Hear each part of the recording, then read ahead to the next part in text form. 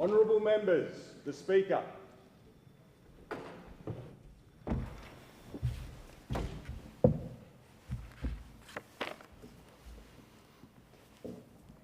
I acknowledge the Ngunnawal and Ngambri peoples, who are the traditional custodians of the Canberra area, and pay respect to the elders, past and present, of all Australia's Indigenous peoples.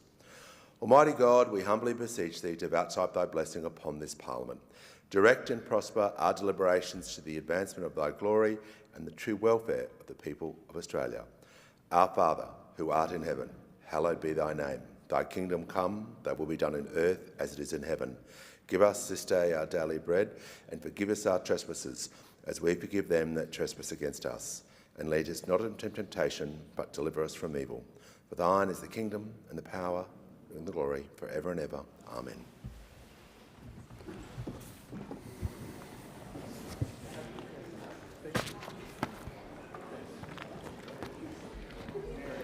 Order, if members can resume their seats as quickly and as quietly as possible, I'll call the clerk. Government business, notice number 1, statements on the significant matter of deaths in custody. Give the call to the Minister representing the Minister for Indigenous Australians. Thank you, Speaker. Speaker, I stand today to say that it is simply unacceptable that 602 First Nations people have died in custody since the 1991 Royal Commission into Aboriginal deaths in custody, because there is more that can and should be done, and one preventable death in custody would be one too many. I also acknowledge that this is a time of particular distress for the community of Yuendumu in the Northern Territory, who know too well the loss of a young person in police custody. I acknowledge the community of Yuendumu. Like those in the other place this morning, I offer my condolences to the family of Kumajai White, who died in police custody in Alice Springs on May 27 this year. I know the Minister for Indigenous Australians, Senator Malarndirri McCarthy, was in contact with the families of Yuendumu immediately after the tragedy. Her deep connection to remote communities in the Territory ensures their voices are carried not just into this Parliament, but to the Cabinet table. In the 2.5 months since the event, we have seen vigils held all over the country. Indigenous and non-Indigenous Australians alike have stood together to demand better from all levels of government. In June, the Minister took these calls to the Joint Council on Closing the Gap, where First Nations peak organisations and all Australian governments are represented. She is working closely with the Attorney-General for plans to raise the issue at the Standing Council of Attorney-Generals in August. Speaker, the Royal Commission was clear that the best way to reduce First Nations deaths in custody is to reduce the high incarceration rate of First Nations people, including through social and economic responses, which the evidence shows can reduce crime, change the course of lives, and avoid people coming into contact with the police and the justice system in the first place. This is what the Commonwealth Government is focusing on, including through the National Agreement on Closing the Gap. We are investing in First Nations-led justice reinvestment initiatives nationally. In the Northern Territory, we are already seeing results. On Groote Eylandt, there has now been a huge decline in offending, with crime rates now at an all-time low. 130 offences were recorded in the last 12 months, compared to more than 1,000 in 2019. We are supporting the Justice Policy Partnerships to bring together all levels of government and peak organisations to improve justice outcomes for First Nations people. We are increasing investment under the National Access to Justice Partnership to ensure Aboriginal and Torres Strait Islander peoples receive proper legal assistance. We need more action by state and territories to keep First Nations people out of the justice systems and ensure that they are safe when in custody. This is their responsibility in the Federation. The Commonwealth will continue to use forums such as the Standing Council of Attorney-Generals and Police Ministers' Council to work on reform. The Australian Government is investing in the areas that we know will keep Aboriginal and Torres Strait Islander people out of the justice system, like housing, jobs, education and health. Closing the gap in these key areas and economic empowerment are key to breaking the cycles of incarceration and reincarceration. In the Northern Territory, over 220 houses were built in remote communities last year, 206 houses built in the previous year. On jobs, we are delivering the Remote Jobs and Economic Development Program by creating 3,000 jobs in remote communities. We are training the next generation of First Nations health workers to create jobs, expand access to local services and deliver on our commitment to train 500 First Nation health workers.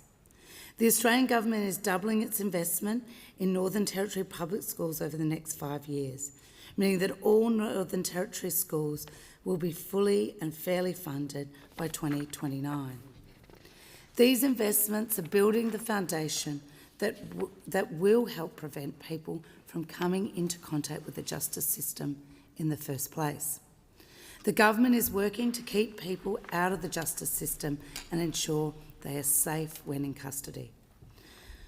But when there are steps backwards, we need to call them out and listen to those calling for change.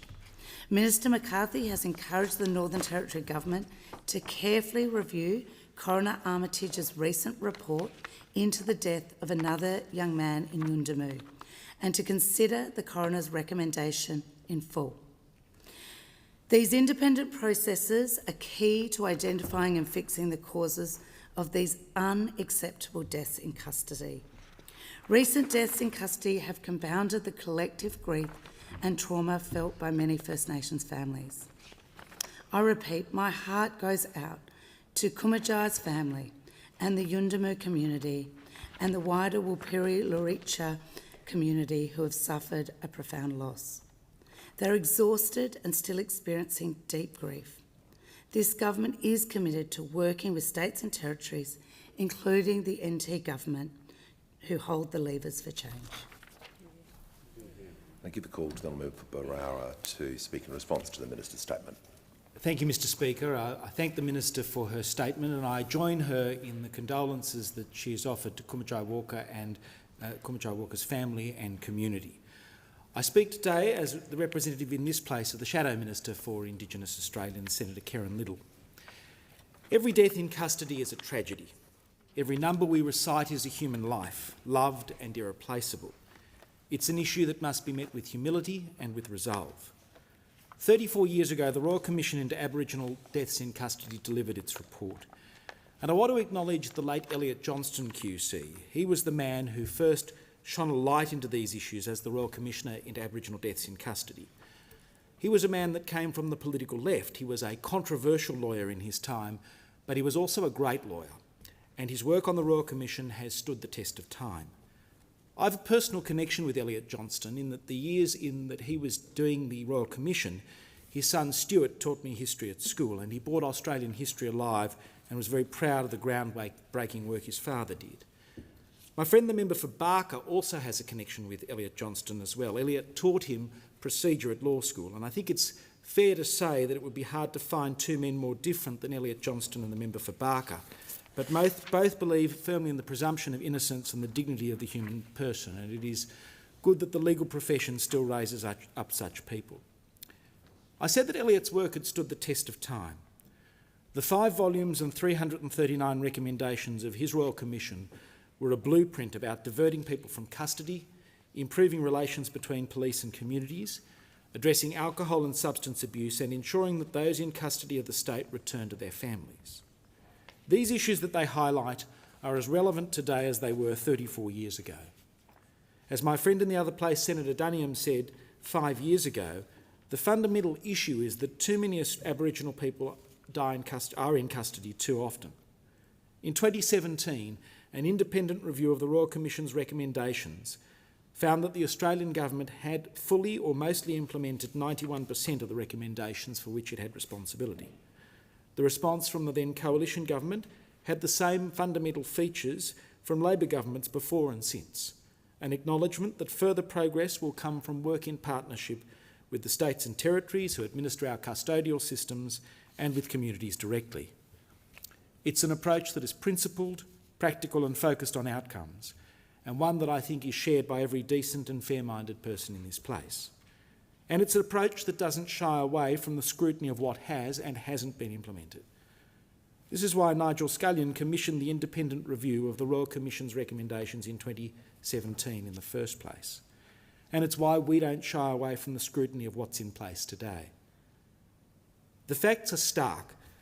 The Australian Institute of Criminology report from 2023-24 in 1 year recorded that there were 104 deaths in custody, 76 in prison custody, 27 in police custody or custody-related operations and 1 in youth detention. In total, there were 24 Indigenous deaths and 80 non-Indigenous deaths in custody. The fact that we have these figures at all is itself a reflection of the impact of the Royal Commission's report. The National Deaths in Custody program that was established by the Australian Institute of Criminology in 1992 is a response to recommendation 41 of the Royal Commission, and the figures I've just cited is drawn from their work. That work continues, and the AIC now hosts a real-time dashboard of deaths in custody. The dashboard shows that there have been 60 deaths in custody since the 1st of January this year, of which 17 were Indigenous and 43 were non-Indigenous. These deaths warrant a clear-eyed response. The evidence makes clear that some of those deaths are through causes such as disease of the circulatory and respiratory systems, like ischemic heart disease or cancer.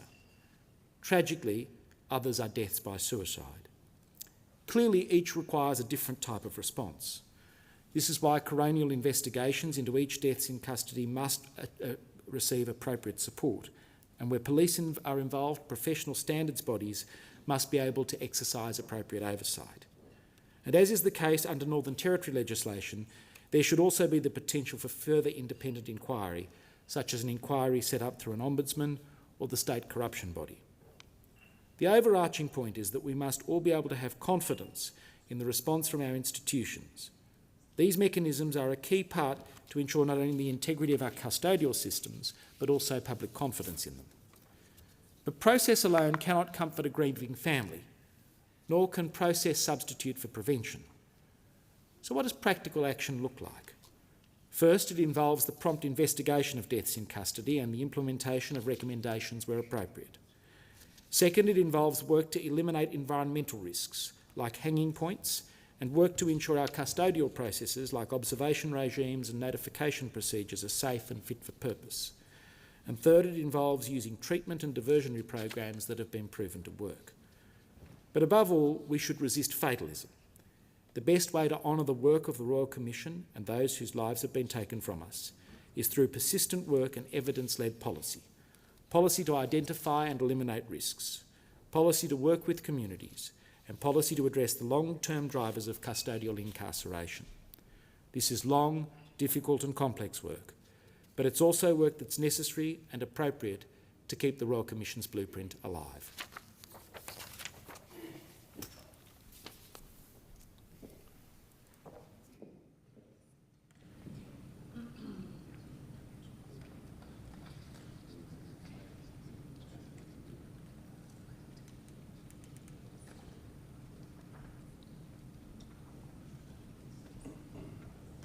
And on indulgence, I call the member for Srebrenica. Thank you, Mr Speaker.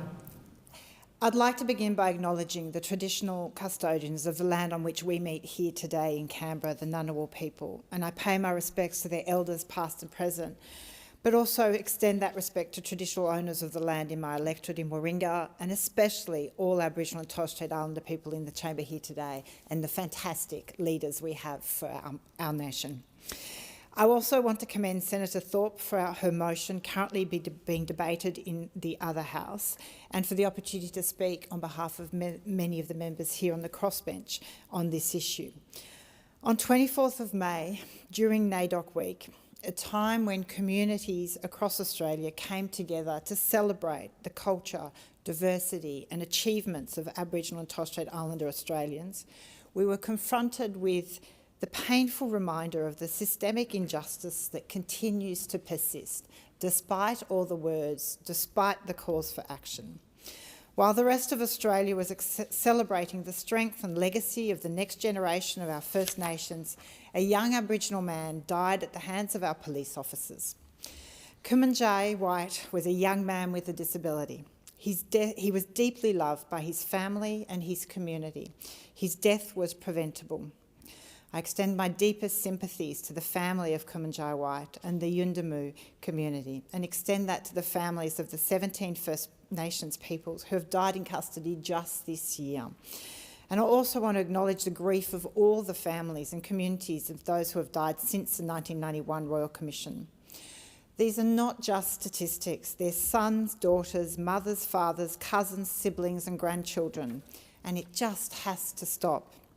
The Royal Commission into Aboriginal Deaths in Custody in 1991 laid out clear recommendations over 3 decades ago, yet many of these recommendations remain unimplemented, gathering dust alongside countless coronial reports, inquiries and commissions that have echoed the same calls for greater engagement with First Nations communities, for reform in our policing and justice systems, and for investment in community-led solutions. Action on all recommendations are urgently and desperately needed. We must listen to the voices of families, communities and experts who have been calling for a step change for decades. Accountability and justice must be delivered. Earlier this week, Minister McCarthy delivered a transparent and sobering briefing on the progress of Productivity Commission's report on closing the gap. Her honesty was appreciated, but the message was clear. We remain woefully behind. Only 4 out of the 19 targets are on track to be met, and it's particularly alarming when it comes to youth incarceration rates, which are showing worsening trends. Despite clear evidence and repeated calls for reform, state and territories across Australia continue to detain children as young as 10 years old. Many of these children are Aboriginal and Torres Strait Islander, and many are held without a sentence.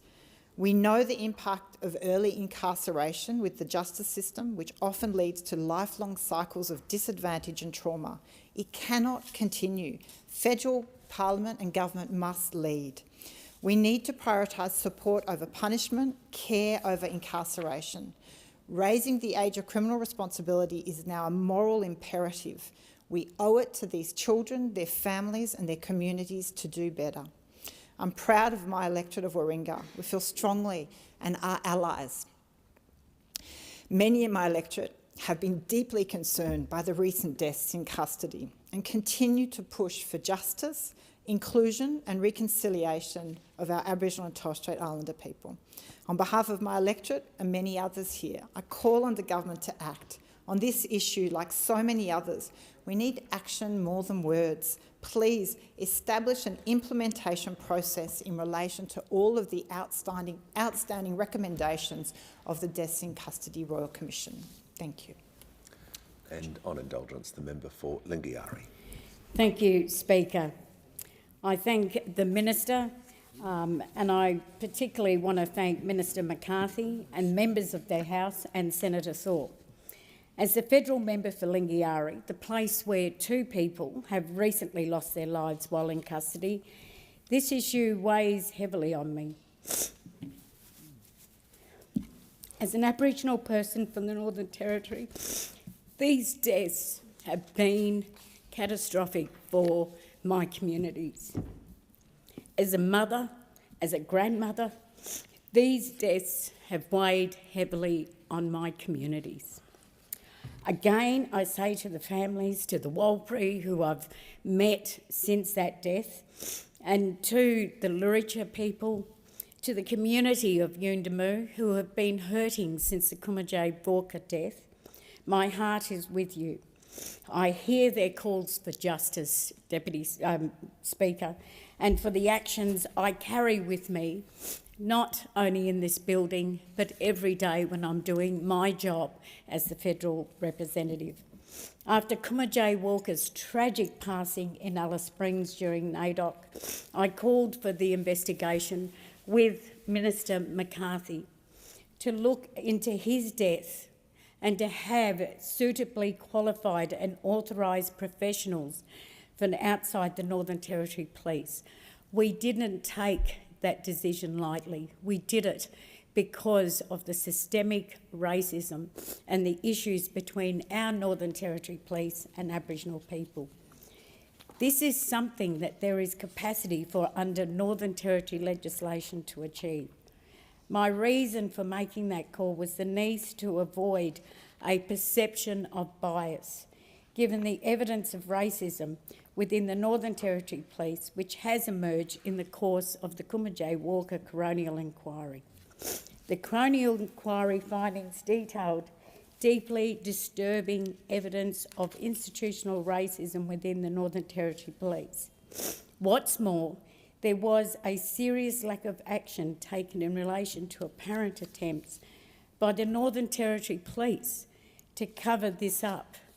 There were concerns shared by many Aboriginal Territorians, but right across this country, that the racism was of an institutional nature.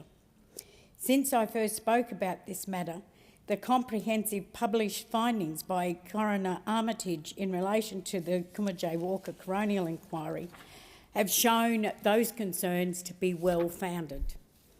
The Northern Territory Government rejected the calls by both myself and Minister McCarthy to look at this in an independent way. It is understood that the Northern Territory Police investigation took place or is taking place. I have met with the Acting Commissioner of the Northern Territory Police Force in relation to these issues. Minister McCarthy has met with the Acting Commissioner. The cause of Kumajay Walker's death, of course, is still unknown, and it is premature for me to make any further comments on Kumajay Walker at this time. I will certainly have more to say in the future, but now it is absolutely the time for me to speak about Kumajay Walker and the findings from the coroner and the implications they have for the criminal justice system, governance and social harmony in the Northern Territory. Over the years, other people have come and go, but what we all have to understand is Aboriginal people are always there in the Territory. They have no other place. They comprise almost a third of the population. The formal findings of the institutional racism in the Northern Territory is an indictment on the failure of self-government arrangements in the Northern Territory to properly reflect the existence and the worth of the Territory's key demographic. The current Northern Territory government continues to demonstrate a calculated disregard for the voices of affected Aboriginal people and their representative organisations. It is clear we need to seriously consider remedial action.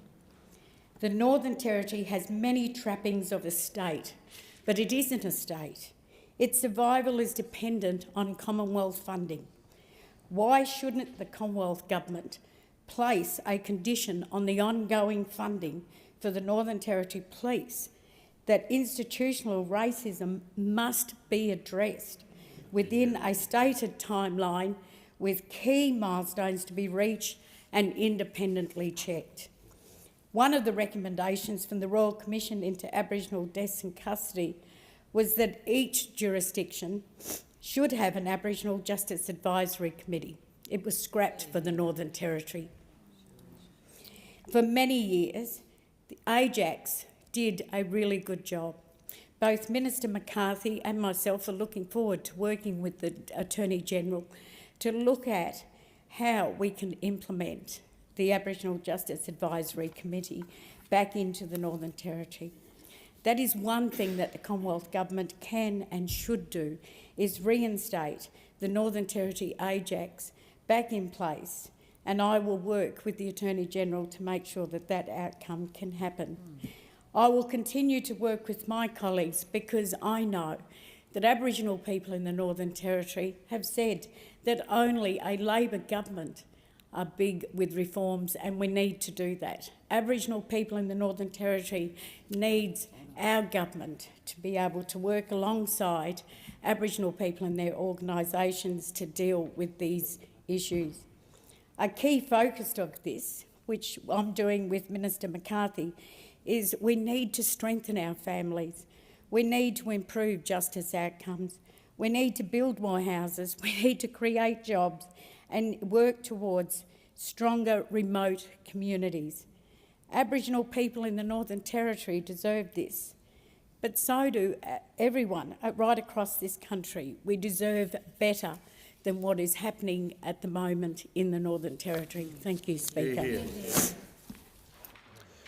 I call the Minister representing the Minister for Indigenous Australians. Thanks, Speaker. I move that further statements on deaths in custody be permitted in the Federation Chamber. I'll put the question. Those opinions say aye. Against no. I think the ayes have it. And I call the clerk. Government business, notice number 2, statements on the significant matter of the 30th anniversary of the Srebrenica genocide. I give the call to the Assistant Minister for Citizenship, Customs and Multicultural Affairs. Thank you, Speaker. Earlier this month I had the honour of travelling to Bosnia and Herzegovina, where I represented Australia at the 30th anniversary of the genocide of Srebrenica.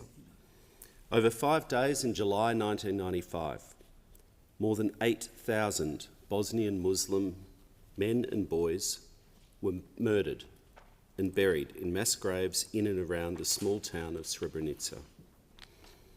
The remainder of the local Bosnian Muslim population, some 25,000 women, children and elderly people, were forcibly deported from their homes. These atrocities were carried out despite the United Nations designating Srebrenica as a safe haven from the violence that had ravaged the Balkans for over 3 years during the breakup of the former Yugoslavia. What happened in Srebrenica was an horrific tragedy, the largest massacre on European soil since the Second World War, and one of the darkest chapters in modern European history. It has been formally recognised as a genocide by both the International Court of Justice and the International Criminal Tribunal for the former Yugoslavia. Mr. Speaker, the ceremony at the Srebrenica Genocide Memorial Centre was incredibly moving, as tens of thousands of people, near 100,000, gathered in solemn reflection to offer heartfelt respects to the victims, the survivors and the bereaved. Recognising the enduring pain and trauma still carried by so many 3 decades on. The global community must never let the passage of time erode the truth of what was perpetrated. We can never forget those names or faces of those whose lives and futures were torn away from them, and we must never let the harsh lessons of Srebrenica go unheeded. In May of last year, the United Nations adopted a resolution to designate the 11th of July as the International Day of Reflection and Commemoration of the Genocide in Srebrenica. Australia was among 84 countries that sponsored that resolution. We cannot dismiss the horrors of Srebrenica as the work of monsters. They were methodically planned and carried out by human beings, who then tried to cover up their crimes. Each and every one of us share a responsibility to remember that we can never take the values of tolerance and respect for granted. Many who fled the Balkan Wars in the 1990s, including the survivors of Srebrenica, found a safe haven in Australia, including in my own electorate of Bruce. These horrors and the brutal war, of course, affected the broader Bosnian diaspora, and I acknowledge the significance and poignance of this anniversary to them. In the 30 years since the Srebrenica genocide, Bosnian Australians have made such valuable contributions to our nation, adding to the strength and breadth of our multicultural society. In particular, I acknowledge my friend and our parliamentary colleague, the Honourable Ed Husick, the member for Chifley, whose family migrated from Bosnia to Australia much earlier in the 1960s.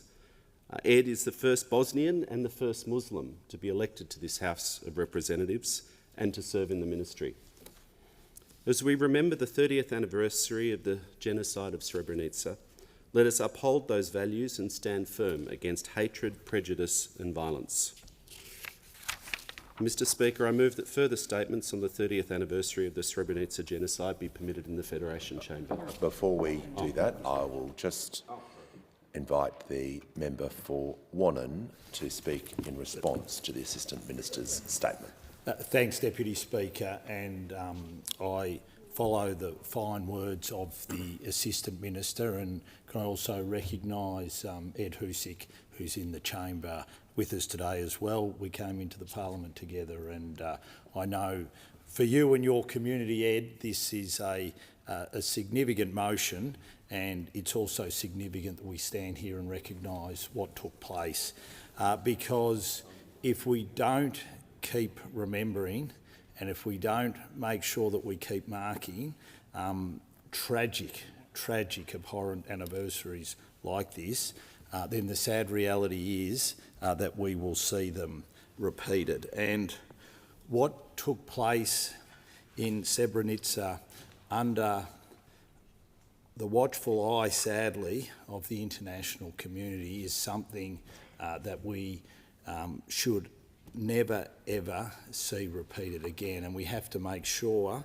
that the international community knows and understands that when it sets up safe havens, that is exactly what they should be. They should be safe havens. Sadly, that was not the case, and the genocide that occurred, and the international community found it was a genocide, was the largest mass murder that had taken place in Europe since the Second World War. And for those of us who are old enough to remember, that footage of what was occurring at that time, I think has always stayed with us, because there was coverage of that event that came into our living rooms. And I know, as a young man, I found that footage extraordinarily confronting, as I know many Australians did. One of the great things about this nation is that we open our arms to people who are impacted by conflicts like that. And that's what we did as a nation, and I know I speak for everyone in this House. It's what makes us, one of the things that makes us very proud to be Australian, that when events like that happen that are so horrific, that we reach out and extend an open arm to those who have impacted by it. And it's wonderful to see, and I think it's a wonderful reflection on humanity that those people have been able to come here to Australia, and although they carry deep scars and the trauma will stay with them forever, they've been able to build lives here and make sure that future generations, especially in this nation but hopefully globally, will never see the likes of what happened 30 years ago in Srebrenica. So can I, on behalf of the Coalition, extend our condolences to the Bosnian community, our determination that we will work across the aisle to make sure that events like this do not happen again, and can I commend the government for making sure that we're all have given the opportunity to place on record that this nation stands with the Bosnian community to make sure that those that are here can continue to live the full lives that they deserve to live, and those who sadly were slaughtered in this event will never ever be forgotten. Thank you.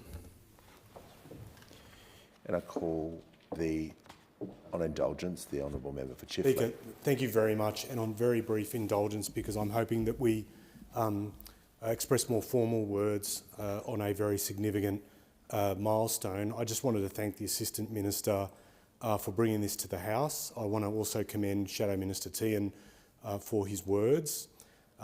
It does mean a lot to the Bosnian Australian community that the government sent a representative, particularly in the form of the Assistant Minister, to be present on the 30th commemoration. There are a lot of Bosnian Australians here in this country. Many migrated over a period of time, Speaker. Many fled the horrors and have the scars that both the Assistant Minister and Shadow Minister reflected upon. And there are many that came here beforehand that carry a deep guilt for being here at a time when their fellow citizens went through what they did. I just also think it's important that this Parliament recognises the critical work that was undertaken by both the Keating government and the Howard government in being able to give safe passage to people who had witnessed or had experienced the horrors that we would wish on no one. And I think it stands the country in exceptionally good stead that our heart was on full display and that we gave people the opportunity to be able to start a new chapter in this country and to be able to make their contributions in gratitude for the opportunity extended to them by a great country like ours. Now give the call to the Assistant Minister. Thanks, Speaker. I move that further statements on the 30th anniversary of the Srebrenica genocide be permitted in the Federation Chamber. I'll put the question. Those opinions say aye. Against no. I think the ayes have it. I'll call the clerk. Government business, notice number 3. Commonwealth Workplace Protection Orders Bill 2025. I'll call to the Leader of the House. Thanks, Speaker. I present the Commonwealth Workplace Protection Orders Bill 2025 and the explanatory memorandum. And I'll call the clerk. First reading, a bill for an act to establish a workplace protection orders scheme in relation to Commonwealth workers and Commonwealth workplaces and for related purposes. I'll call to the Leader of the House. Thanks, Speaker. I move that this bill be now read a second time. When Joanne Casser set out for work on a chilly Melbourne morning in May 2023, the mother and grandmother of 6 had no idea her life was about to change forever. As the 55-year-old drove to the Services Australia branch at an Airport West shopping centre that Tuesday morning, her mind was on the biggest morning tea that the office was hosting and the biscuits she had personally baked and decorated. It was a normal day in a decades-long career serving the public. Sometime that morning, a man who Services Australia had previously identified as being a risk to workers but had no legal authority to ban, turned up at the branch. As team leader, Joanne asked him to leave. He did, immediately. He then came back later with a knife. Joanne had stepped in to cover for a security guard who was on his lunch break, and when this man returned, he lunged at her, chasing her into the office. He punched her in the face and stabbed her once in the lower back, just missing her spine and kidneys, but leaving her with life-changing injuries and enduring pain. It should never have happened. Joanne said only yesterday, we should all be safe at work. We all have family we want to get back to. It took me 7 days to get home, and I'm one of the lucky ones. All Australians have the right to feel safe and be safe at work. That's why the Australian Government is reintroducing the Commonwealth Workplace Protection Orders Bill 2025 to strengthen protections for Commonwealth workers who are facing increasing acts of violence and aggression just by doing their jobs. Joanne's story is unfortunately not an isolated incident. Between July 2023 and July of last year, Services Australia staff faced almost 1,700 serious incidents. These types of attacks are unacceptable. Violence and aggression have devastating impacts on workers and their families. No one who works on the front line for our public service should ever be concerned for their personal safety. They all have a right to go to work and to go home safely. This bill was previously introduced in Parliament in 2024, but it lapsed when the Parliament was dissolved for the 2025 federal election. I want to acknowledge the work of the former Attorney-General, the Honourable Mark Dreyfus, KC MP, and the former Government Services Minister, the Honourable Bill Shorten, in progressing the previous bill. The Services Australia Security Risk Management Review was commissioned after Joanne's assault. After a comprehensive review, former Victoria Police Commissioner,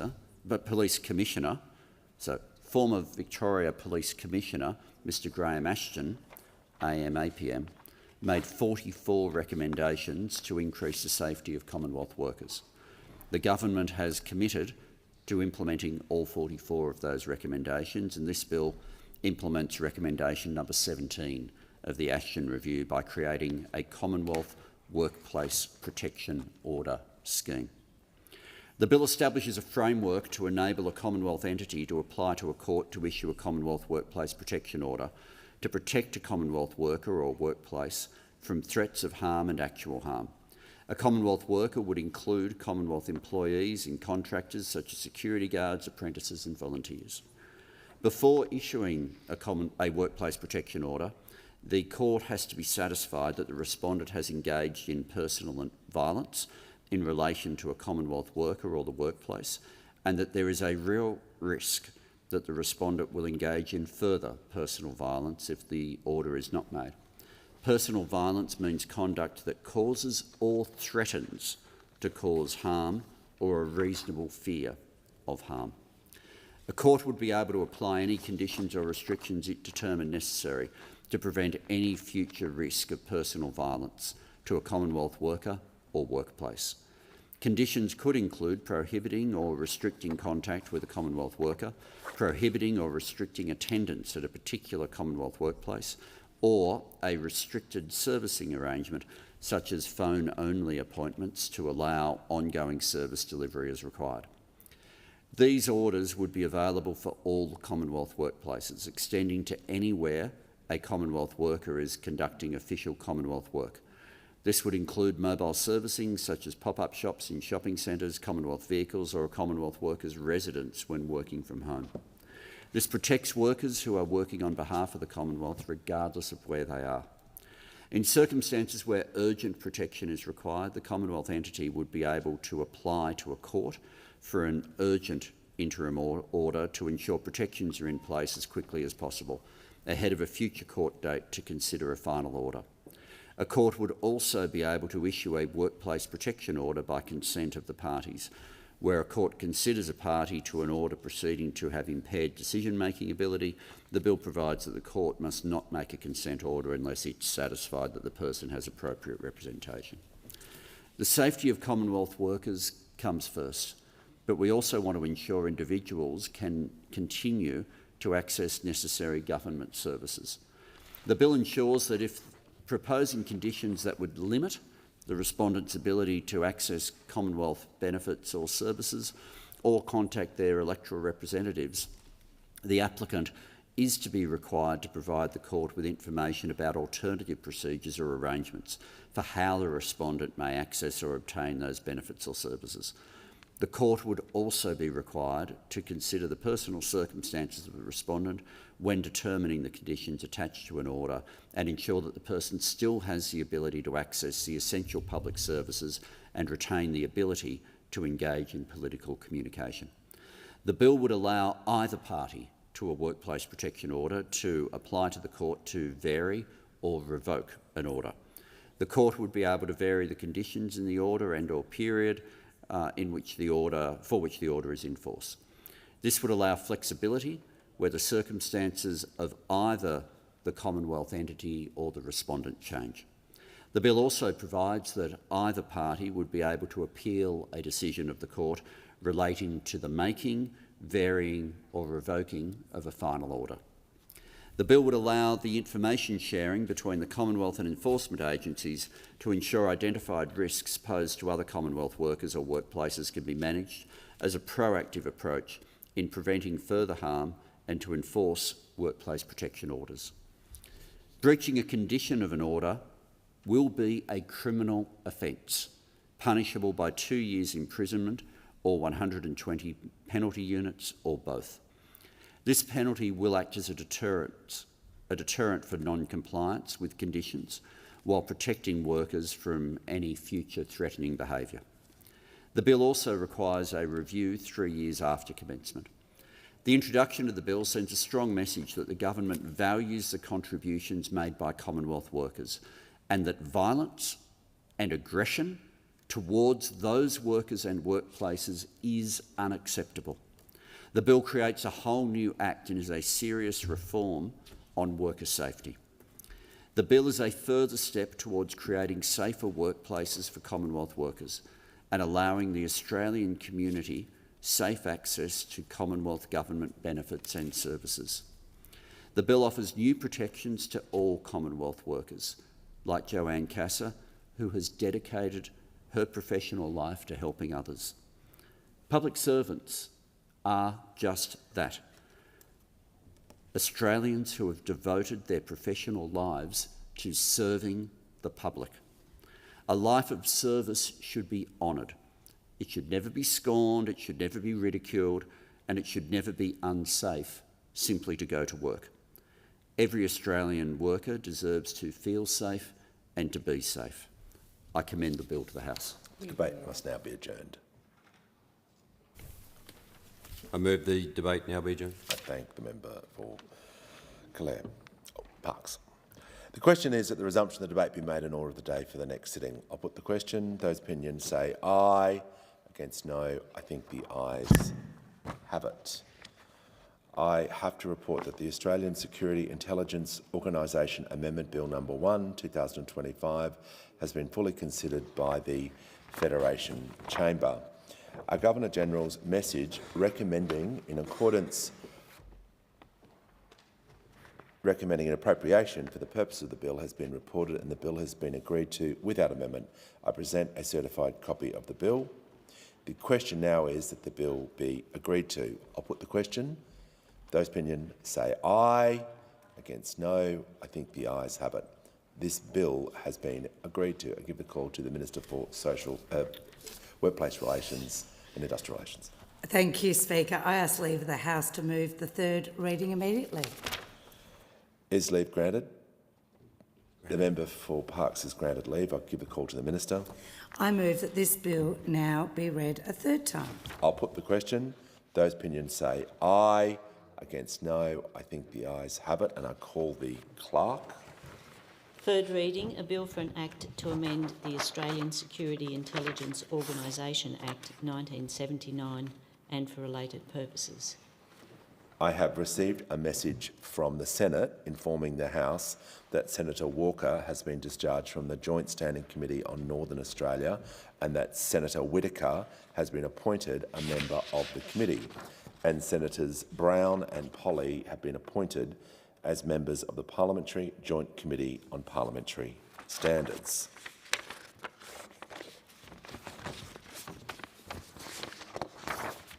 Call the clerk. Government business. Order of the day number 1. Fair Work Amendment, Protecting Penalty and Overtime Rates Bill 2025. Resumption of debate on second reading and on the amendment moved by the member for Wentworth.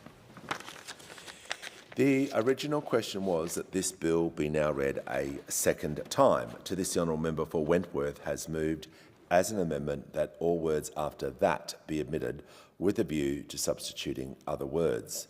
The question is that the amendment be agreed to, and I give the call to the honourable member for Chisholm. Thank you so much, Speaker. I'm really proud to speak on this important legislation.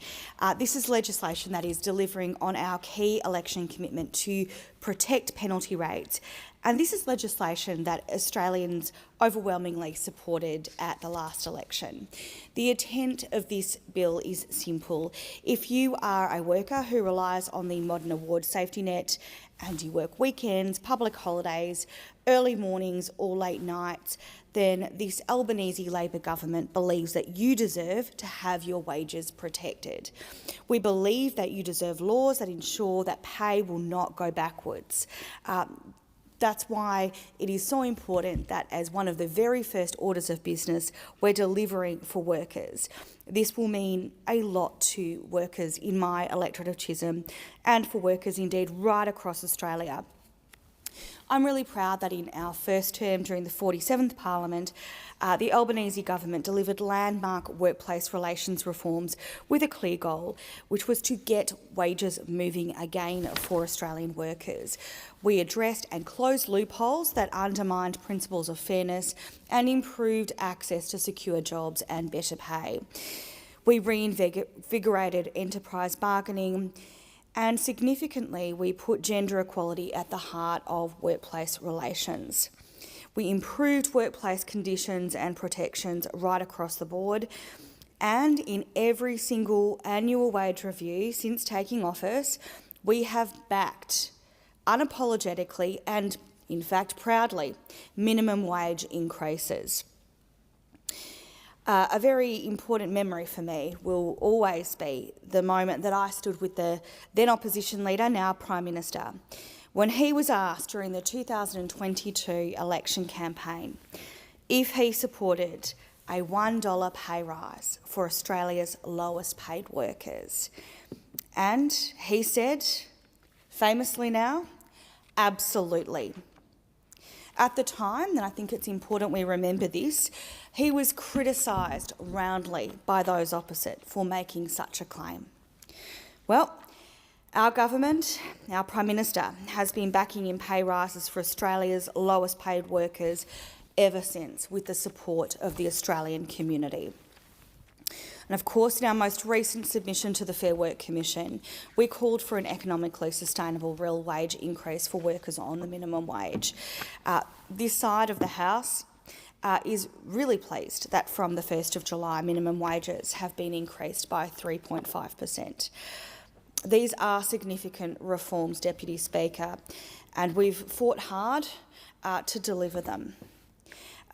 Labor governments will always support workers to receive fair pay and decent conditions.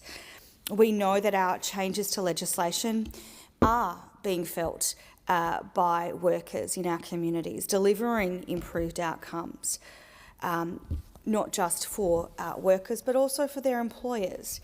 And these are really important outcomes that are significant for people in my electorate of Chisholm.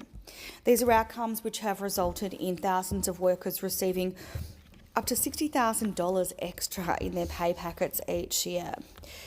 One of the greatest joys in my job, and I've mentioned this before in other speeches to this place, has been to visit some of our frontline service workers.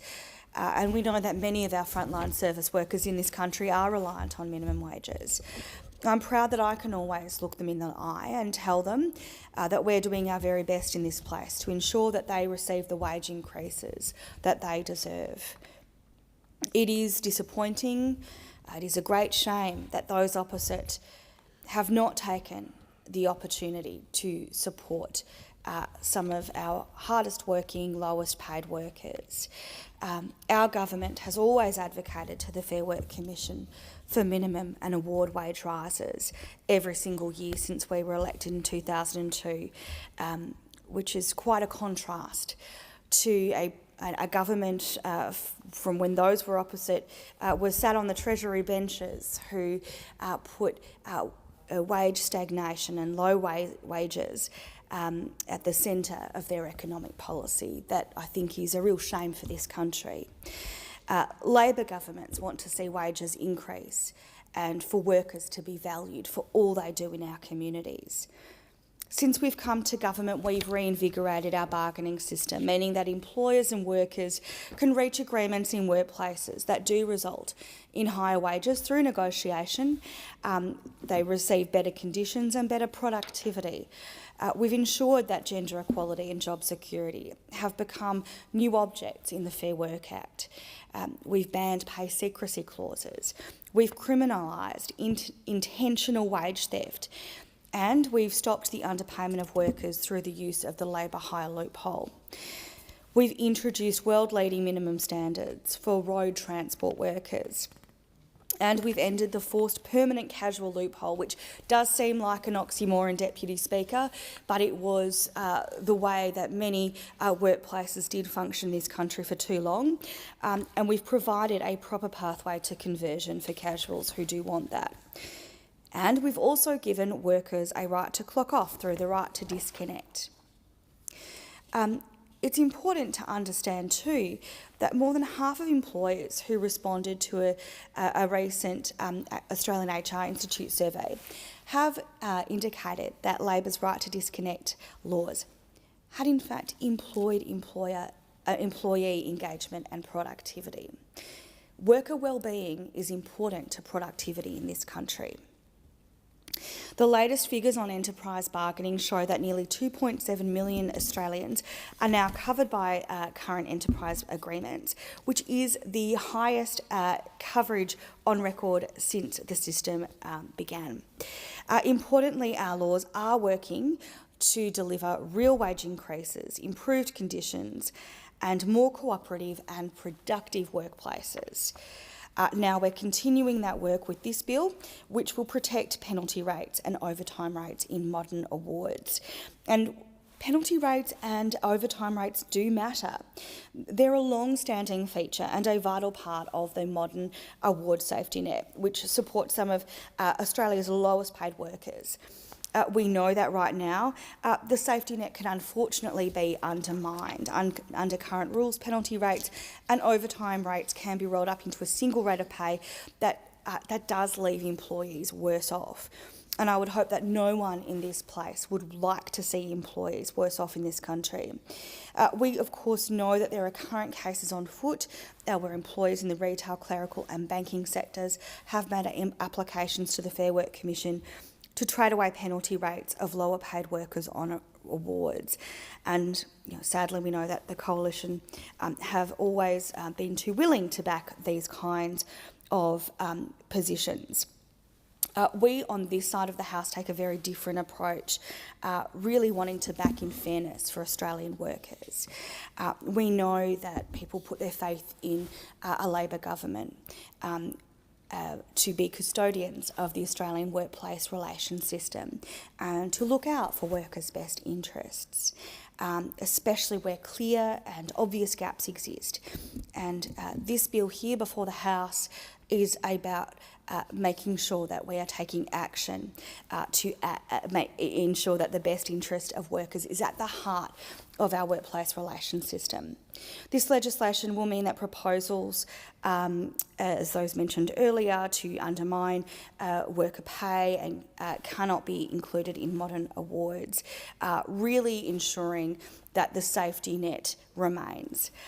We're going to protect penalty and overtime rates of low-paid workers and enshrine protections for penalty rates and overtime rates in modern awards.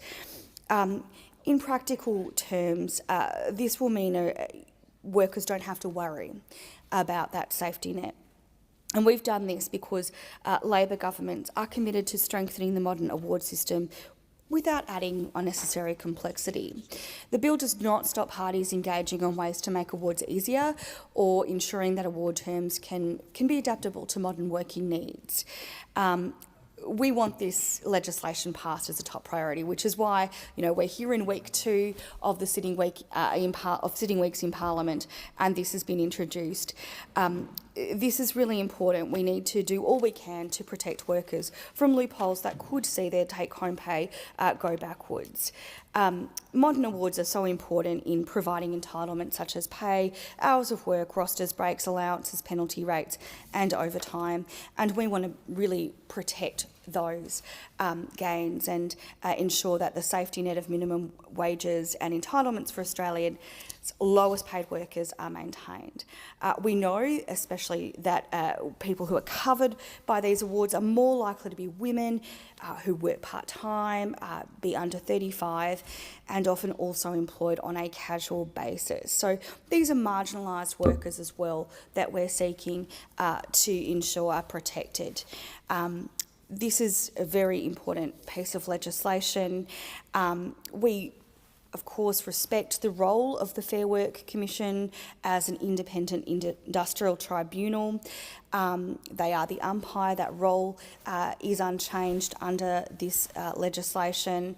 What we want to see is enterprise agreements deliver better deals for working people, to deliver better wages and conditions, more cooperative and productive workplaces.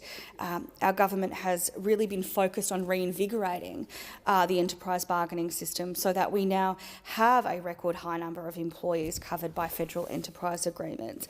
And we already see that these agreements are delivering real wage increases for Australian workers. As of the 31st of March of this year, the Fair Work Commission approved over 9,800 agreements covering nearly 2.5 million employees. And as of the 31st of March this year too, almost 2.7 million employers were covered by a current enterprise agreement, which is the highest coverage since bargaining began in 1991. Ultimately, Deputy Speaker, this bill is about fairness. It is about respecting the millions of Australians, including thousands in my electorate of Chisholm, who work public holidays, weekends, late nights and early mornings to keep Australia going. And in this spirit, I commend the bill to the House. Thank you so much. The question is that the amendment be agreed to, and I call the member for Moreton. Beautiful. Thank you, Acting Speaker. Acting Speaker, when I was at school, my local Golden Arches was a short walk away from my house. And I was a frequent visitor to that Macca's. Sometimes it was for a happy meal, but mostly it was because I worked there as a casual, like thousands of young Australians all across the country. And back then, my hourly wage had a 4 in front of it. It wasn't much, but that's what penalty rates were there for. And that's why they were all the more important. They remain so for millions of people who rely on them every single day. And Labor has always been at the forefront of making sure that people are paid fairly, of returning penalty rates and other critical award conditions to millions of workers across the country. The Monday to Friday, 9 to 5 working day is still the norm in our society. We value weekends as downtime and public holidays as special. The baker who starts at 3 a.m. every day to bake your fresh bread. The barista who makes your coffee on a Sunday morning. And the nurse working through the wee hours of the night. All of these people work to serve others. All of these people work to serve our community. Those who work when the rest of us are enjoying time off from work deserve to be recognised with fair pay and fair conditions. It was a Labor government and a Labor election commitment to protect penalty rates that for 2.6 million workers who are on modern awards. And that is exactly what the Fair Work Amendment, Protecting Penalty Rates and Overtime Rates Bill will do. This is another example of the Albanese government fulfilling its commitment to delivery. The Prime Minister has made it clear from the very outset that this is not a government that just says things. This is not a government that just talks. This is a government that makes commitments and follows through on them. We saw that last week. We've seen that this week. We've seen it in 20% off HECS. We've seen it in the introduction of cheaper medicines. And now today we see it in this bill, to make sure that the commitments that we have made to working people across the breadth and depth of this country on penalty rates and overtime rates are delivered. Modern awards stipulate employee entitlements such as pay, hours of work, rosters, breaks, allowances, penalty rates and overtime. They are part of the critical safety net of minimum wages and entitlements for Australia's lowest paid workers. If you're on an award and you work on the weekend, this bill is for you. If you work early in the morning or late at night, this bill is for you. If you work on public holidays, this bill is for you. Your wage must reflect that, and your wage must be protected. You deserve to know what your entitlements are, and you deserve to know that your entitlements are secure. And I think it's important when we talk about penalty rates and when we talk about overtime rates to acknowledge what penalty rates are. And to do that, it's important to understand what they are not. Penalty rates are not a bonus. penalty rates are not an extra, penalty rates are not a prize. You'd be forgiven for thinking that penalty rates are any of those things if you listen to those opposite talk about them. Because what penalty rates are, fundamentally at their core, penalty rates are a wage. Penalty rates are an entitlement.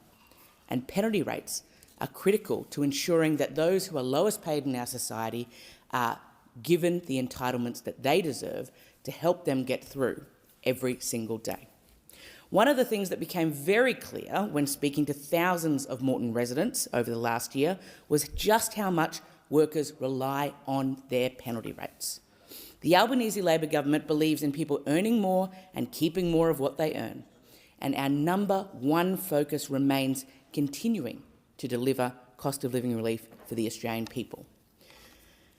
This bill amends the Fair Work Act of 2009. It will establish a clear principle that when the Fair Work Commission is making, varying or revoking modern awards as per its remit, it must ensure no reduction in penalty rates or overtime rates. It also outlines that modern awards do not include any terms that replace employee penalty rates or overtime entitlements where the result would be a reduction in the employee's take-home pay. This bill is necessary for several reasons. Firstly, modern awards can roll up penalty rates and overtime rates into one rate of pay, which can leave workers worse off. And we are a Labor government and we do not leave workers worse off. Secondly, there is an urgency to this bill. The Fair Work Commission is currently assessing submissions from employers in the retail, clerical and banking sectors to remove the penalty rates of lower paid workers from awards. And if these employer applications were successful, workers would stand to lose thousands of dollars each year. And that is something that working people cannot afford and that working people should not cop.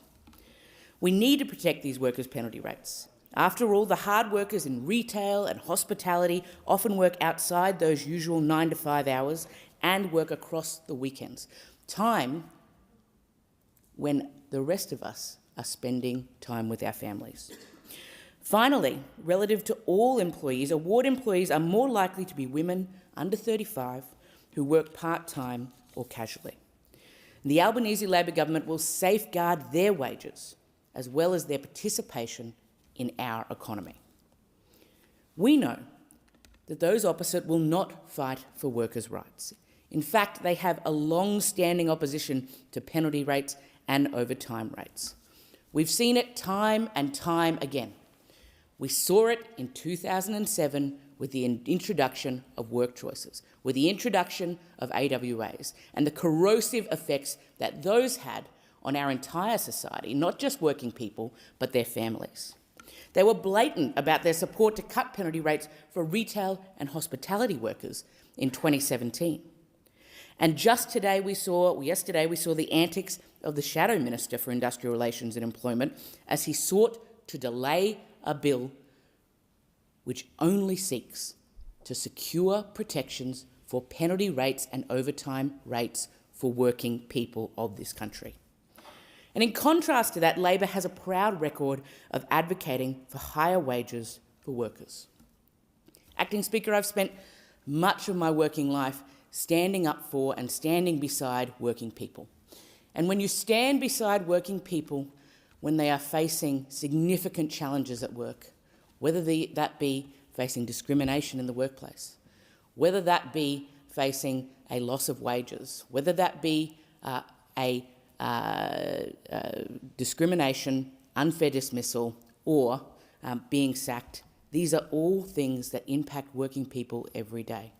And when you stand next to those workers, you realise how critical pay and conditions are. The only thing that those opposite have ever stood for when it comes to workers is stripping their pay, stripping their conditions, and making their lives worse off. Speaker, this bill continues the work of the Albanese Labor government to implement workplace relations reform, to uphold the rights of workers and, crucially, to get wages moving again. Labor has consistently backed in minimum wage increases at every annual wage review since May 2022. Minimum wages have again been increased from the 1st of this month by 3.5%. And this is a direct cost of living support for 3 million workers, one that working people deserve, including cleaners, retail workers, and early childhood educators. ABS data in May this year showed that annual real wages have grown for 18 months in a row under the Albanese Labor government. That's growth for 6 quarters in a row. Now, those opposite, we saw them do it during the election campaign. We've seen them do it again in this chamber this week and last week. Those opposite would have you believe that wages can't be increased without negatively impacting other parts of the economy. But the facts speak for themselves. They said that inflation couldn't come down if we were giving working people more money, and we have seen inflation come down from having a 6 in front of it to a 2 in front of it.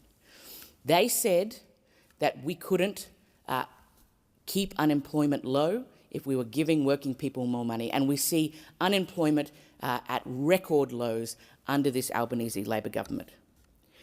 They say it again and again, and what we know to be true is that these are scare campaigns designed to make sure that working people do not have the wages, the conditions that they need and they deserve, and this bill is there to protect them. This is in stark contrast to the years of stagnation under the former government, where wages fell for 5 quarters leading up to the 2022 election.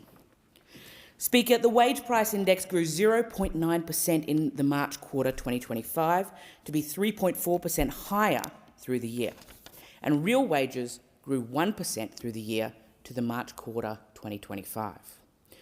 More than 1 million jobs were created during the government's first term, and that is a record for a parliamentary term. The landmark Same Jobs, Same Pay reforms delivered pay increases for workers across the country. It ensured that those working as labour hire are not paid less than permanent employees when they are doing the same job. This reform had further benefits in improving culture in the sector, increasing the number of permanent roles and promoting stability across the economy. Labor has passed legislation that has fairness for workers at its core.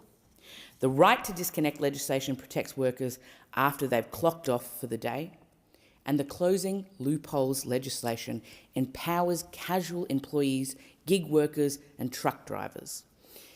Eligible casual employees can now choose whether they want to switch to a permanent basis at work. And those opposite wanted to walk this reform back. But the Australian people told us what they wanted on the 3rd of May. The Australian people told us that they wanted cost of living relief. The Australian people told us that they wanted 20% off student debt. The Australian people told us that they wanted cheaper medicines. And the Australian people told us that they want penalty rates and overtime rates fundamentally protected.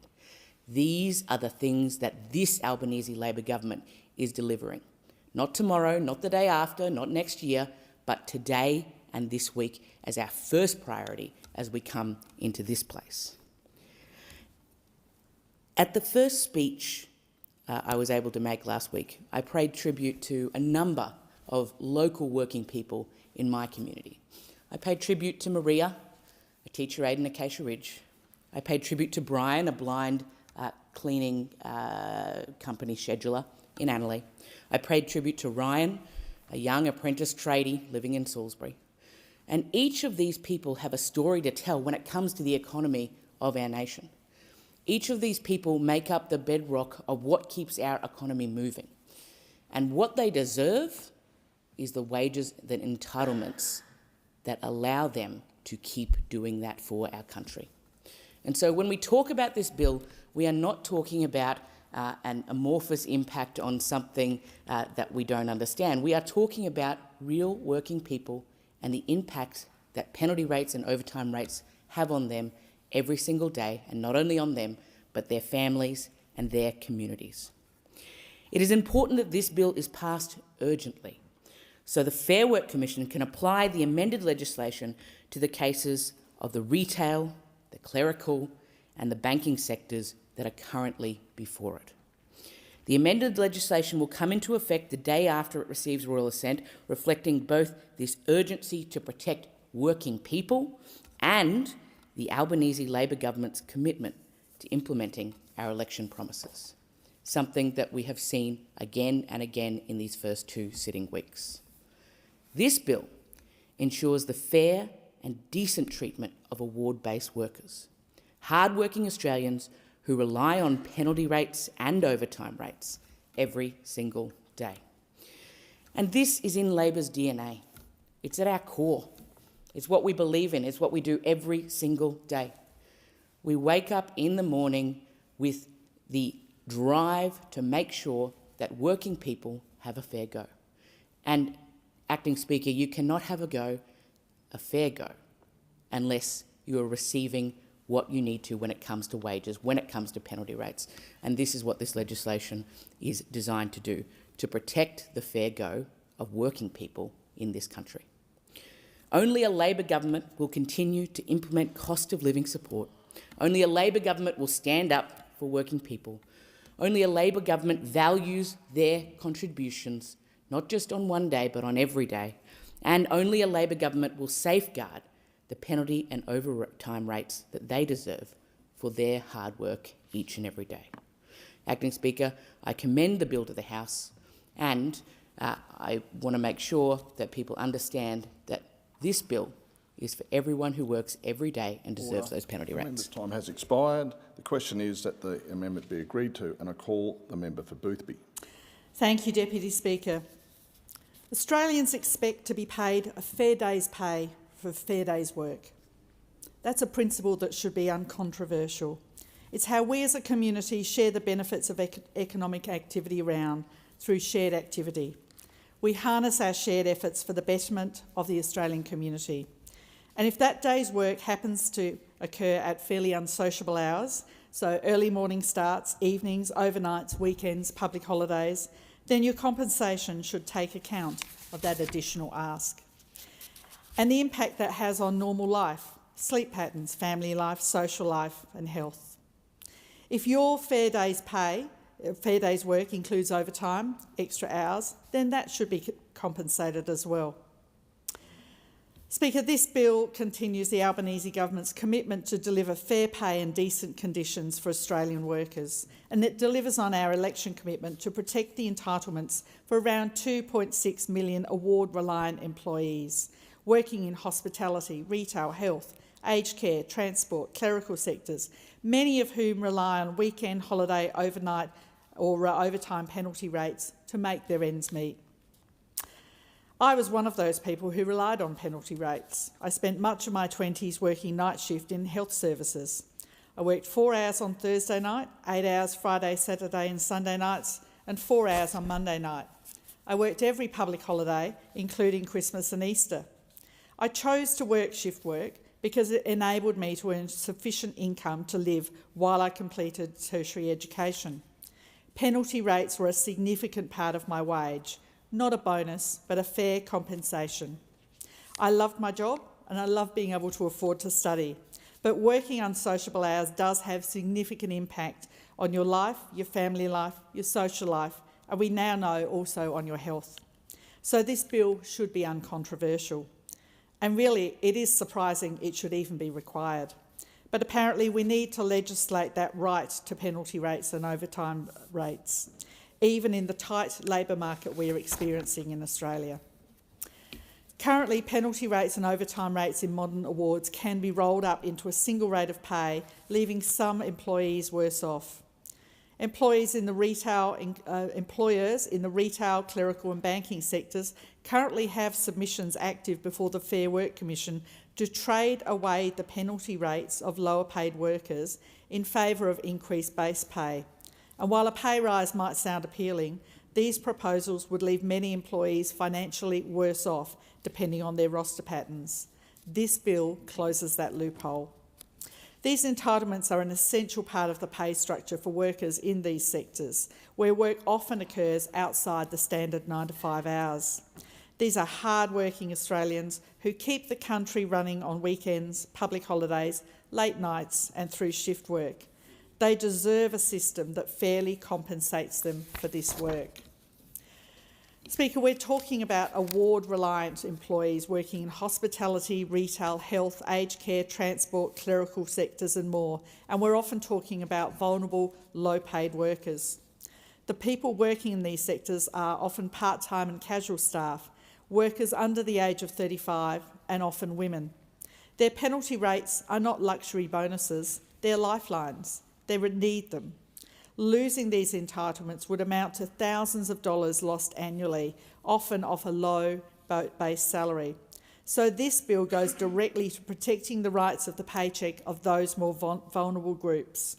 By legislating protection, the bill delivers certainty for both workers and small business owners, allowing long-term planning and avoiding destabilising award changes that undermine consumer confidence. Deputy Speaker, the bill is designed to be simple, fair and workable, providing clarity without additional complexity. It discourages improper award variations by limiting the Commission's power to vary awards to reduce penalty or overtime rates. Proposed variations that result in lower take-home pay, even if disguised via offset provisions, must be refused. The changes will apply to any applications to make, vary or revoke modern awards on or after the commencement of the bill, regardless of whether those applications were lodged before or after the commencement, but the bill will not apply retrospectively. However, the bill does not alter enterprise bargaining outcomes, award flexibility provisions under Section 144 or offsetting mechanisms agreed under enterprise agreements, providing they pass the better off overall test and do not unjustly erode loadings. The explanatory memorandum confirms the bill is consistent with Australia's international human rights obligations, including the right to fair and just work conditions and the right to health and leisure. By reinforcing the modern award safety net, the legislation supports just remuneration and rest entitlements for people working non-standard hours. Deputy Speaker, I started this speech saying the concept of a fair day's pay for a fair day's work should be uncontroversial, and that people who work irregular, unsocial and long hours should be compensated for it. That should also likewise be uncontroversial. We see this bill as a moral and economic imperative. I believe that the concept of a fair pay should transcend partisan politics. So no doubt it will surprise you to know that everyone hasn't immediately jumped on board.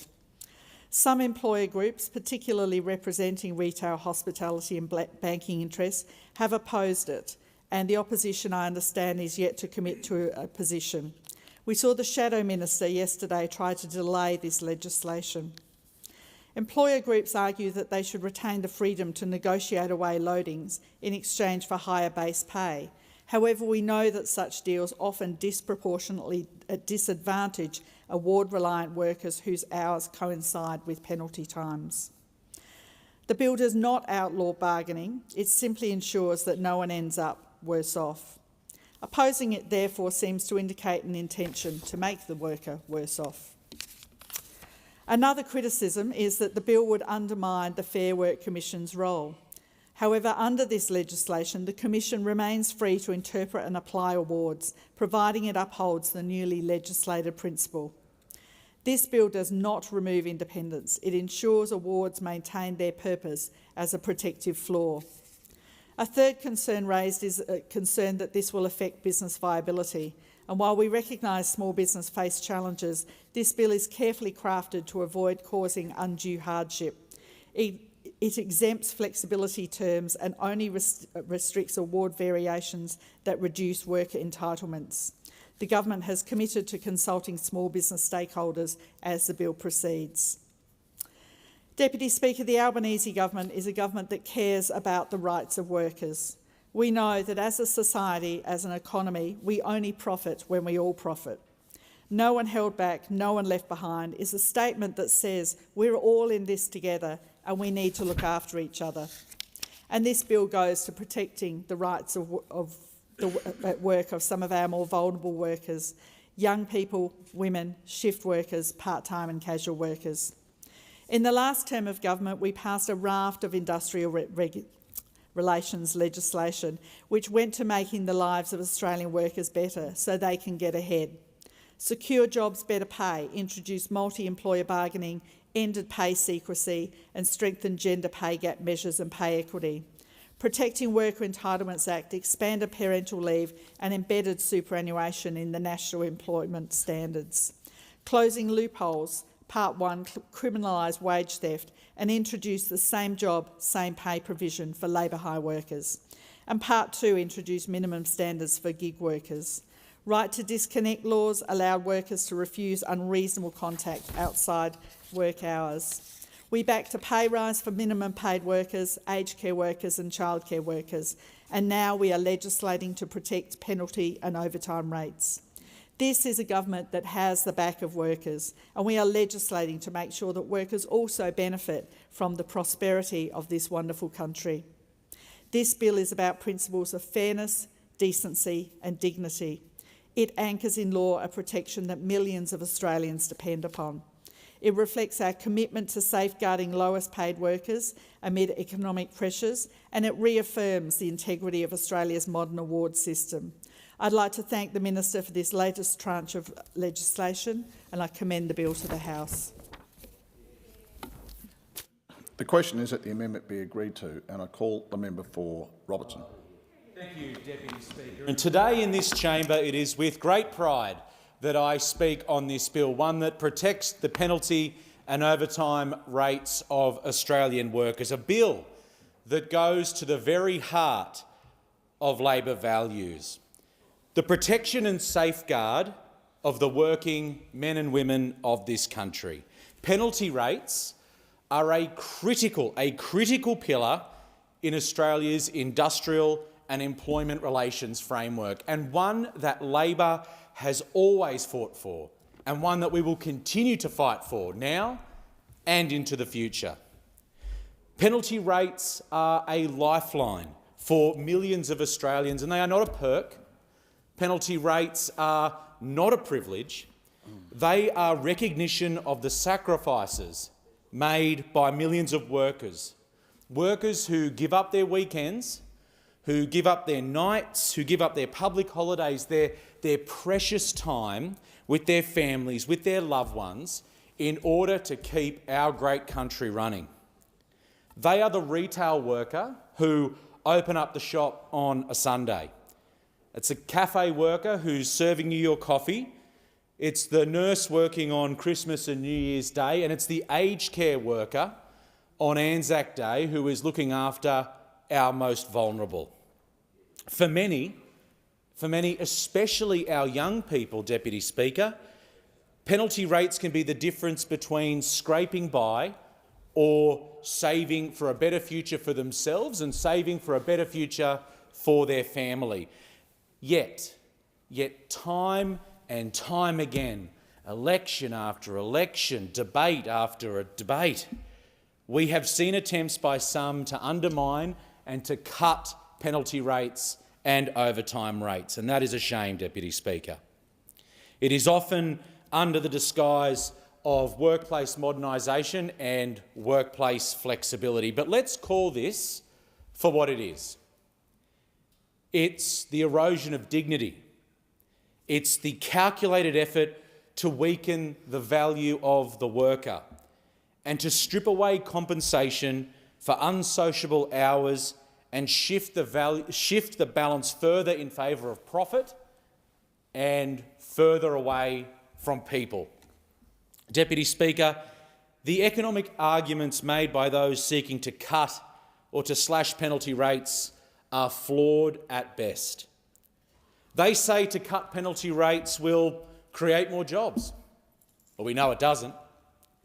It'll help small business. Well, we know it won't.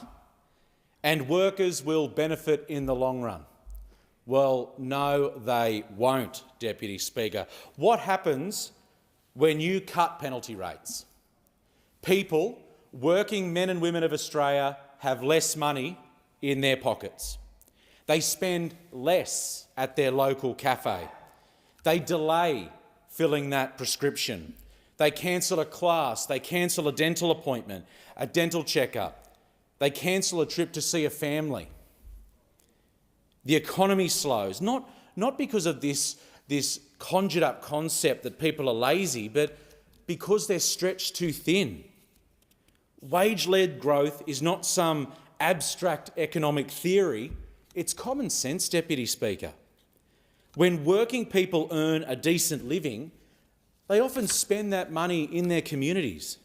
They stimulate demand.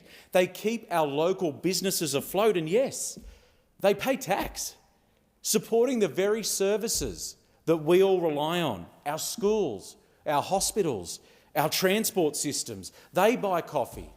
They buy burgers and meals at our local restaurants. Conversely, when wages stagnate and when penalty rates are stripped away from workers, what we see is a hollowing out of demand, an increase in casualisation, and a dangerous widening of the inequality gap. Penalty rates also matter for productivity too, a major focus of the Albanese Labor government in this term.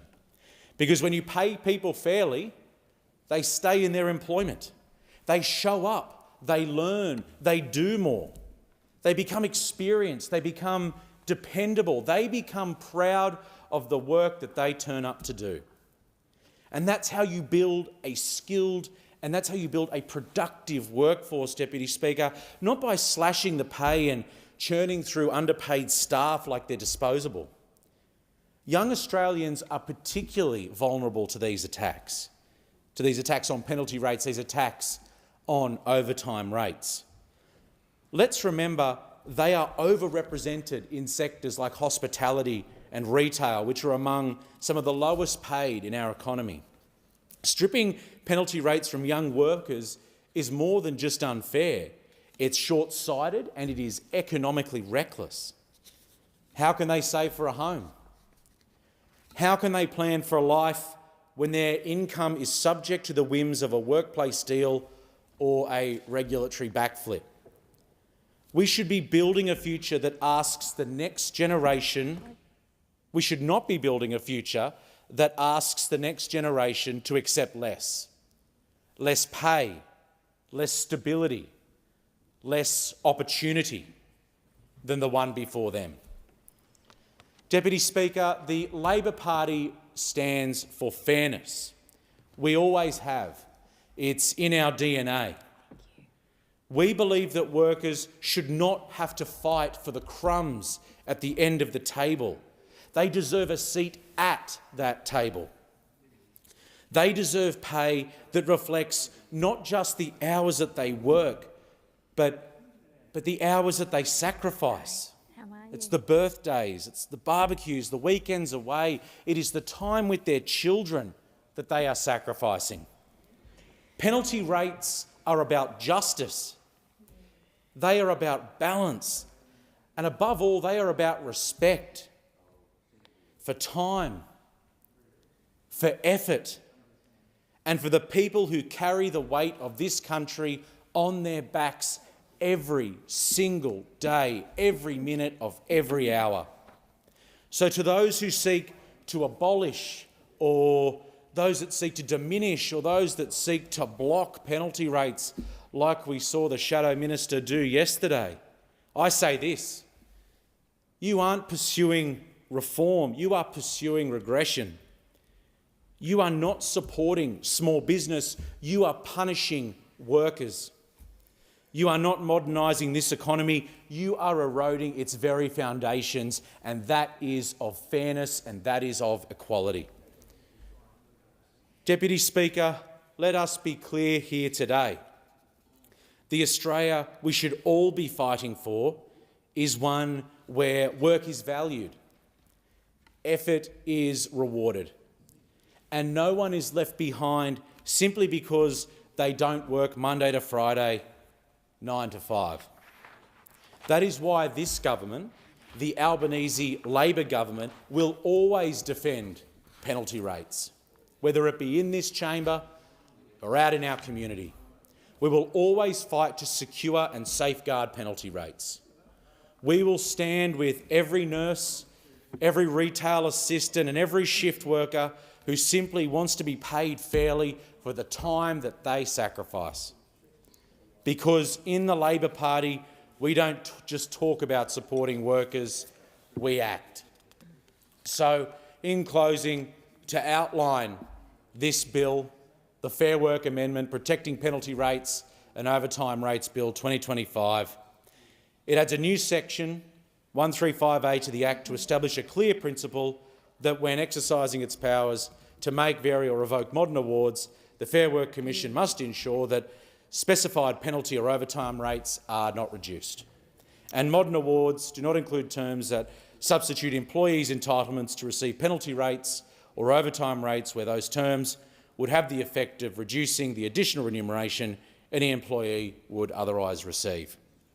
The bill will commence the day after it receives royal assent, reflecting the government's election commitment to move quickly to protect penalty rates and overtime rates for Australia's lowest paid workers.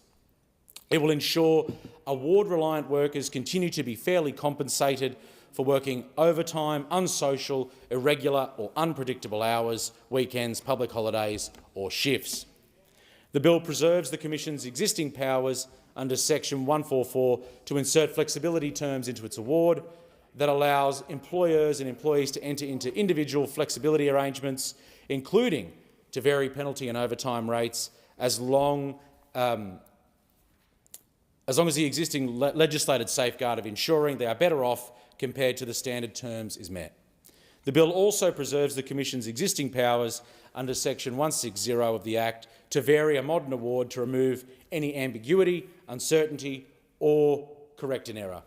The safeguards in the enterprise bargaining framework will remain unchanged, and parties would still be able to bargain at the enterprise level to reduce existing penalty rates and overtime rates, so as long as the Commission is satisfied the enterprise agreement meets the better off overall test. And finally, Deputy Speaker, this is a bill that goes to the heart of what Labor values are, and that is ensuring that penalty rates and overtime rates are protected.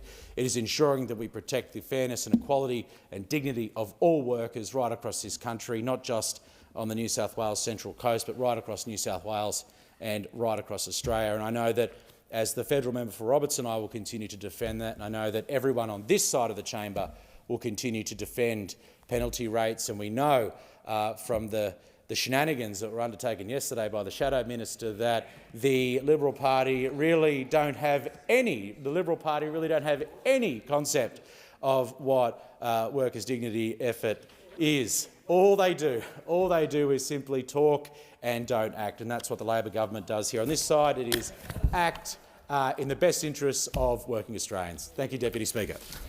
The question is that the amendment be agreed to, and I give the call to the member for Cook. Thank you, Madam Deputy Speaker. I'm moving an amendment circulated in my name because this government has failed to consult Australian small businesses meaningfully on the impact of this bill. We're condemning the government for refusing to allow this bill to be referred to a parliamentary committee for proper scrutiny and stakeholder input. No regulatory impact statement has been provided to assess how this will affect small business. The government can't even say— Just a moment. The amendment hasn't been circulated, so if you could read it out to the House, and then we can seek a seconder at the end of your contribution. Thank you, Member for Cook. That all words in the House be omitted with a view substituting the following words. Notes the government has failed to consult meaningfully with Australian small business on the impact of the bill. Contemns the government for refusing to allow the bill to be referred to a parliamentary committee for proper scrutiny and stakeholder input. Expresses concern that no regulatory impact statement has been provided to assess how the bill will affect small business employment and operating costs. The government cannot say how many small businesses will be impacted by the proposed changes. Key industry stakeholders, including the Australian Chamber of Commerce and Industry, the Australian Industry Group, the Australian Retailers Association, the Minerals Council of Australia, have warned the bill will undermine flexibility, increase compliance, complexity and reduce productivity, and calls on the government to immediately release a regulatory impact statement, publish modelling of the bill's economic and employment effects on small business, restore a clear consultation pathway for small business and stakeholders, and amend the bill to ensure the Fair Work Commission retains sufficient flexibility to approve award variations that enable higher pay and simpler conditions where supported by both employers and employees. I just clarify, Member for Cook, this is an amendment to the amendment moved by the Member for Wentworth. That is correct. Correct. Proceed. Thank you, Madam Deputy Speaker. Because of this failure of consultation, because this government has failed to get proper scrutiny or proper input, because there has been no regulatory impact statement to assess what the impact will be on small business, it is no surprise that under this government over 6,000 companies went into external administration in my home state of New South Wales. It's because of this failure to consult small business. I see this every day in my electorate at Cook, this failure to consult and what's happening.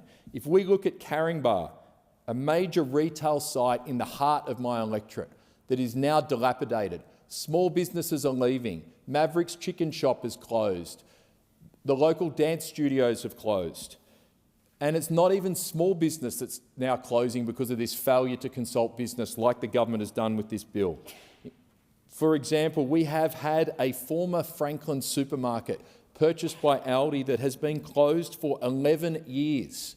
11 years. They cannot open that, and every day it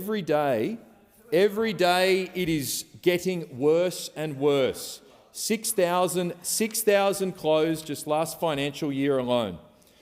Now, we need a regulatory impact statement because otherwise we won't know what the cost to small business will be. But this government does not care about the cost to small business. They're just riding roughshod over the process. No transparent economic modelling. And I'll take the interjection because this man has done a lot of modelling. He modelled the energy prices and he couldn't model those either. It's no surprise he doesn't want transparent economic modelling because he doesn't want transparent energy modelling either. They don't believe in transparent modelling because it might say something that they don't like. They know how to rig it. They know how to say it'll give you $275 off your energy bill, but they don't know how to do it properly. They haven't had real consultation with those who carry the payroll. And flexibility. There's no flexibility because the Fair Work Commission can still award variations when both workers and employers agree to higher pay for simpler terms. These aren't radical demands. These are good governance and good process that respects small business. What's at stake? The businesses in Australia and the businesses in my home electorate of Cook, they don't oppose fair pay. They don't oppose penalty rates. They support their workers. They know the value of loyalty and hard work. I see businesses every day in my home electorate, Stapleton Meats, where they put their employees first. They pay their employees first and pay themselves last. I've met business owners all up and down Caringbah who are actually right on the edge. They're telling me they're 3 or 6 months away from closing. They're not paying themselves, they're making a loss, and they keep that business open so they can help those people who work for them pay their home loans. They can help those people who work for them send their kids to school. But these people feel left out of the conversation. They oppose this legislation. They oppose the complexity being heaped on their shoulders at a time when margins are shrinking and survival, not expansion, is the only goal. Small businesses are shrinking. Madam Speaker, the small businesses in my electorate aren't asking for favours, they're just asking for fair process. They just want to be consulted. They just want to know how this bill will impact on them when they are struggling. These small businesses in Caringbah that have got their backs against the wall, that are fighting for survival, that are trying to stay open, but they're seeing businesses flee off that main street. And I call on this government, this Labor government, I call on the Labor state government, and I call on the Labor council in the Sutherland Shire to actually listen to them, listen to their pleas for help, and I hope you'll listen to this amendment. Let's avoid another Caringbah-style example of this government getting its way instead of enabling process that allows small business to be heard. Let's pass this amendment and give our small business a voice, not just a verdict. Thank you, Madam Deputy Speaker. I now have the amendment. Is the amendment seconded? I second the amendment and reserve my right. The question now is that the amendment to the amendment for, from the member for Wentworth be agreed to. And I give the call to the member for Dixon. Thank you, Deputy Speaker. Deputy Speaker, did you know that some of Australia's biggest employers are trying to reduce penalty rates for retail workers, clerical workers and even banking workers?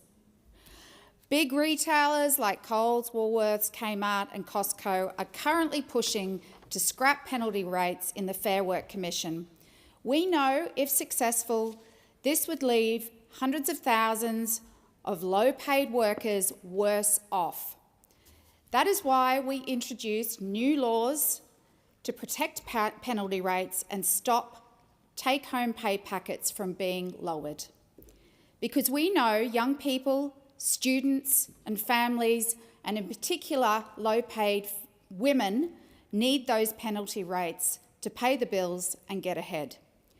We promised to protect penalty rates during the election campaign, and now we are delivering. Yesterday, we saw the member for Goldstein try and delay our laws, to delay penalty rate protections. And I emphasise the word try because he referred the bill to a committee that doesn't exist. But we know, Deputy Speaker, what those opposite think about penalty rates. In 2017, they were supportive of the Fair Work Commission's decision to reduce penalty rates for more than 700,000 workers in retail, hospitality, fast food and pharmacy awards. They argued then that the cuts were helpful, that cuts to penalty rates would create more jobs and that penalty rates were killing jobs. Sound familiar? They're saying the same thing today. We've just heard from the member for Cook with the same scare campaign. He obviously does not support this bill. The thing is, researchers looked into the impact of penalty rate reductions, analysed employment data of more than 1,800 employees and 200 owner-managers in the retail and hospitality industry. And surprise, surprise, they found no evidence of jobs being created by cutting penalty rates. All it did was reduce the take-home pay of low-income workers, and the flow-on effect was less money spent in the wider economy. That means less money spent at local small businesses. Casual retail workers in my electorate of Dixon earn about $26 an hour for weekday work and about $40 an hour for Sunday work. This can make a huge difference. A retail worker would be $353 worse off over the Easter break. A pharmacy worker would be $1,018 worse off over the Easter break. A cook at a cafe, a chef, would be $562 worse off over the Easter break. These entitlements are essential for workers in sectors like retail, admin and hospitality, where they're often working outside the normal 9 to 5 working hours. It's the workers at Coles at my local Arana Hills who help us all with our groceries. It's the chef who cooks me up a big Aussie breakfast on the weekend at our local cafe. It's the admin worker who's working overtime in health. They keep the country running on weekends, public holidays, late nights and through the shift work. Award-reliant employees are more likely to be women, work part-time, be under the age of 35 and employed on a casual basis. These workers deserve to be paid fairly for missing out on time with their families and loved ones. These workers can least afford to have their pay cut. But we know those on the other side struggle to understand modern-day workers. Like many members on this side of the House, during the recent election, I knocked on so many doors in my community of Dixon. I knocked on so many doors that had people working from home. Many of the people I talked to and I had a chat with would often say when I came to the door, I can only be quick because I'm working from home. These dedicated professionals were shocked to hear that those opposite wanted to strip them of their ability to work from home and force them back into the office. We all know what happened next. The coalition, those opposite performed a spectacular mid-campaign backflip, realising that would mean a huge change, particularly for female workers. This is just another example of how they don't understand the plight of working people. We know they want to strip workers of their entitlements. The Albanese Labor government is committed to delivering and protecting fair pay and decent conditions for Australian workers. It is part of our core business, and so it should be. Electorates like mine are made up of good working class people. They work hard to provide for their families, pay the bills, pay off their mortgage or save for a house. Many work early mornings, late nights, weekends or public holidays to do so.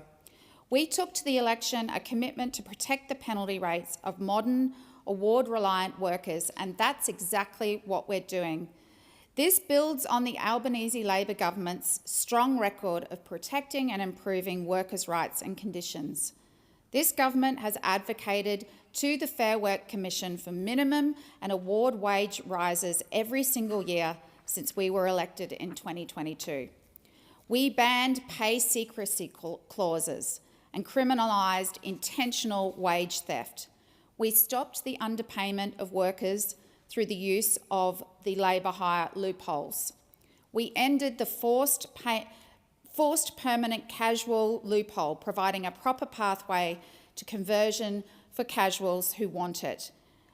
And we gave workers a right to clock off through the right to disconnect.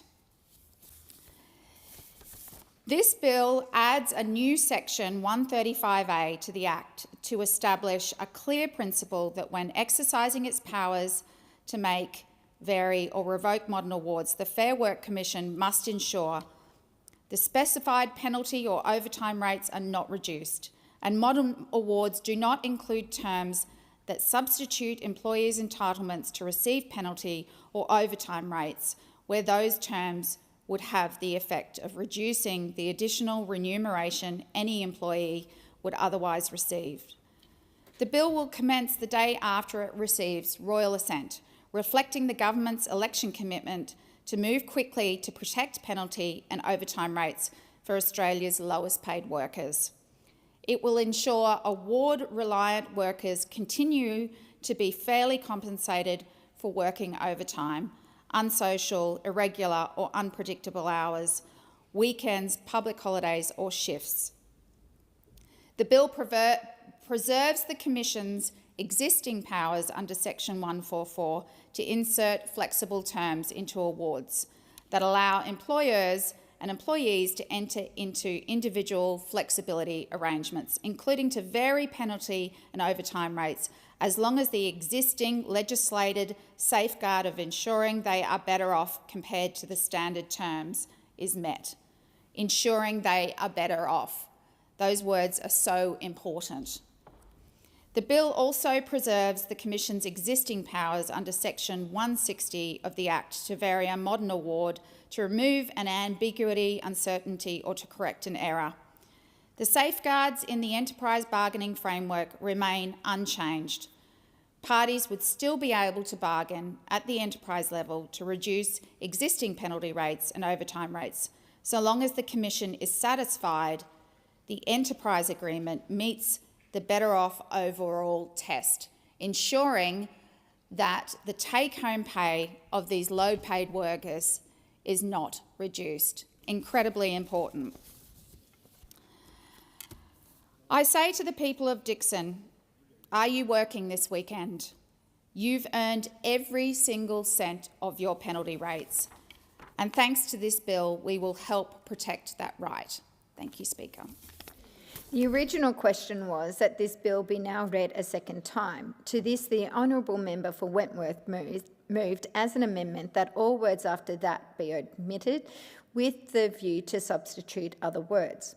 the Honourable Member for Cook has now moved as an amendment to that amendment that all words after House be admitted with the view to substitute other words. The question now is that the amendment moved by the Honourable Member for Cook to the amendment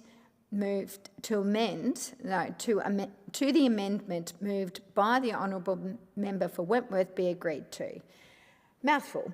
And I give the call to the Assistant Minister to the Prime Minister. Thank you, Deputy Speaker. I speak in support of the bill as introduced by the Minister, because millions of workers will benefit from that bill. Penalty rates are not an optional extra. They are essential to the household budgets of millions of Australians. People across this country rely on penalty rates, and that is why the Minister and this government seek to protect them. It shows the priorities of this government, a Labor government that wants to deliver for working Australians. As the Prime Minister said when announcing that this would be one of the first pieces of legislation introduced into the 48th Parliament, he said, quote, "Our number one focus is continuing to deliver cost of living relief to Australians. Protecting penalty rates for millions of workers is an important part of that, making sure Australians can earn more and keep more of what they earn." Deputy Speaker, this is about people who are currently earning money, relying on that, and have been compensated for their hard work at often unsociable hours for many years, giving them certainty for their household budgets, making sure that these penalty rates that have been relied upon for many in my electorate and across this country are there for the future. Now, it's not that long ago, and it's in my memory and memory of pretty much everyone in this place, that we had a Liberal Party determined to not only cut penalty rates, they didn't want to go just that far, they also wanted to sack 41,000 public servants, because the Liberal Party and the National Party are always finding new, cheeky, sneaky ways of attacking working Australians. We remember when work choices fell over and they said they'll never go back to it. They then sat in government for 9 long years where they'd put low wages as, quote, a deliberate design feature of their economic plan. And then in the lead up to the election, the most recent election, Deputy Speaker, we saw the Liberal Party send one of their senior frontbenchers to a launch of the H.R. Nichols Society's paper, quote, "The Employment Act, a modern blueprint for the future of work." Now, what was that modern blueprint that the Liberal Party was so enthusiastic to send senior frontbenchers to cheer on? It was a paper that called for the abolishment of all awards. It was a paper that called for award pay rates to be abolished and set with one lower minimum adult pay rate. It was a paper that called for the abolishment of the Fair Work Commission and to abolish the Fair Work Ombudsman. And who was there as this paper was launched but senior members of the then Liberal opposition cheering on as that was released? Thankfully, the Australian people knew what was at stake when they made their decision on the 3rd of May, and they knew which side of this House backs working Australians. And they know that 2.6 million Australians will benefit from this bill when it passes this House. And it builds upon a very proud record of achievement in our first term, Deputy Speaker. It was this government who, in the lead-up in 2022, backed a $1 a week, a $1 an hour pay rise for minimum and award wage earners.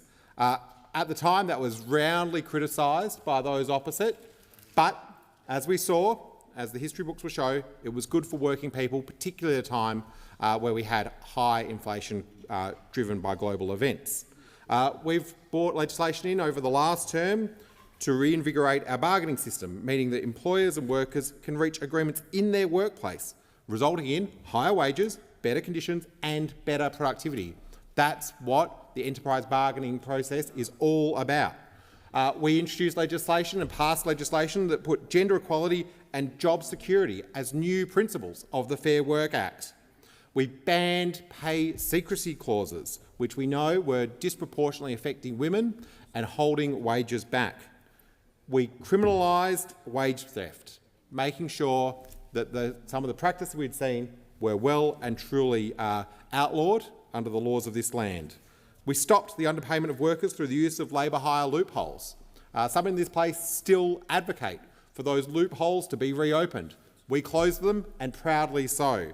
And it's been nice to have, and I have had, as I was door knocking during the election, Deputy Speaker, I bumped into someone who had benefited from the closure of those loopholes, their work in the aviation industry. And they said thank you, not just for them, but for their colleagues, because they didn't feel comfortable being in a workplace where people were having unfair, different pay when they were doing the same work. They now have a workplace where everyone is paid the same amount for doing the same work, as it should be.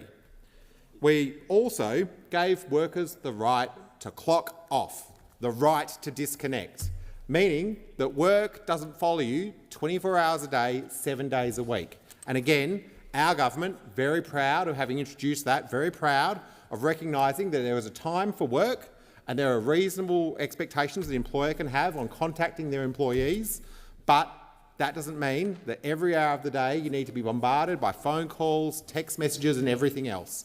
And so, for millions of Australians, come about 5 o'clock tomorrow, they'll be able to clock off, disconnect from their workplace, enjoy their weekends, but if they are working over the weekend, then they'll have access to the compensation that is appropriate, that is, penalty rates for weekend and overtime work.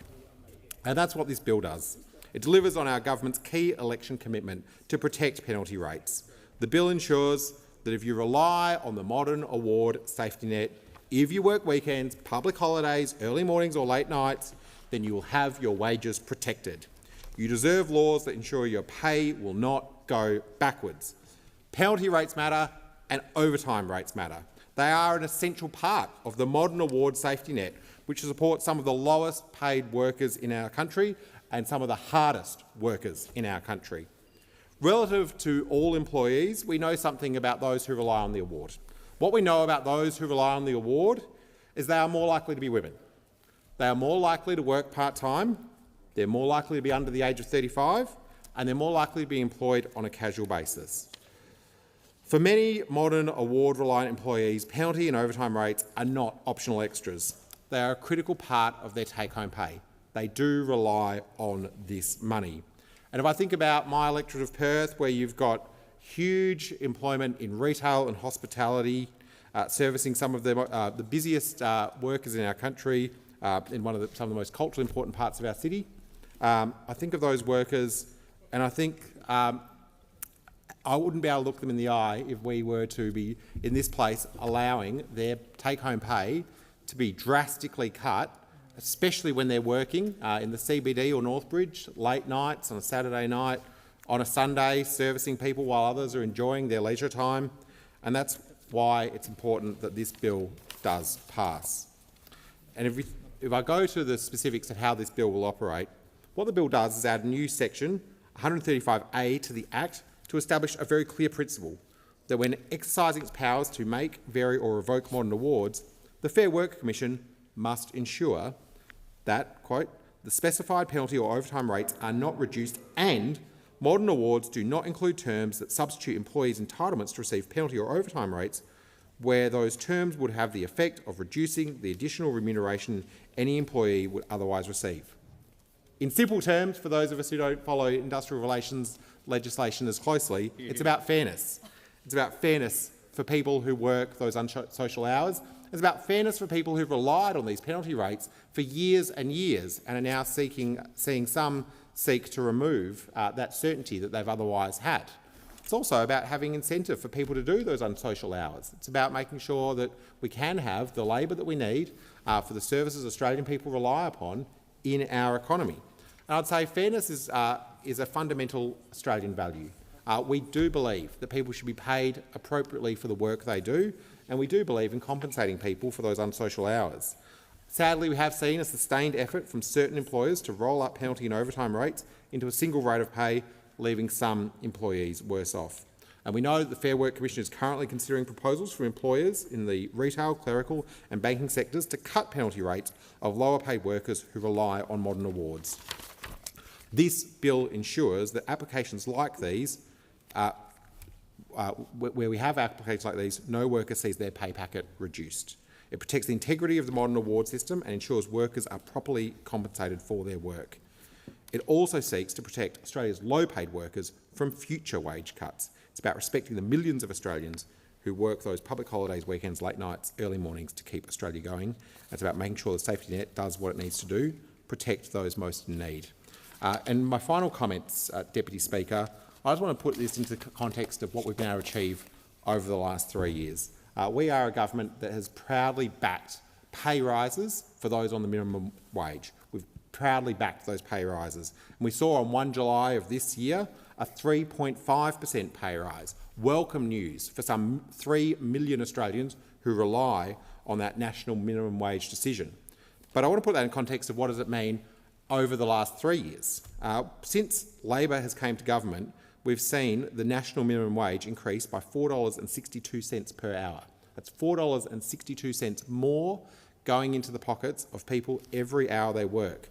But over a year, that's $9,122. That's the cumulative impact of what we've been able to achieve over our first 3 years in office. And that's a 22.7% increase in wages for those on a minimum and for those on minimum wages. It makes a real difference, real cost of living assistance. This is a government that is proud to back working Australians. We're proud to back pay rises for working Australians. And we are proud to be standing here in this place today to legislate protection for their penalty rates. Thank you. The question is that the move to the amendment be agreed to, and I give the call to the Assistant Minister for Mental Health. Deputy Speaker, I rise to speak on this important legislation which gives action to a critical election commitment of our government, the Fair Work Amendment, Protecting Penalty and Overtime Rates Bill 2025. And I wanted to start with a local person in my community who will be directly affected by this. Her name is Alyssa. She's 43. She has a daughter, and she's worked at a major supermarket in my community for 18 years. During that time, she's missed out on being there for her daughter at night, after school, on the weekend.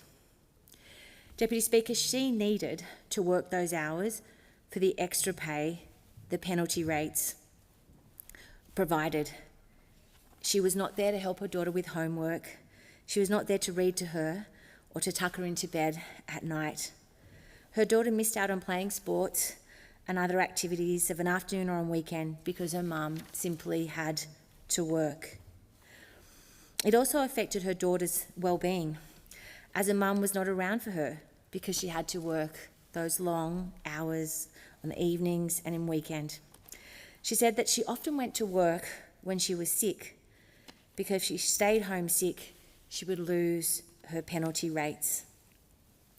Another worker in my electorate, another woman, a young person, her name is Emily, and she's 27 years old and she works at a major retail outlet.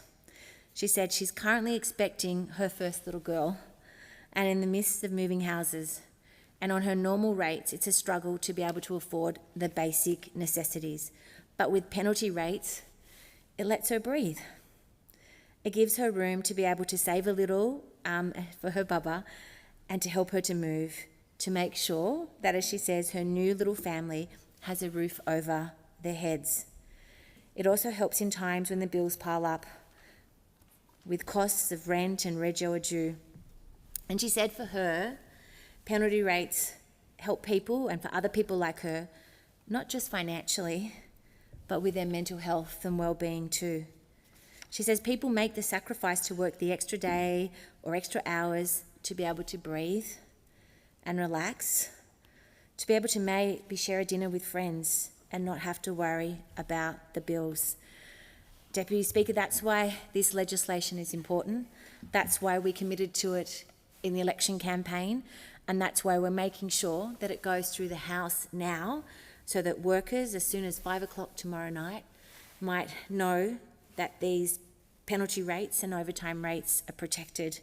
And what it does in simple terms, the bill adds a new section, 135A to the Act, to establish a clear principle that when exercising its powers to make, vary or revoke modern awards, the Fair Work Commission must ensure the specified penalty of overtime rates are not reduced and that modern awards do not include terms that substitute employees' entitlements to receive penalty or overtime rates, where those terms would have the effect of reducing the additional remuneration any employee would otherwise receive.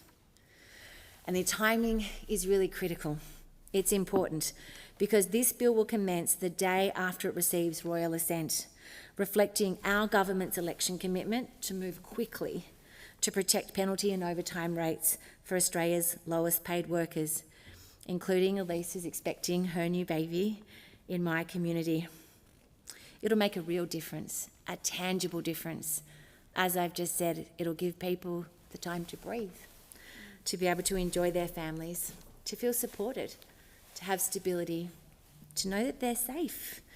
It will make sure award-reliant workers continue to be fairly compensated for working overtime, for working unsocial hours, for working irregular or unpredictable hours, weekends, public holidays or shifts, as so many people do in regional economies around the country that are underpinned by retail, by tourism, by hospitality, like mine on the central coast of New South Wales. The bill preserves the Commission's existing powers under Section 144 to insert flexibility terms into awards and allow employers and employees to enter into individual flexibility arrangements, including to vary penalty and overtime rates, as long as the existing legislated safeguard of making sure they are better off. Importantly, that they are better off compared to the standard terms is met. It's worth noting the safeguards in the enterprise bargaining framework remain unchanged. Parties would still be able to bargain at the enterprise level to reduce existing penalty rates and overtime rates, so long as the Commission is satisfied the enterprise agreement meets the better off overall test.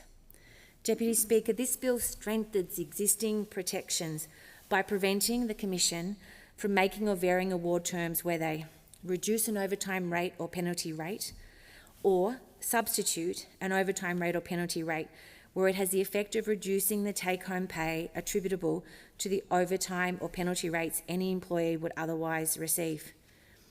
This is so important. It matters to so many people and families. So many people in regional communities like mine who, as I've just mentioned, are relying on this to be able to meet their bills, to have some time with family, to be able to prepare for their growing family. Importantly, this bill would provide stronger protection than the status quo because the principle is applied over and above the Commission's consideration of the modern award objectives, preventing award variations that have the effect of reducing penalty and overtime rates. The test applies to the additional remuneration that any employee would otherwise receive, meaning that a provision cannot be in a modern award if there is evidence of a single employee that would be worse off. As the Prime Minister says so often, that no one will be worse off, that no one will be left behind. Deputy Speaker, people might ask, why is this change needed? It's very evident why this change is needed. It's clear in the household budgets of people and families right across the country.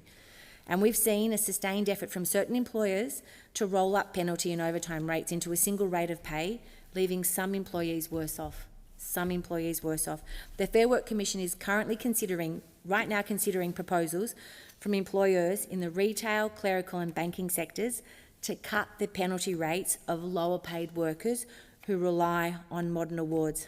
And this bill, and why it's been introduced to the House today and why we're moving on it swiftly, will make sure that in applications like these, one that's before the courts at the moment, no worker sees their pay packet reduced. The bill also seeks to protect Australia's low-paid workers from future wage cuts, something that we all are committed to do.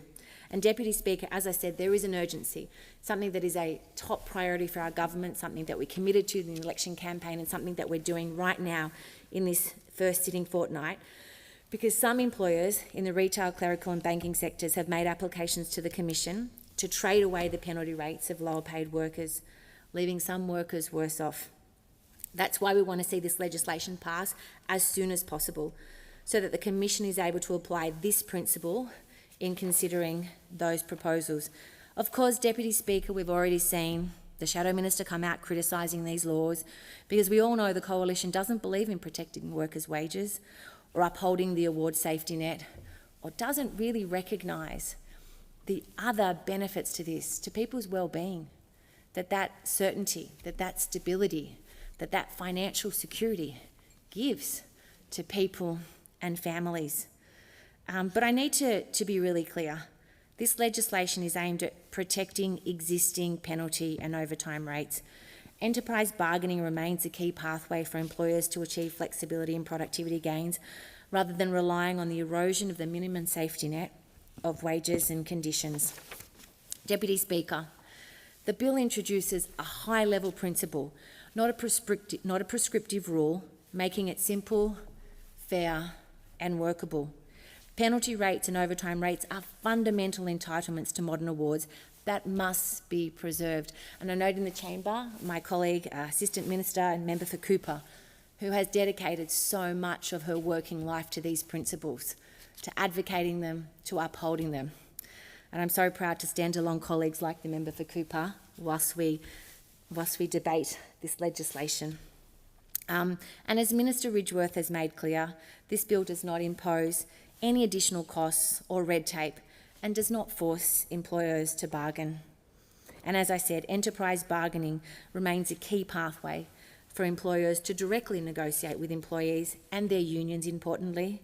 And I want to recognise the HSU, the union that I belong to, that stands up for and advocates for some of the lowest paid workers that do such vital work in our communities, and also the SDA and their members and the work that they do in retail and hospitality in communities like mine.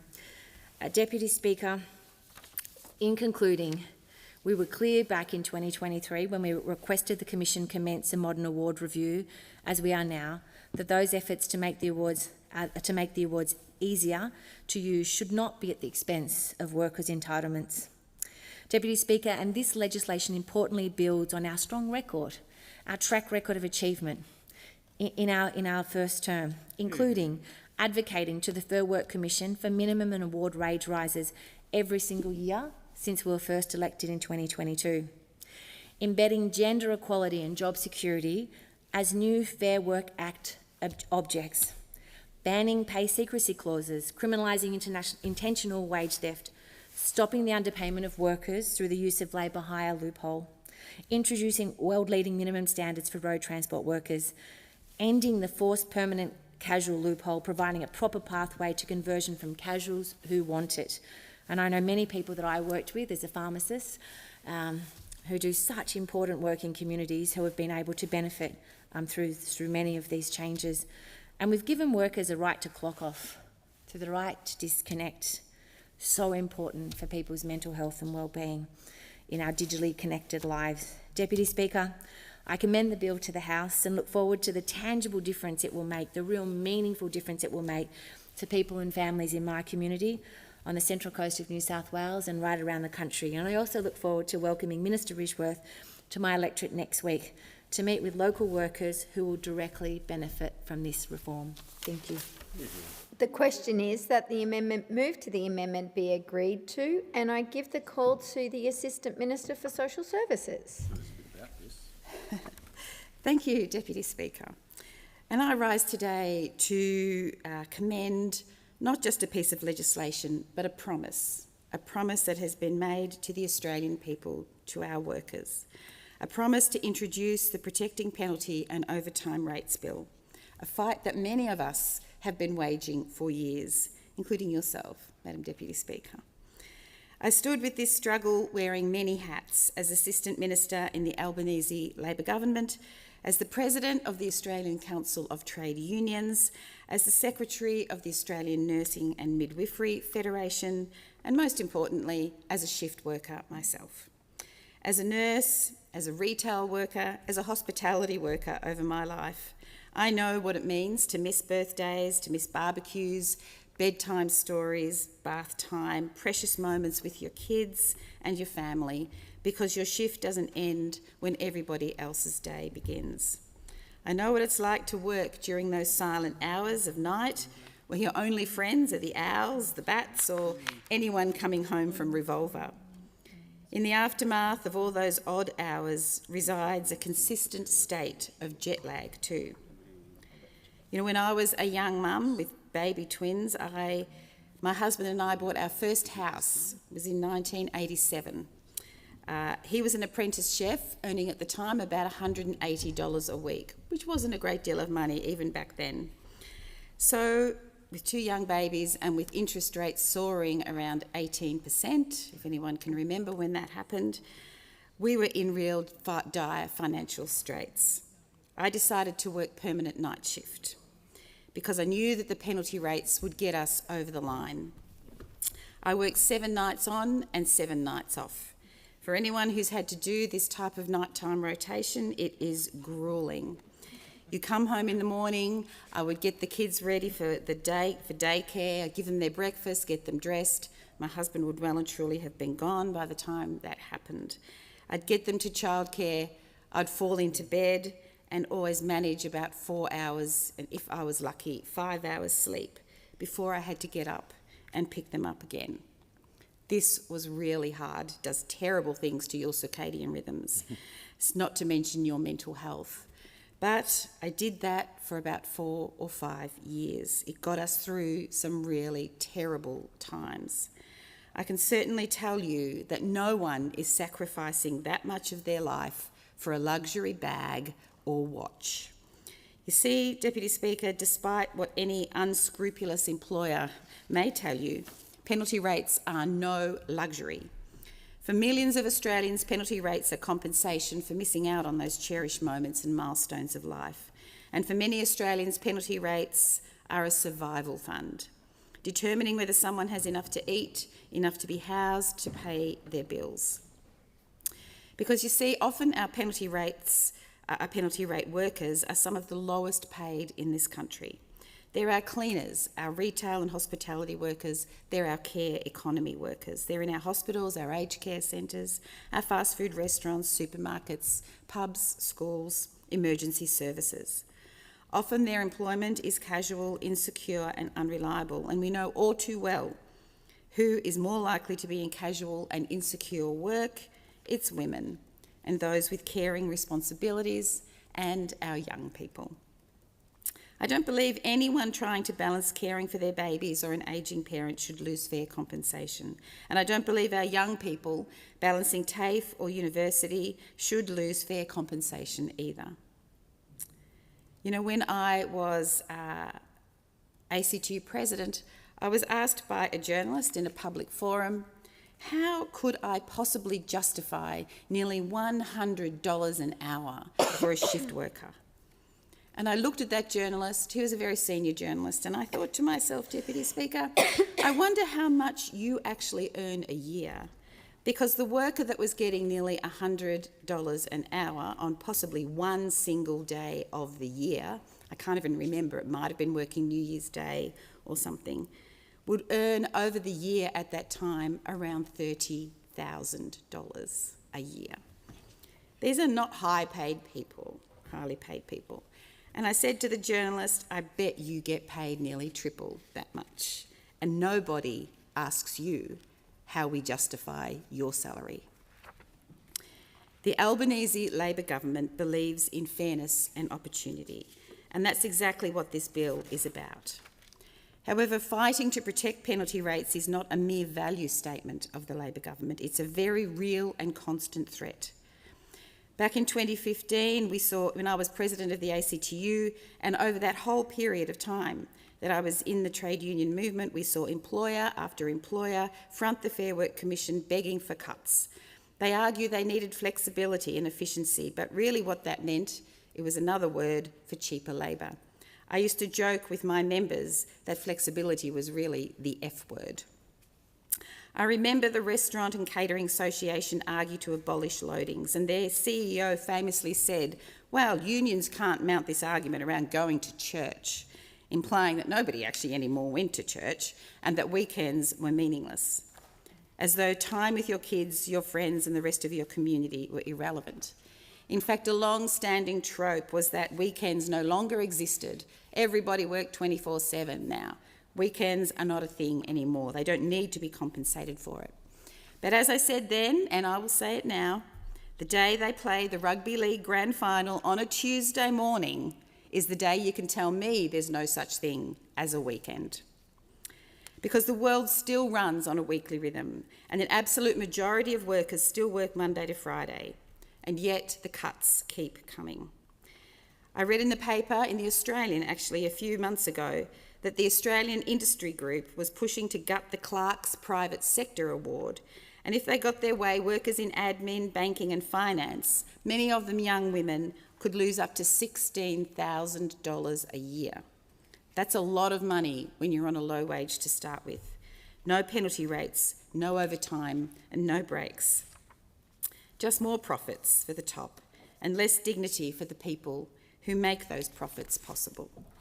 So gutting penalty rates is not a hypothetical. It is happening, and the bill is a line in the sand. More specifically, what this bill does is enshrine protections for penalty rates and overtime entitlements in the Fair Work Act, making it harder for big business and employer groups to strip them away through award reviews. We're ensuring that penalty rates and overtime pay are considered minimum standards. If employers want to negotiate higher pay for their workers in exchange for a higher base rate, say for example, they are still free to do that through the Fair Work Commission and through bargaining alongside their workers, alongside and with the unions. And they must do that and still meet a better off overall test. There's no tricks, there's no loopholes now, and most importantly, there'll be less division of power. You don't have to be a lifelong unionist to know that divided we beg, united we bargain. And before those opposite try to call me a radical again, I want to emphasise that this bill still allows freedom of negotiation between employers and employees. It just balances the power when that happens. The bill is sensible and fair. And where is the coalition on this bill? Well, they voted against restoring penalty rates in the last Parliament. They backed the business lobbyists without compromise or question. Mr Deputy Speaker, the truth is the Liberal Party has never believed in fair compensation for working people. In recent years, they opposed paid family and domestic violence leave, they opposed multi-employer bargaining, they imposed the right to disconnect, they also attempted to remove the ability to work from home, infamously, during the election. They talk about aspiration, but who? Whose aspiration? Certainly not working people. This bill is part of a broader vision for our country, a vision that the Labor government is proud to fight for every single day. This builds on work we've already done, including increasing the minimum wage, stronger laws to close the gender pay gap, increased pay for care economy workers, historic investment in secure Australian jobs. Ours is a vision based on a fairer Australia for all. We understand the difference a few dollars can make each week. I certainly know the difference a few extra dollars made for me when I was a nurse raising my kids. This bill is for our nurses pulling late shifts and night shifts, for young baristas studying during the week, relying on weekend rates just to get by. It's for aged care workers who go above and beyond to ensure the best possible care at all times. This bill is for every worker who has ever missed a Christmas, a birthday, 8 hours sleep, and every precious moment with a loved one. Deputy Speaker, when we protect penalty rates, we protect people and we ensure dignity. I commend this bill to the House. Thank you. The question is that the amendment to the amendment be agreed to, and I give the call to the member for Brisbane. Thank you, Deputy Speaker. I rise to support this amendment to the Fair Work Act. On this side of the House, we will always stand up for working people. At the election, we committed to protecting penalty rates, and now the government is delivering on that promise.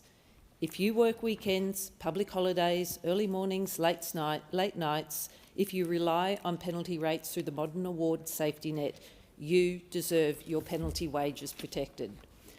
This amendment establishes a principle requiring the Fair Work Commission to ensure that penalty and overtime rates are not reduced. This will protect 2.6 million award-reliant workers across the country. We know that award-reliant employees are more likely to be women, work part-time, be under the age of 35 and employed on a casual basis. Many workers in my electorate, the Brisbane electorate, deserve and rely on penalty rates to make ends meet. This includes our proud retail, pharmacy, hospitality, hospital, aged care, casino and airline workers, amongst others. Many airline workers at Brisbane Airport, like Ben, work late nights, weekends and public holidays to connect our community with the rest of the world. Airline workers rely on penalty rates, and Labor's same job, same pay laws meant pay rises of up to $20,000 a year for 42%, or 42% for some workers, not a small amount of money. But we know airline companies continue to look for loopholes to undermine this important work. In Brisbane, hundreds of frontline staff from across the casino industry recently stopped work, many of whom had worked through the toughest period in the company's recent history, including the regulatory crisis and public scrutiny. Like Maria, who is a cleaner for Star, who chose to take her first ever union action by going on strike because the reductions to penalty rates will see her $20 worse off a week. She said that might not sound like much for many, but for a cleaner who has to watch every dollar, it's a huge impact. I stand with Maria and the United Workers Union members who are still fighting to protect their penalty rates and be respected at that casino. As we know, hospitals and aged care services like the RBWH in my electorate, they take care of our community and they often require staff to work late nights, weekends and public holidays. A paramedic working a typical roster would be $742 roughly worse off over the Easter break without penalty rates. An aged care worker at a residential facility in Albion working a typical roster would be roughly $620 worse off over the Easter break without penalty rates. This is real money for real people. It's also our bus drivers and our train drivers that transport us across the electorate that rely on penalty rates. It's workers across the Brisbane community that deserve penalty rates for the essential services they provide to us to make our city operate. Penalty rates are an acknowledgement of the important work of these hard workers in my electorate. They work late nights, on weekends, and who have to spend time away from their family and loved ones. I'm proud to be part of a Labor government that continues to support and deliver increased wages and protect penalty rates. Deputy Speaker, history shows that when the union movement is strong, the working class can prosper. And we have a proud history in Australia of having a strong union movement who has always stood on the right side of history. Unions fought hard for superannuation reforms. They fought for Medicare. They campaigned hard for women to get the right to vote. They made sure that the decriminalisation of abortion was implemented across states and territories. They have long fought for justice for First Nations people and reconciliation. They continue to fight for gender pay equity, and the list goes on. And in the 1940s, it was the union movement who fought and campaigned hard for the introduction of penalty rates. The concept was simple: an understanding and recognition for working particular hours or days during the evenings, weekends or public holidays, or in conditions that might be dangerous or unpleasant. Penalty rates arose as a part of a broader desire to recognise working people's needs to physically recuperate, spend time with their family, live a life beyond work, and properly remunerate them for the sacrifice to work inconvenient hours that may take them away from these important friends and family. Penalty rates were created to make sure workers are properly compensated for the sacrifices they make to work these inconvenient times or under certain conditions. And here we are, 80 years later, the way we work has not changed, and neither should this principle. But since the 40s, we've seen successive governments and industry try to take away penalty rates for hard-working Australians. During the recent election campaign, the Coalition refused to rule out penalty rate cuts for Australia's lowest paid workers. And we know the Coalition continues to do this, and we heard it again earlier today. Peter Dutton voted 8 times in Parliament in favour of cutting penalty rates. They want cuts in penalty rates for workers, but as I said yesterday, are happy to support free lunches for bosses. It's a stark difference between a government who wants the economy to work for people and an opposition who continually undermines working people. We know bosses like to say getting rid of penalty rates will improve productivity, but as the member for Dixon pointed out earlier today, a recent study showed no new jobs were created as a result of lower penalty rates.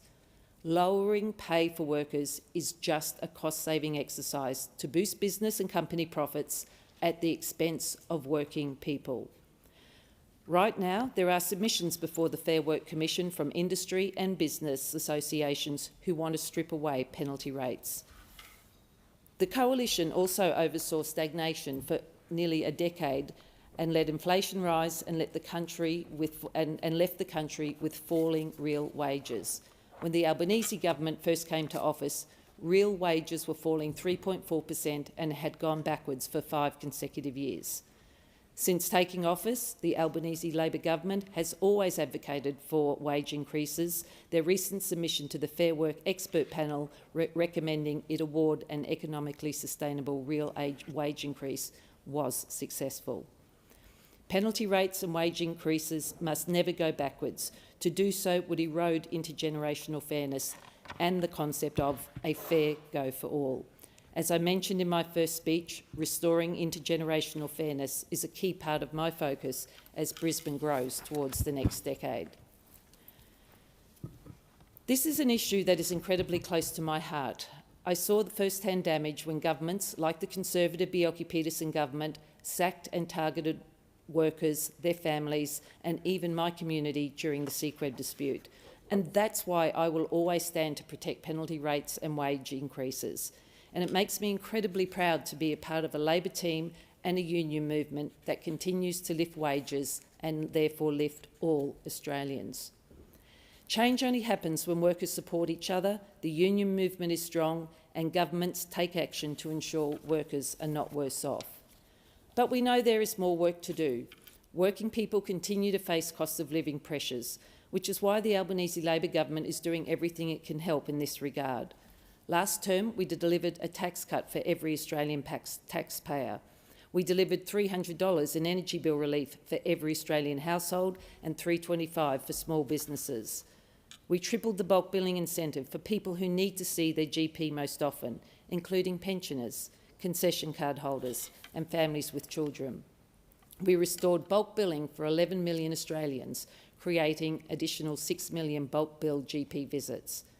We are delivering cheaper medicines by delivering the biggest ever reduction in the cost of PBS prescriptions and freezing the cost of PBS medicines. We're making hundreds of medicines cheaper for Australians. Labor also cut student debt and made sure that it never grows faster than wages. We delivered fee-free TAFE. We delivered cheaper childcare. We delivered real wage increases for Australian workers. Under this government, real wages are growing again. And with our tax cuts, Australians are keeping more of what they earn. Not only have we seen 3 consecutive pay rises for Australian workers on awards, Labor has delivered pay rises for aged care and early childhood educators and care workers. But it doesn't stop there. We will continue to deliver cost of living relief for working Australians by delivering new tax cuts for taxpayers, delivering another $150 in energy bill relief, wiping 20% off student debt, strengthening Medicare with more free GP visits and even cheaper medicine. And we will make medicine even cheaper, so the most you'll pay for a PBS medicine is just $25 a script. We're making it easier for Australians to get the urgent treatment they need, the urgent medical care that they need. Labor will expand its growing network of Medicare urgent care clinics. We've already opened 87 of them across Australia. Labor will now open 50 more, including one in the inner north of Brisbane in my electorate. We will also make free TAFE permanent. We will continue to deliver affordable childcare closer to home. Deputy Speaker, I'd like to also point out that award-reliant employees are more likely to be women. Gender pay equity is something we must continue to strive for, and this government has achieved a lot in this space. 3 million Australians, most of which are women, are already better off with the 3.5% real pay rise that was delivered on 1 July. This is 3 million workers across the country. That includes cleaners, retail workers and early childhood educators that are benefiting and make up the essential fabric of our community.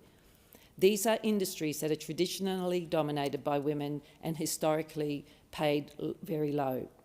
This pay rise is another step towards realising equal pay for women, and I really commend the government for this.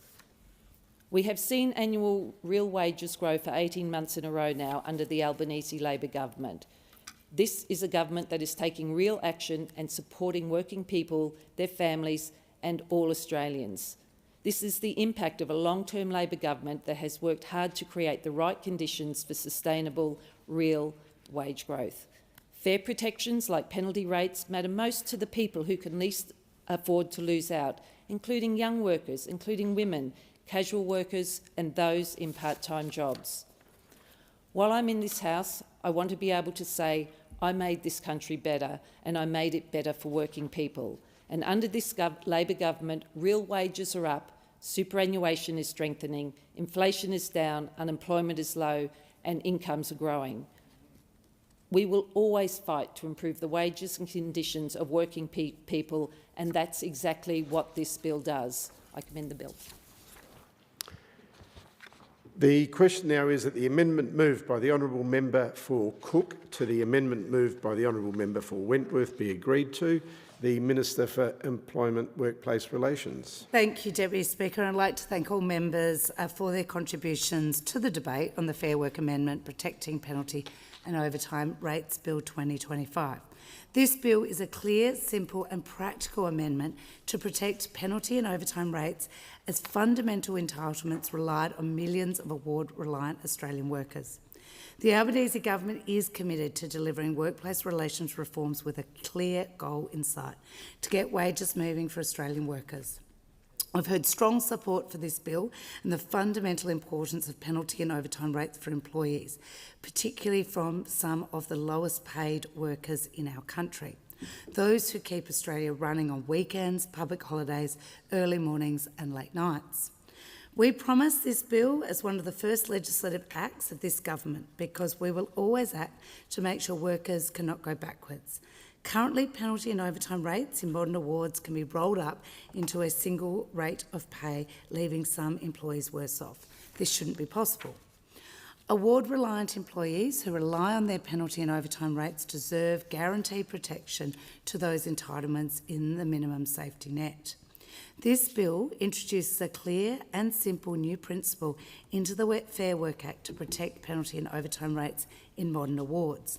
Specifically, it sets out the important principle that penalty and overtime rates cannot be reduced or substituted in ways that do not fairly compensate employees for the penalty and overtime rates they would otherwise receive. It does this by inserting a clear principle requiring that in exercising its powers to make, vary or revoke modern awards, the Commission must ensure that the rate of a penalty rate or overtime rate that employees are entitled to receive is not reduced, and modern awards do not include terms that substitute employees' entitlements to receive penalty or overtime rates that do not fairly compensate employees for the penalty and overtime rates they would otherwise receive. This bill does not affect individual flexibility arrangements, the bargaining framework, or the Fair Work Commission's ability to correct errors or clarify award terms. The bill introduces a simple amendment to ensure that penalty and overtime rates in the modern award safety net are protected. The feedback to this reform has been resoundingly positive. We've heard real-life evidence and examples of what protecting penalty and overtime rates means for the lives and livelihoods of award-covered workers. For example, we heard last night from the member for Hasluck about 2 constituents in her electorate who have relied on penalty rates. The first, John, who said his penalty rates provided the security that got him through university and have provided him with the means to start full-time work with some savings in his pocket. The member also talked about her constituent Lucinda, who said as a full-time student, penalty rates are not a luxury, but what allowed me to attend class. We've heard questions in this debate about how small businesses will be impacted by this bill. To be very clear, Deputy Speaker, this bill does not alter existing employer obligations, including those of small business. Despite the scare campaign being run by the Shadow Minister, this bill does not introduce new costs or impose additional requirements on small business or any business. I've engaged in detailed consultation on the amendment with both unions and employer groups, including small business representatives, through the National Workplace Relations Consultative Committee and the Committee on Industrial Legislation. Employers already have an ongoing responsibility to correctly apply the relevant modern award, including payment of penalty and overtime rates where required. This bill does not change that. It does not apply retrospectively, nor does it impose new obligations on employers or disrupt day-to-day operations. To address questions about the bill's impact on productivity, it has never been and never will be the solution to make workers do more for less. This government is committed to providing productivity and enhancing economic resilience. We do not accept that sending hard-working award cover workers backwards, though, through the reduction of their penalty and overtime rates is the way to do this. The path to achieving flexibility and productivity gains can be found in good faith enterprise bargaining, rather than by undermining award entitlements. Our bargaining reforms increased access for workers and employers, including small business, to negotiate agreements with their employees and unions. Enterprise bargaining can facilitate innovation, a greater acceptance of new technology and fostering of skills growth for employees, all which enhance productivity. Whenever we stand up for workers' pay, the Liberals oppose it. Our position here is simple and it will never change. We want people to earn more and keep more of what they earn. Now, of course, we respect the Commission's role as an independent industrial tribunal. The Commission will continue to interpret and apply the Fair Work Act, including the new principle introduced by this bill. This process will be guided by its usual consultative approach, ensuring all interested parties have the opportunity to present their views. This bill also preserves the Commission's existing powers to remove an ambiguity, uncertainty, or to correct an error in the modern award. It has been suggested that this bill could require the Commission to review all modern awards for compliance with the new principle, or to review penalty and overtime rates even if beyond the scope of a specific application. This has never been the intent of our bill, and we are confident that the bill, as introduced, would not have operated in this way. However, this government is committed to genuine consultation, including with employer representatives and unions. We are amending the bill for the avoidance of doubt and to further provide certainty to stakeholders. This bill is unequivocally clear. It will not require the Commission to undertake a review of all modern awards, initiate a review of any award terms outside the scope of an application before the Commission, or exercise its power under Part 2(3) of the Fair Work Act to make, vary or revoke modern awards. For many award-reliant employees, penalty and overtime rates are a critical part of their take-home pay. Now, earlier this week, we did hear a very long and wide-ranging speech from the Shadow Minister. He got a lot of his thoughts and feelings out about a lot of things, including our consultation process. But more concerningly, he is running a deep, disingenuous scare campaign about the impact of this bill on small business. To be very, very clear, our legislation is about protecting what is currently in place. That means if you're a small business and you're paying your workers by the modern award safety net, the impact is this: do exactly what you're doing right now. And after all the bluster and grandstanding, the Shadow Minister still hasn't revealed his position on the question that really matters. Is he and his party going to back this legislation to protect penalty and overtime rates or not?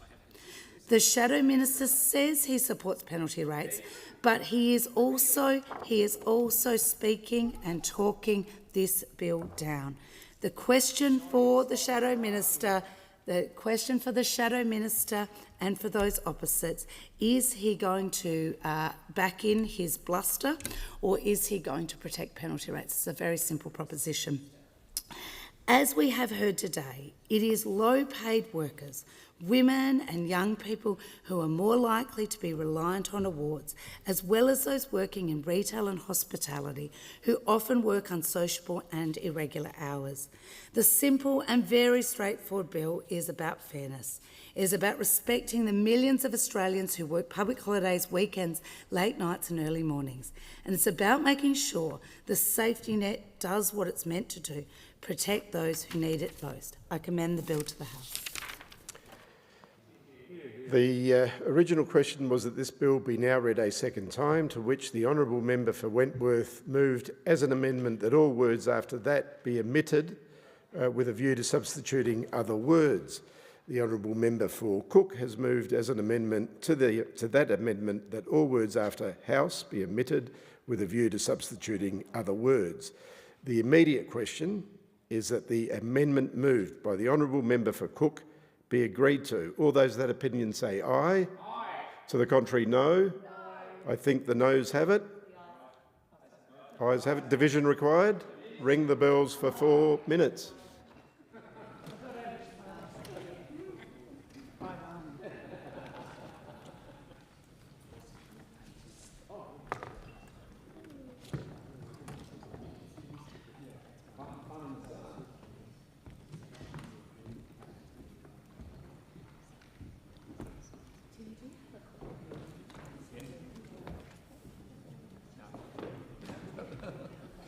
Sue.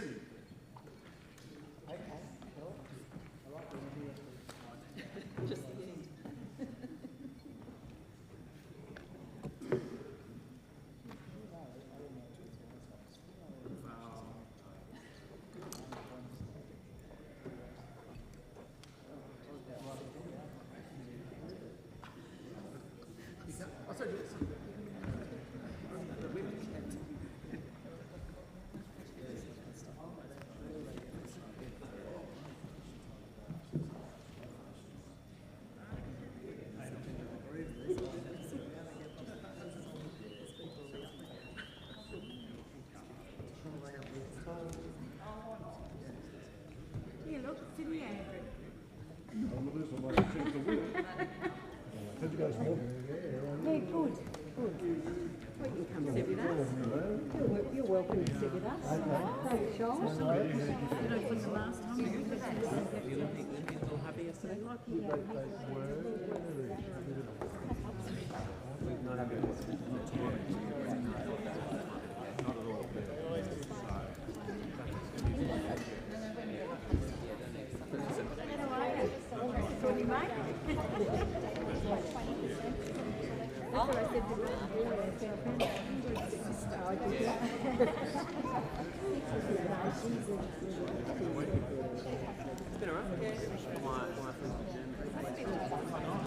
Figure out what I'm going to do with that, but that was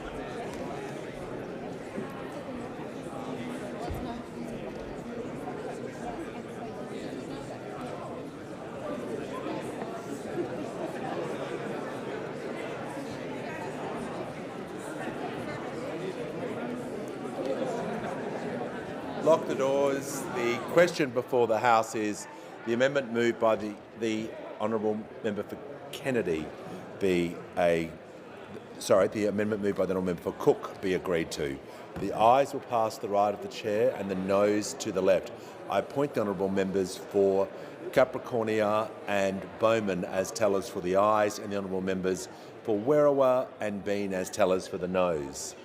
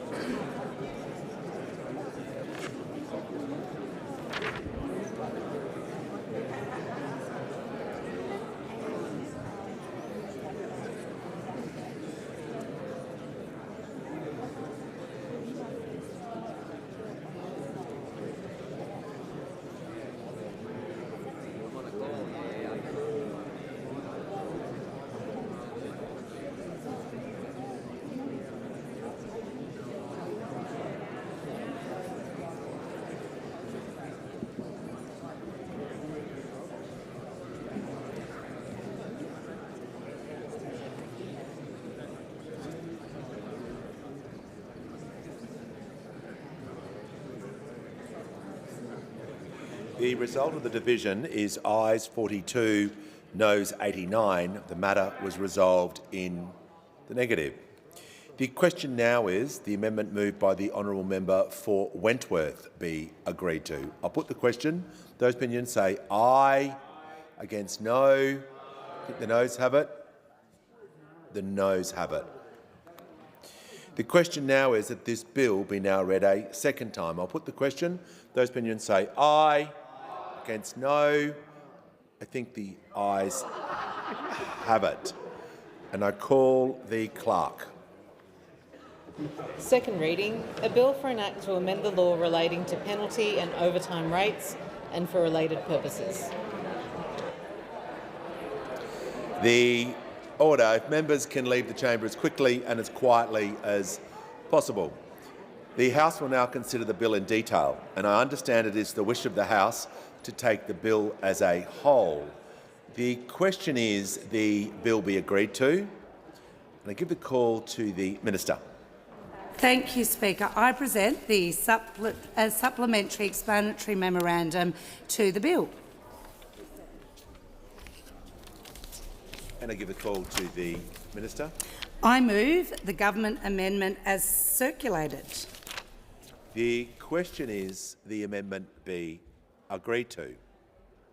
Give the call to the Minister. Thank you, Speaker. The amendment introduces new subsection 3 to proposed section 135A, putting it beyond doubt that the changes introduced by this bill do not require or compel the Commission to undertake a review of all modern awards to see whether the new principle applies or not, review award terms outside the scope of an application before the Commission, or exercise its powers to make, vary or revoke a modern award. It was never intended. It's never the intent of the bill to compel the Commission to undertake a review of all modern awards or to review penalty and overtime rates if those terms are outside the scope of the particular application before the Commission.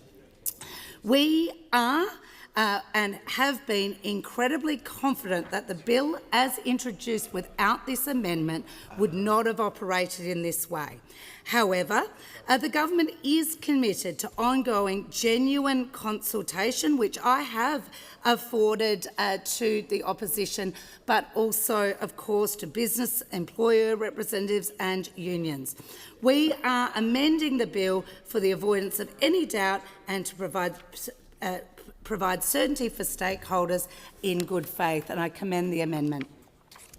The question is the amendment moved by the Minister be agreed to. I'll put the question. Those opinions say aye. Against no. I think the ayes have it. I give the call to the honourable member for Goldstein. There it is. Thank you, Speaker. I ask leave the House to move amendments 1 and 2 as circulated in my name together. I call the Leader of the House. No such amendments have been circulated or exist, so we should continue. Just a moment. I'll just clarify with the clerks. Do we have?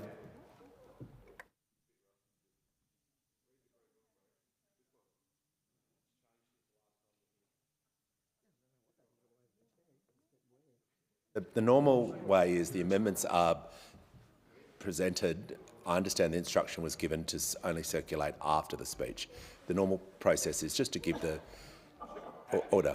Yeah, just the way consideration and detail to keep the smooth running of the House. The Leader of the House. Mr. Speaker, there is nothing for us to give leave to because there is nothing that the House is in possession of. So the normal way for the Shadow Minister to move, people have the choice as to whether they circulate or not. If you don't circulate, you've got to read the whole thing out, which he should now do. So, thank you. No, look, we're going to do this efficiently. We'll just do it. If the member for Goldstein can read the amendment out, then. Sure. Thank you, Speaker. 1. Schedule 1, Item 1, page 3, line 6 to page 3, line 18, omit section 1358, substitute with 135A, special provisions relating to penalty rates and overtime rates. In exercising its powers under this part to make, vary or revoke modern awards, the Fair Work Commission must be satisfied that A, the rate of a penalty rate or an overtime rate that employees are entitled to receive under the modern award is not reduced, and B, modern awards do not include terms that substitute employees' entitlements to receive penalty rates or overtime rates where those terms would have the effect of reducing the additional remuneration referred to in paragraph 134(1)(d)(a) that an affected employee would otherwise receive under the modern award. 2. Subsection 1 does not apply when Fair Work Commission... Just a moment, Member for Goldstein. I'll just get you to take a seat for a moment. The Leader of the House. I think what the member for Goldstein is trying to do is to move an amendment, which means he has to say at the start that he is moving it and then go through the provisions that he's moving. Yep. Otherwise, once again, there will be nothing before the House. Yeah, just if you follow this piece of paper, it says what to do. So, thank you, Speaker. You've made the decision to read the amendment out. So, but just before you start, just to assist the House, if you can say formally, I move the amendment, and then begin. Thank you, Speaker. I move the amendment, Fair Work Amendment, Protecting Penalty and Overtime Rates Bill 2025, Schedule 1, Item 1, page 3, line 6 to page 3, line 18, omit section 135A, substitute 135A, special provisions relating to penalty rates and overtime rates. In exercising its powers under this part to make, vary or revoke modern awards, the Fair Work Commission must be satisfied that A, the rate of a penalty rate or an overtime rate that employees are entitled to receive under the modern award is not reduced, and B, modern awards do not include terms that substitute employees' entitlements to receive penalty rates or overtime rates where those terms would have the effect of reducing the additional remuneration referred to in paragraph 134(1)(d)(a) that an affected employee would otherwise receive under the modern award. 2. Subsection 1 does not apply when the Fair Work Commission exercises powers under this part pursuant to A, subsection 144 flexibility terms, or B, section 160 which deals with variation to remove ambiguities or correct errors, or C, paragraph 1573A to own initiative. 3. Paragraph 1B does not apply when the Fair Work Commission exercises powers under this part in relation to terms of a modern award that substitute employees' entitlements to receive penalty rates or overtime rates where those terms existed immediately prior to commencement of subsection 1. 4. Paragraph 1B does not apply when the Fair Work Commission exercises powers under this part in relation to terms of a modern award that substitutes employees' entitlements to receive penalty rates or overtime rates where those terms are expressed to apply only to a small business employer. 5. Subsection 1 does not limit the Fair Work Commission's ability to make a determination to vary a modern award where the determination is made.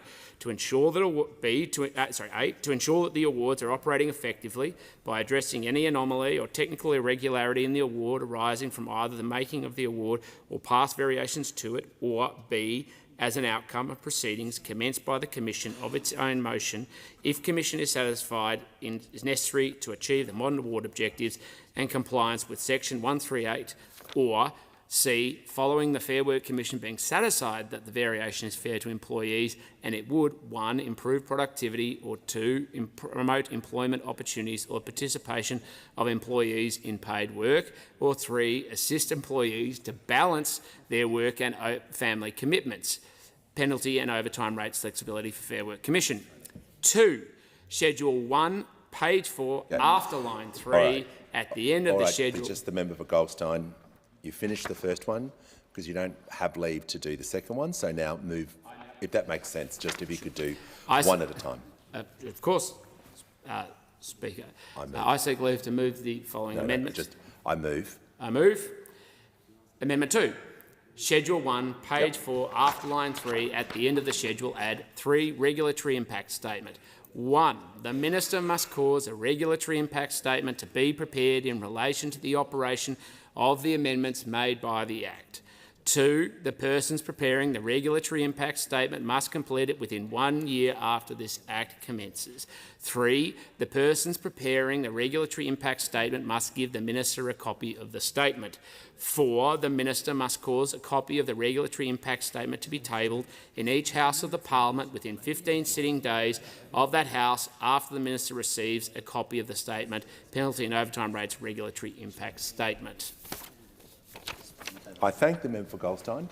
just going to ask the Minister if leave can be granted for them to be considered together. Leave is granted. I thank the Minister. Now, the question is the amendments be agreed to, now that they've been moved, and the member for Goldstein may proceed. Thank you, Speaker. And of course, Speaker, we just had a long dissertation of the amendments put forward, even though I understand they are provided to the clerk, but the Leader of the House, in his brilliance and capacity to be able to manage the challenges of this Parliament, particularly its committee process, is of course being a pedant. So be it. Because there is a simple reality, Deputy Speaker. We support penalty rates. We understand how important it is to support jobs and small businesses, and there are no penalty rates on jobs that don't exist. And we have gone directly to the Australian people because the Minister has shut down any pathway or understanding of the impact of the legislation she is putting before the House.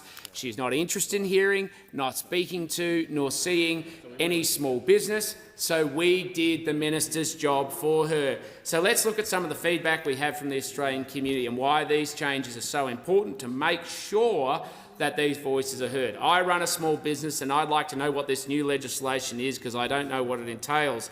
Small business requires owners to work in the businesses, be bookkeepers, know all the taxes, know all the work care laws, all retail and wage laws, and make sure everything is on paper. Penalties are great if not done. Big businesses have accountants, PR, HR professionals, things small businesses can't afford. At present, we have good businesses closing down which can't sell. No one wants the stress, pressure, long hours for what now is little rewards. Easy to have a government job with shorter hours, large penalty rates, holidays, sick leave, etc. This is the problem. Without any proper consultation, the government has not understood the consequences of its legislation and the impact it's going to have on small businesses.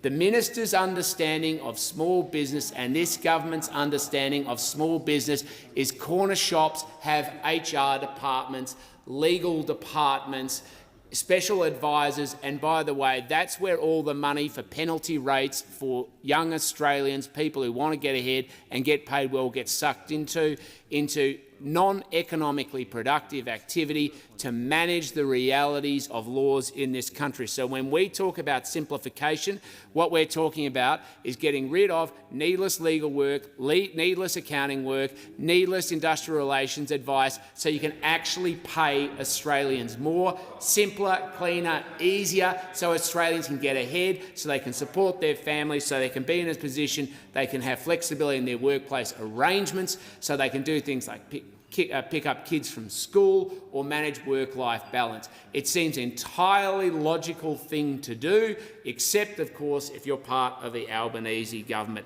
And the question is, if you know this is the reality and you know this is the consequence of what legislation is going to put forward to this House, the question for the Minister and for the Prime Minister and, of course, everybody on Labor benches is, why do they not want to hear from small business, see small business or talk to small business? Why don't they want to have a conversation where they can give the voices of small business a say in this nation's parliament?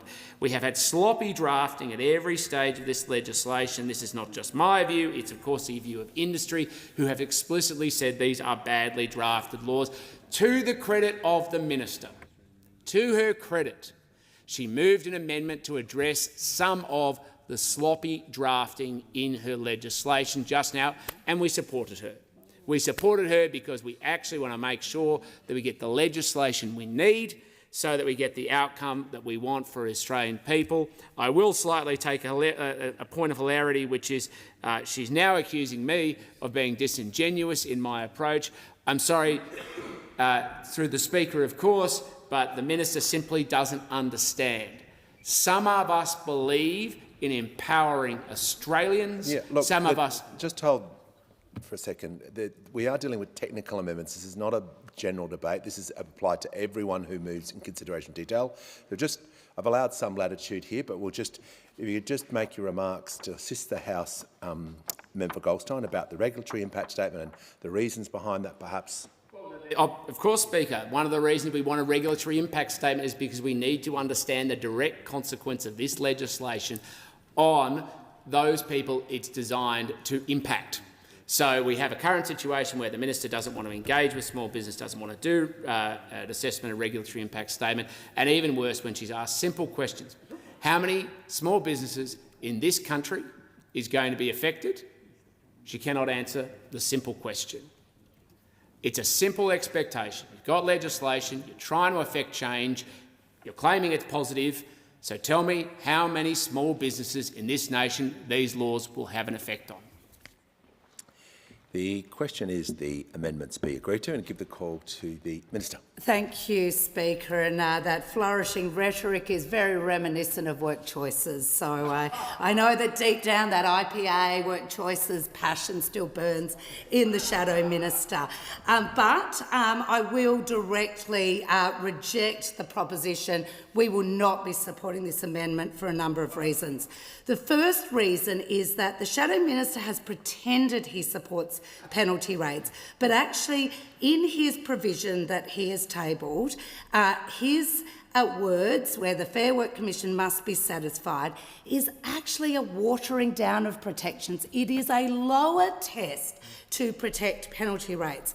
Our words that include must ensure are the words that provide the greatest protection. So while he's trying to have a bet both ways here, his substitution and his amendment would water down the test for workers in this country and go a lower test to protect penalty rates. So that is one of the reasons we are rejecting this amendment.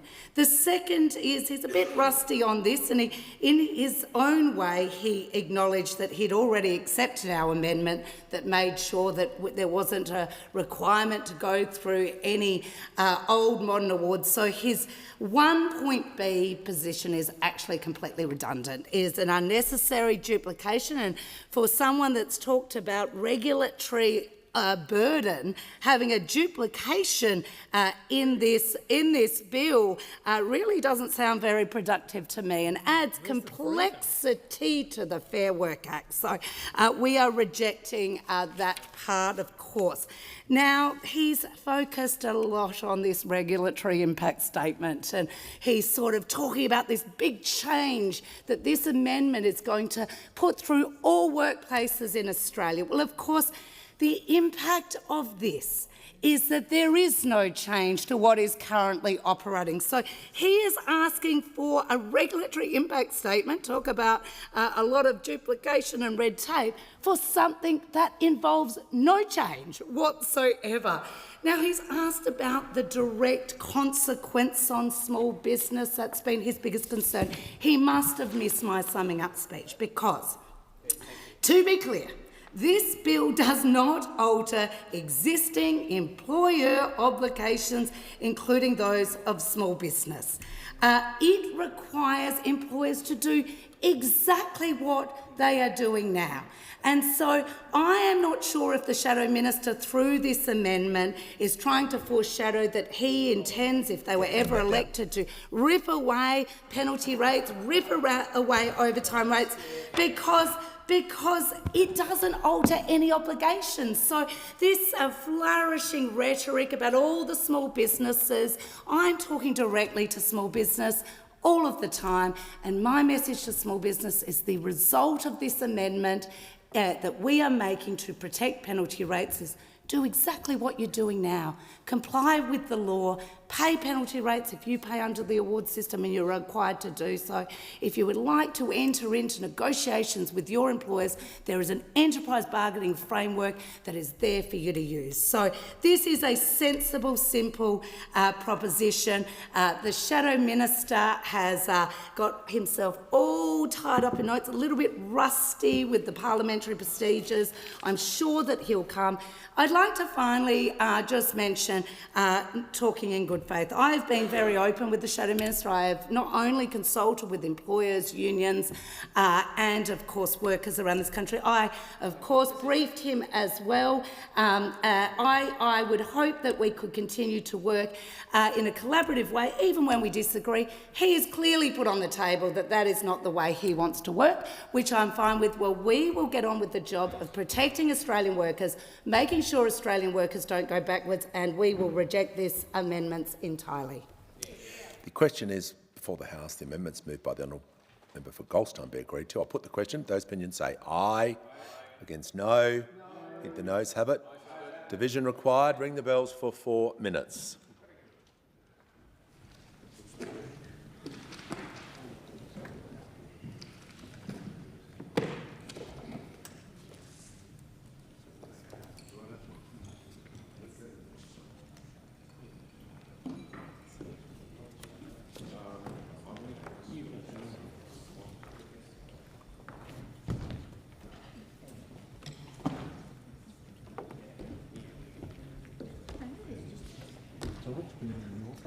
treaties. Yeah. No, that went to Karina. Yeah, so there's an education and then there's an employment. Yeah. Are you the deputy chair or Karina, who was, she's a member? Yeah. Tim Watts.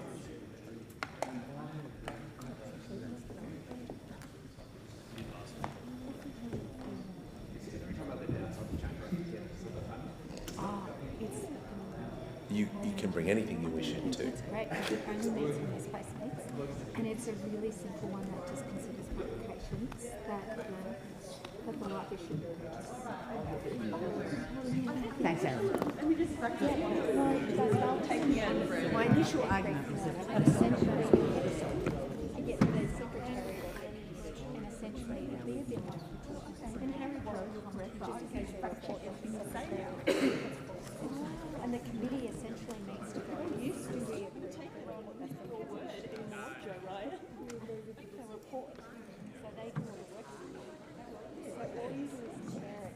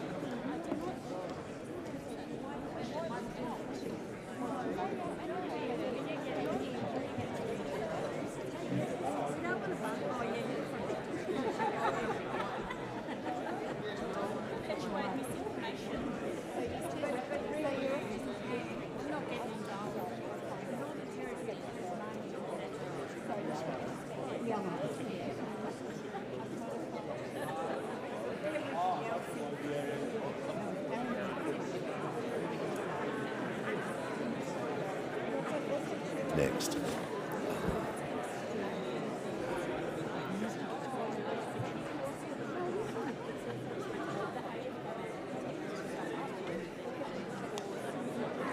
Lock the doors. The question before the House is the amendments moved by the honourable member for Goldstein be agreed to. The ayes will pass the right of the chair and the noes to the left. I appoint the honourable members for Capricornia and Bowman as tellers for the ayes and the honourable members for Werriwa and Bean as tellers for the noes.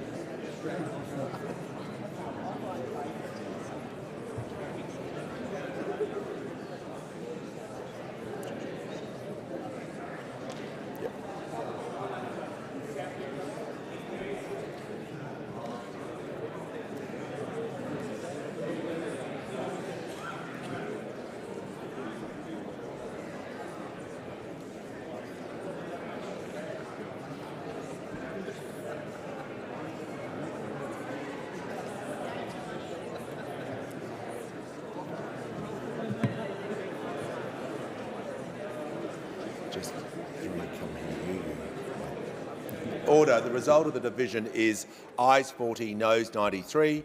The matter is resolved in the negative.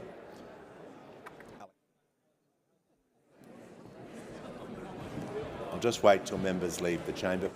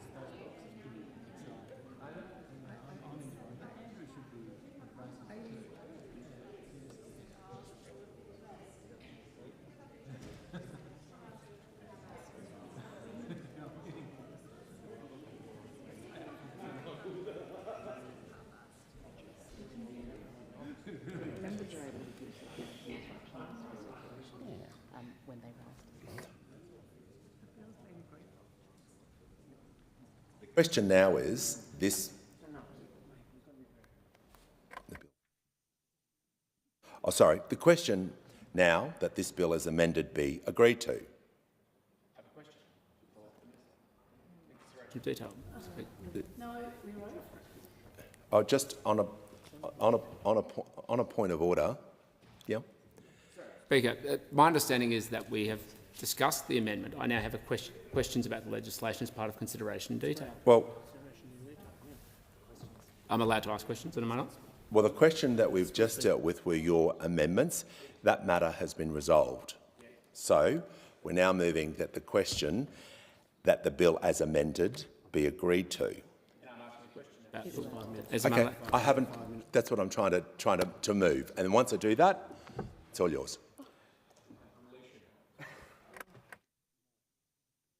Yeah. The question now is that this bill as amended be agreed to.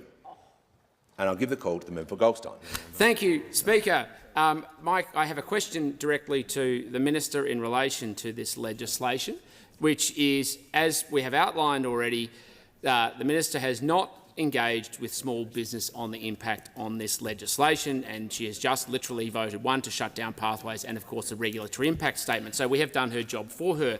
We've had a number of people contact us who have questions they want to ask of the Minister, and I will read out some of the questions that we are now going to put to her, and we'd like answers. Firstly, small businesses require owners to work in the businesses, be bookkeepers, know all tax laws, know all work care laws, all retail and wage laws, make sure everything is on paper.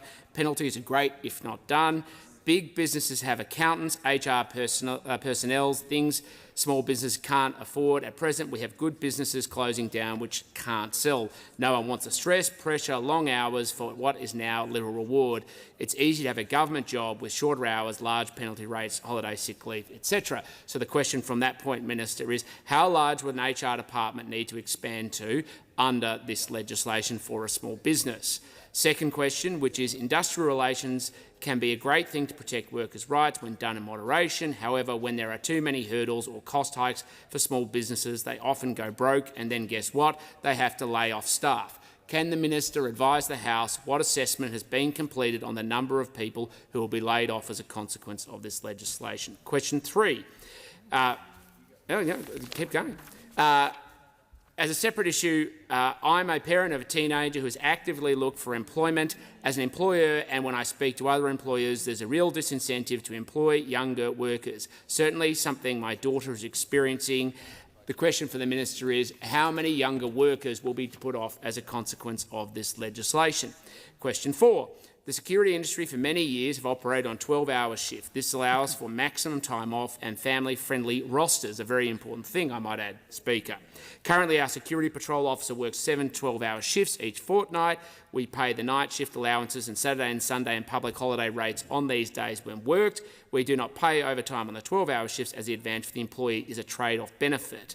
Currently, the security officer on the standard roster earns about $87,000 a year, working for less than 6 months of the year. Should the upcoming legislation interfere with the roster system, we would be forced to revert to 6-hour shifts each night. The question for the Minister is, have you looked at the impact on security sector and particularly on the impact it might have on rosters? Question 5. People forget that the price of their goods at the supermarkets are inflated to compensate for this variation in wages over the weekend, and for the supermarket, I think penalty rates cut at about 6 p.m. I think the argument from the unions would be they are unsociable hours. That work out what goods would be if they were added on penalty rates, and that has what small businesses have to then pay. Of course, it has a direct impact on things like the price of coffee, etc. Sally McManus was on television this morning complaining about bosses burning their staff out. It's not bosses that are burning people out. It's the current Labor government, especially in Victoria, putting more and more costs into small business. So small business owners have got no choice but to cut, and the easiest place to cut is, of course, in Labor. So there are a lot of people working longer hours and harder to make up the difference. Has the Minister looked into these issues? Question 6. If not a death sentence for some, not only this, but it could also mean the difference between employment or unemployment for currently unemployed workers. It's fairly clear Labor does not cares more about satisfying the unions by strengthening their monopoly on IR rather than supporting small business. Of course, this is no surprise, as they are all trade unionists. Is this legislation simply designed to feed the trade union movement and pay off their paymasters? Thank you. Speaker. The question before the House is the bill as amended be agreed to, and I give the call to the Minister. Thank you, Speaker, and thank the Shadow Minister for his sort of circular questions. Ultimately, the questions he's putting forward and the proposition he's putting forward is that penalty rates shouldn't be there in awards. That is effectively his questions about the impost that penalty rates have on HR departments, his proposition about how bad penalty rates are and how difficult they make things, goes to the substance of this bill and the basic question before the House in the bill that's amended. Do you support protecting penalty rates and overtime rates in the awards safety net, or do you not? That is a simple proposition. And all the scenarios he's put to me in the questions suggest that deep down in his heart, he would love nothing more than to strip penalty and overtime rates from all awards, and every workplace in this country. So that is a shameful proposition. And if that is what is in his heart of hearts, he should have the guts to get up to the dispatch box and say he's opposing this bill. Is he going to oppose this bill?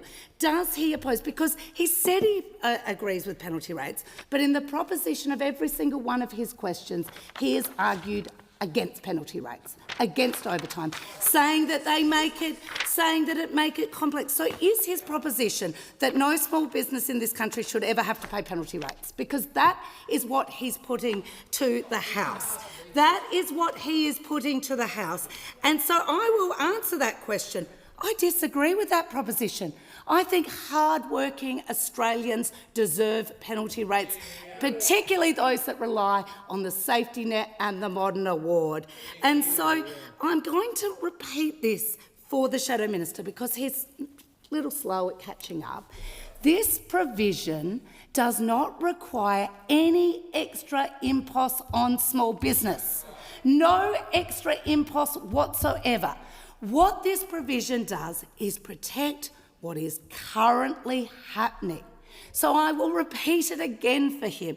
If you're a small business and you pay under the award and you're paying penalty rates, you just keep doing it. Now, if his proposition is that is terrible for small business, then he is putting to the House that he disagrees with paying penalty rates. He doesn't support penalty rates. There's no other conclusion that you can make.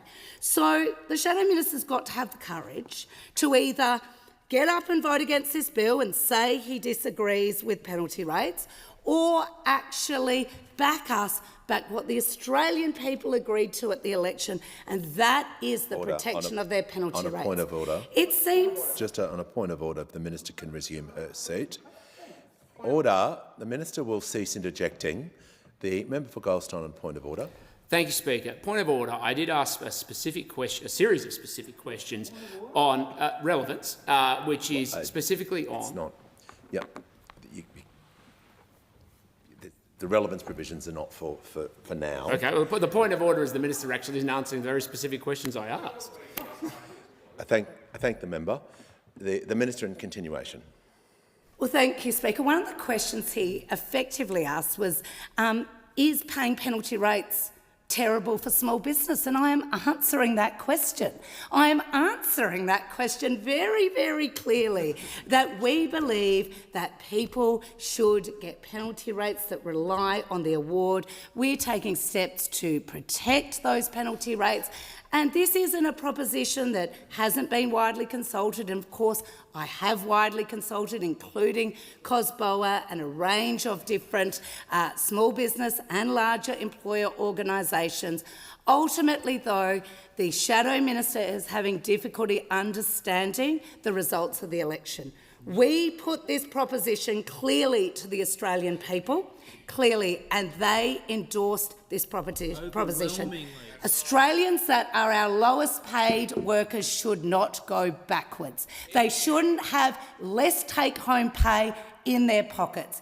This is what this provision is protecting here, and the Shadow Minister and the Liberal Party and the National Party need to front up and actually make a decision. Do they support people's take-home pay going backwards, or do they want to preserve it? The Minister's time is concluded. Give the call to the member for Goldstein that the bill as amended be agreed to.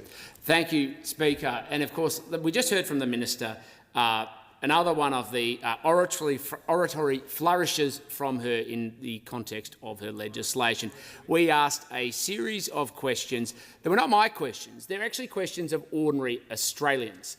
The questions that were being put forward by ordinary Australians into this parliament because the Minister refuses to do a regulatory impact statement, refuses to have a committee, literally explicitly voted against the pathway to have an inquiry into her own legislation after there were deep deficiencies, sloppy drafting, and of course it was criticised by industry as being badly drafted, to the point now where she has changed her own and amended her own legislation to address the limitations of the legislation. I see you chuckling there, Minister, but the reality is we face a situation where small businesses across the country feel like they have no voice and they have been abandoned by this government and, of course, the Minister as well as the Minister for Small Business. We raised a series of questions. The security industry is saying, what's going to be the impact on us?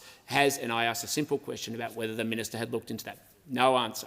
We asked a simple question about how many teenagers would be at risk of losing their jobs after a mother contacted us and talked about specifically how there was a risk that there would be a disincentive to their teenage daughter getting a job. We asked how many teenagers would lose their job. No answer. The question that was asked in the context, of course, of people saying this might be the basis in which small businesses backed are broken and how many small businesses would lose their pathway going forward. No answer. At every point of this legislation, it's drafting, and the minister has said herself, she was very open in talking about this legislation with me, and I've been very open and honest with people and saying, yes, we had a briefing. It was a constructive briefing, and we had a constructive briefing, and there were a simple series number of questions, and both hers and, of course, all of her staff were there. What were the simple questions? And the minister can attest to this. Has a regulatory impact statement been completed? No. She has confirmed this publicly, so I don't see why it's such a big problem. The second part was how many people are going to be impacted by this legislation. Nobody has an answer to that. So, of course, and they have done no study of how many small businesses. That's her decision to make that answer up. I would have just said, well, we've actually done the work and actually figured out how many people are going to be impacted by it. Then, of course, it was what's the engagement around particularly small business. She's listed out large industry associations and, of course, the trade union movement. The trade union movement's always been consulted. I bet you they're on speed dial and probably SMSing the minister now. But they, of course, have asked reasonable. The minister has gone off and consulted them, but not small business. And so all we at every point are doing is try and provide a pathway for consultation to small business to understand what the impact of the legislation is, how many there are going to be in an environment where we have record insolvencies, so we understand the impact of this legislation. And then the minister comes in here and says, we refuse to reveal our position on penalty rates. Well, I just don't know how to make it any clearer. Coalition supports penalty rates. The Coalition supports penalty rates. And just for repetition, I'm going to say it through the Speaker to the Minister directly. The Coalition supports penalty rates. So, now that we've resolved that issue, the question that we have to deal with is how many small businesses are going to be impacted. The minister seems to want to ask me questions about that, and while I am very flattered by that question, Minister, the reality is you have the department and the capacity to do so, because at the end of the day, it is your legislation, not mine. So you are running a scare campaign to justify it, then you're turning around saying it has no impact at all. I don't really understand what the point of that therefore is. We are left in this quandary where 1 minute it's the necessary provision to protect penalty rates which are deeply under threat, the next minute it's having no impact at all, and we are all very confused. I get it's confusing for the Parliament, I get it's confusing for the Minister, because we are all confused. The question now for us is, and it has been the question at every point, and I asked it from the first briefing I had with the Minister, and she still cannot answer it, is how many small businesses that operate across this country, that employ millions of Australians, are the backbone of the Australian economy, that are the basis in which the next generation of Australians get their aspiration, their hope and their opportunity for the future. How many small businesses will be impacted by this legislation, Speaker? The question is that the bill as amended be agreed to. I'll put the question. Those opinions say aye, against no. I think the ayes have it. This bill as amended has been agreed to. And I give the call to the Minister. Thank you, Speaker. I ask leave of the House to move the third reading immediately. Is leave granted? I call the member for Canning. Leave is granted. I thank the member for Canning and call the Minister for Industrial Relations. I move that this bill be now read a third time. I'll put the question. Those opinions say aye, against no. I think the ayes have it, and I call the clerk. Third reading, a bill for an act to amend the law relating to penalty and overtime rates and for related purposes. I call the clerk. Government business, order of the day number 2, Governor-General's opening speech, resumption of debate on the proposed address in reply. The question is that the address be agreed to, and in continuation I give the call to the honourable member for Bendigo. Thank you, Mr Speaker, and I'm very pleased to be able to stand to continue my remarks from a few nights ago. As I said in the first part of my speech, the Bendigo electorate election was close. It was tough, it was brutal, it was nasty. Over $2 million, it's estimated, was spent by my opponents to try and buy the seat of Bendigo, flooded the town with outsiders. I was referred to as a dog during the campaign by somebody who wanted to be the Deputy Prime Minister. It sent shockwaves through people in my community because they didn't believe in 2025 that a Member of Parliament could refer to another Member of Parliament in that way. I mention that just to demonstrate to other members that whilst they were in their own battles, this was the nature of the battle in Bendigo. But the good news, Deputy Speaker, is that we held on, despite the negativity, despite the nastiness, despite the mis and disinformation. My amazing team of volunteers, local state MPs and office held on with the seat, for the seat. At the conclusion of counting, the Labor vote was 2,983 votes ahead of my nearest challenger, securing my 5th term in this place, equalling that of my predecessor. And I'm proud to stand here and say 28 years of Labor in the federal seat of Bendigo and counting. In the future, what we hope for is elections that are free and fair, honest and respectful. It's the very least that all of us can ask. We want there to be robust debate, but it should be respectful. And I do ask those opposite that did invade our town during this election to check their language, check their behaviour. It may happen to one of your own one day, and you would be standing in this place demanding that they be respected in the same way that I am doing now.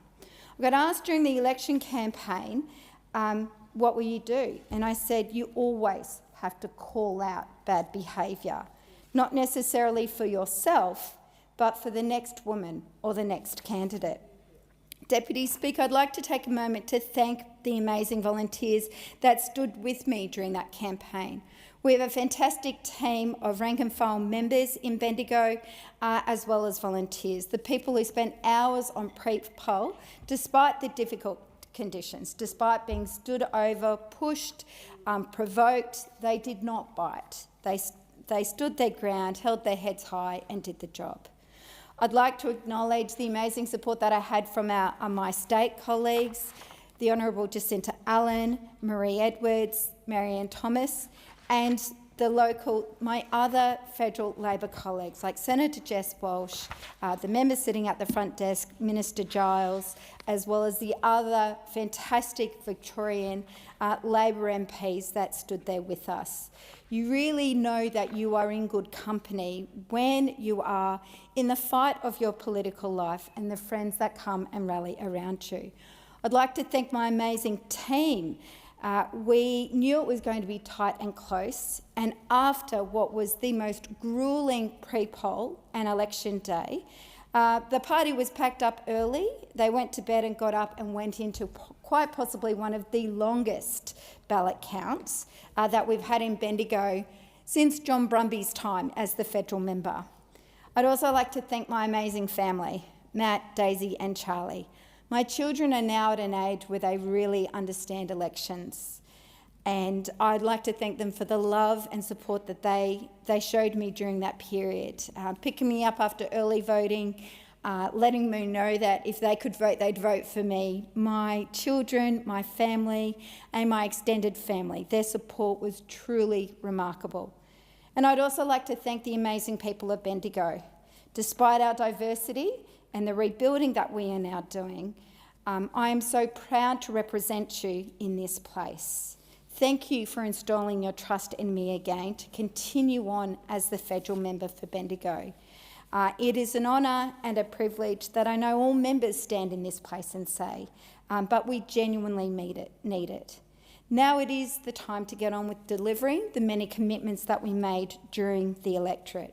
Funding for skate parks, funding for Bendigo Heritage Attraction, funding for change rooms for women so that they can change in a safe and inclusive space, upgrades to the North Bendigo Rec Reserve, funding for reimagining and restoring the Bendigo Creek, funding to deliver a veterans hub for veterans and families in the Bendigo and district area, funding for a Bendigo Headspace Plus, some of the many commitments that Labor and I made to the people of Bendigo.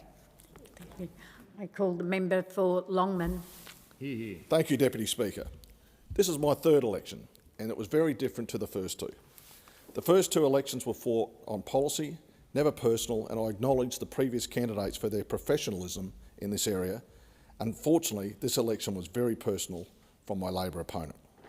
There were so many lies told about me, and she brought my children into the campaign, which both sides have always agreed is not on. My staff and volunteers were accused of bullying, which is simply untrue, but of course a little bit of mud always sticks, which my opponent of course knew and went ahead with anyway. For the first time I had call flute signs pulled down, and in many cases they were replaced with my Labor opponent signs. Now of course, Deputy Speaker, the temptation is to fight fire with fire, and I could have pulled her signs down, but I chose not to. I was given some personal information on my opponent, which was pretty awful, but I chose not to use it because I want to be part of the solution, not part of the problem. Deputy Speaker, I've said from day one, I'd rather lose playing fair than win playing dirty, and it still sticks to this day. Now we know part of politics is about calling out other politicians or candidates for bad policy, but it should never get personal, especially involving families. The other challenge that I had, which was a little bit unusual, was to put the family first candidate last on my how to vote card. I had it all sorted out and ready to go, and then I was given some very, very damning information on this particular young man who I'd actually met, and sadly he had come out and spoken in a terrible way about women, about the Jews.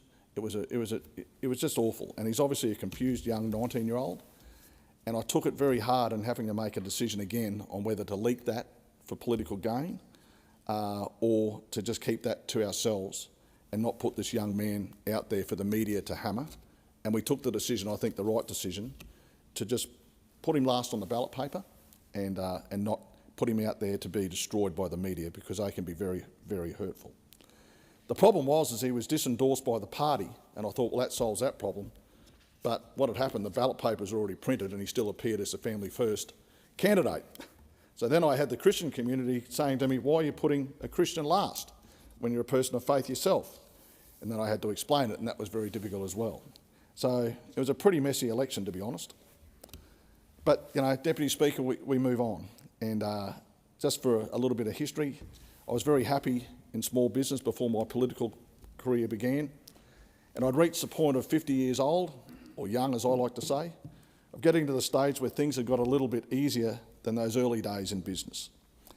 We had never navigated those difficult and costly first few years, where 70 to 80-hour weeks and running on fumes was the norm, and the two businesses I had ownership in, well, they were 10 years old, and they'd matured. And the temptation, of course, at this stage is just to cruise to retirement for the next 20 years and then do a bit of part-time work in the business in retirement. But, you know, I don't think I'll ever retire Deputy Speaker fully. But reflecting on how good this country had been to a kid who'd been raised in Kalanga and then moving slightly north to Caboolture, which are both very blue-collar, knockabout communities. You know, I left school at 15 and started work as a garage attendant, or a petrol pumper, as they used to call them in those days. And then spent the first 4 years of my life working full-time, working full-time on a minimum wage. So I understand what it's like to eat Vegemite toast for dinner, Deputy Speaker. But then I worked hard and ended up owning businesses and employing young people who were just like me. And I wanted to give back in another way to this country that had been so good to me, hence my run in politics. I'm also driven by the fact that kids, in particular, who aren't academic in many cases, feel like they are second-class citizens if they don't get a degree and they have no future. Well, I want to give them hope. I want them to know that they can make something of themselves, that they have value, and as much value as someone with a degree. I despise this hierarchical system that we've created in our society, where people in some vocations are considered by many as more important than others with other types of jobs simply because they earn more. Our monetary worth should never define our value to society or self-worth. How well we do our job, our behaviour, and what we contribute should determine these things. We all have our place in society, and we're all of equal value, regardless of our gender, sexuality, race, religion, or our vocation. Of course, different vocations are remunerated in different ways, for many reasons. the market demands, the amount of sacrifice required through training, and the amount of risk needed in each vocation, and that's fair enough. But to say that those on higher incomes are more valuable is just not right. The attendants in this place look after us politicians so well are just as valuable, and I thank you for your service. Deputy Speaker, being the member for Longman for 6 years, I've always visited and met the various community and sporting groups along with the City of Moreton Bay Council to find out the needs of the Longman community. I spent most of my life living in the Longman community, apart from a couple of stints away for work, and as a result, I know the community pretty well.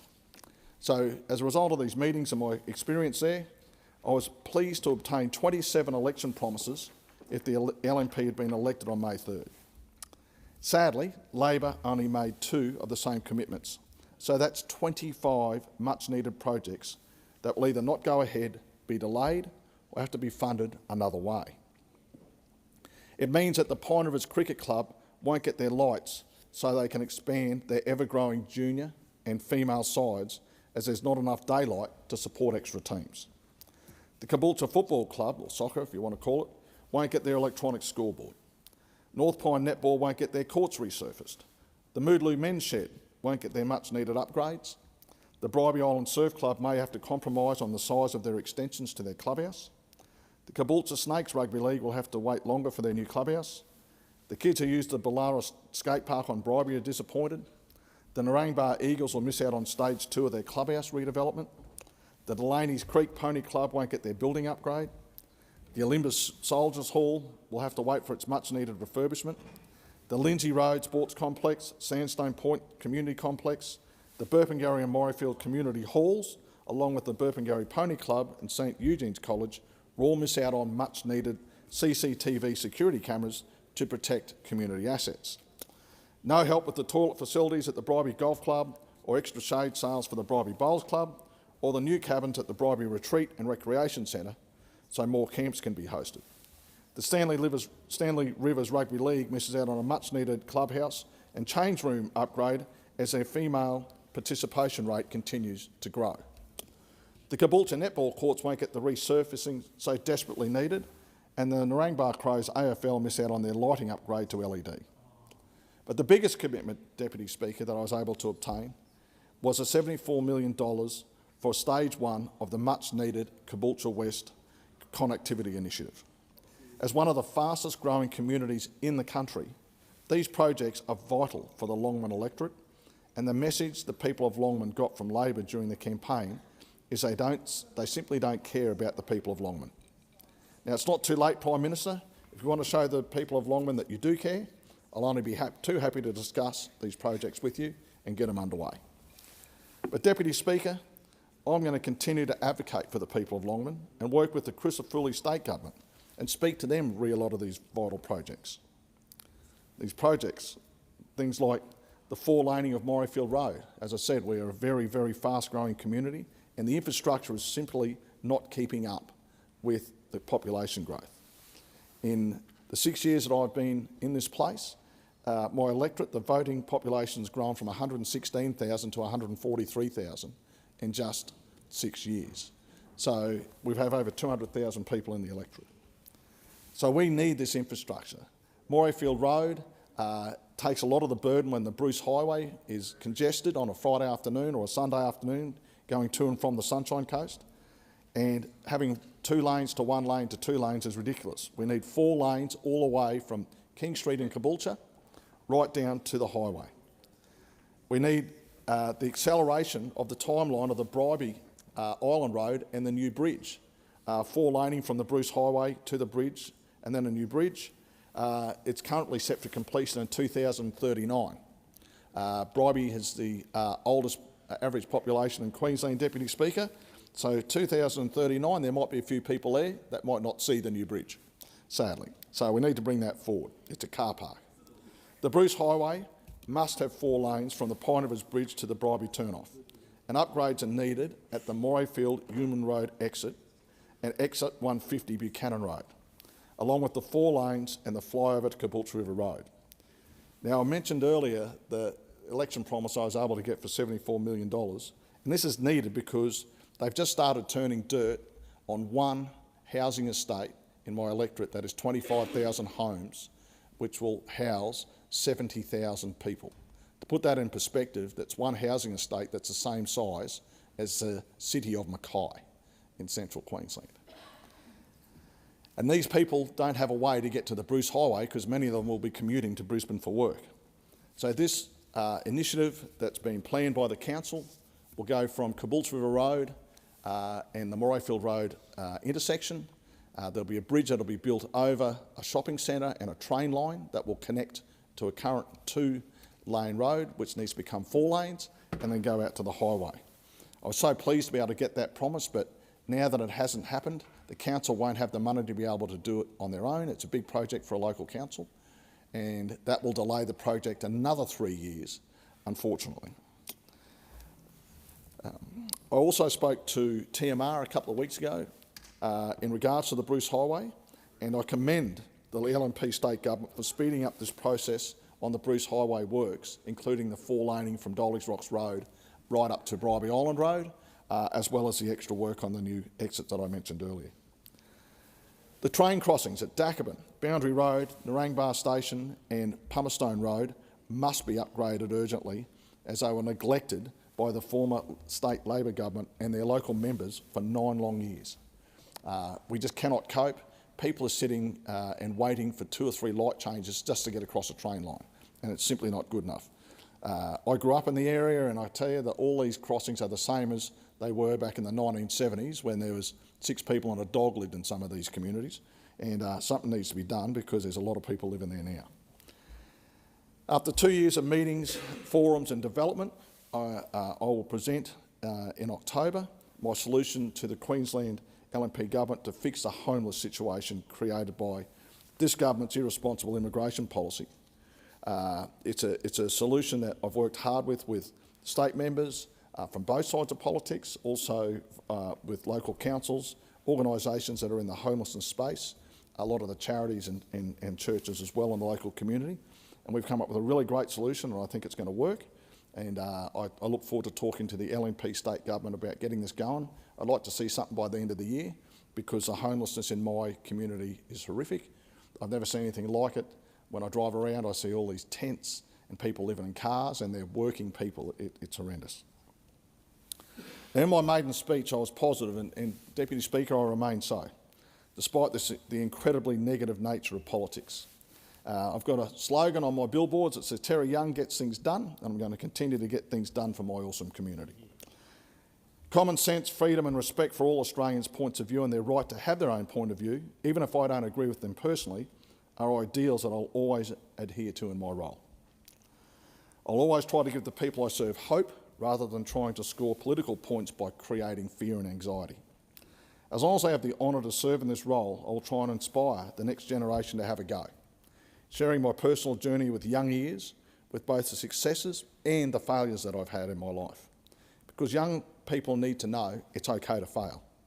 In fact, failure is not a final destination, but it's part of the journey to success as we learn more lessons from our failures than our successes, and that develops resilience. I want to thank my volunteers for their commitment and hard work, not only during the campaign and nearly 3 weeks of counting on the vote, but their service during the term. I won't mention any names, as to miss one name would be an injustice. You all know who you are and the individual but vital role you played in the campaign. I also want to thank my staff for their commitment and hundreds of extra hours they do during the campaign and their commitment to our great party and to me personally. I could not do this without you. A big shout out to my family and friends who support me not just practically by handing out at a polling booth, even though a lot of them don't like doing that stuff, letterboxing and the like, but for your love and support during the most difficult and stressful of times. My wife Alex and youngest daughter Jess bear most of the load, as they are the ones who live with me. The others have all left home. So thank you, ladies.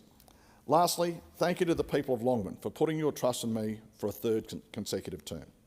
As always, my door is always open to meet with you. And when you see me out and about, please come and say good day, because I'd love to meet you.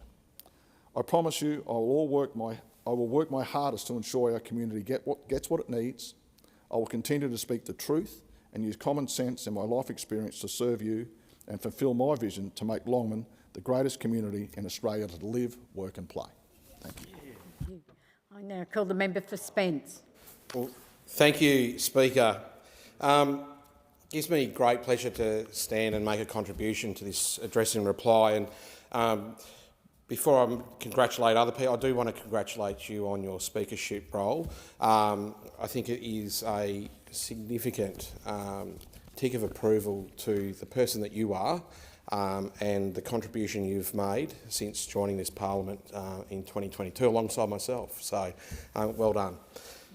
I do want to also extend my congratulations to the Speaker of the House, the member for Oxley. He has been a fantastic contributor since my time here and has really elevated the role of Speaker, in my view, since my election. I also want to extend that to the Deputy Speaker, Ms Sharon Clayton, a very dear friend and someone who has offered quite a lot of advice over the last 3 years.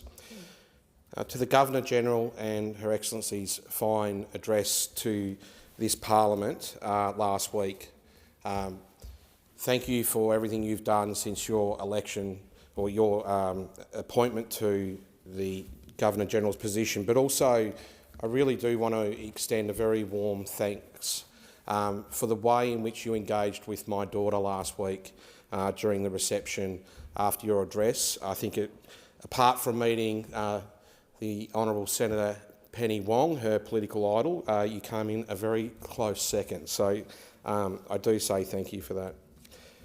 To the people of Spence who have entrusted me for a second term, from the bottom of my heart, thank you very much for the great honour to be able to stand in this chamber and represent your needs on a day-to-day basis. It is by far and away the greatest privilege of my life. As a young boy growing up in Mildura in country Victoria, I never thought in my wildest dreams that I would make it to this place. To have had 3 years as the member for Spence and then to be re-elected is just such a privilege. As I'm sure every member in this place acknowledges, it is an absolute gift to be able to have your name called and to speak on behalf of your constituency. So to every single person who voted for me, for those that didn't, there's still time. Hopefully at the 2028 election you might change your view and swing in behind me, and hopefully we can get that margin up over 50%. That would make my day for sure. But any day where I get called as the winner of the seat of Spence, I'll be very, very happy and eternally grateful and always put my best foot forward to represent our community. So thank you very much for that. Whilst I'm giving thanks, I do really want to say thank you to the union movement for having my back over the last 3 years. A big shout out to the SDA, the AWU, HSU, SA unions, but more importantly, my union, the TWU.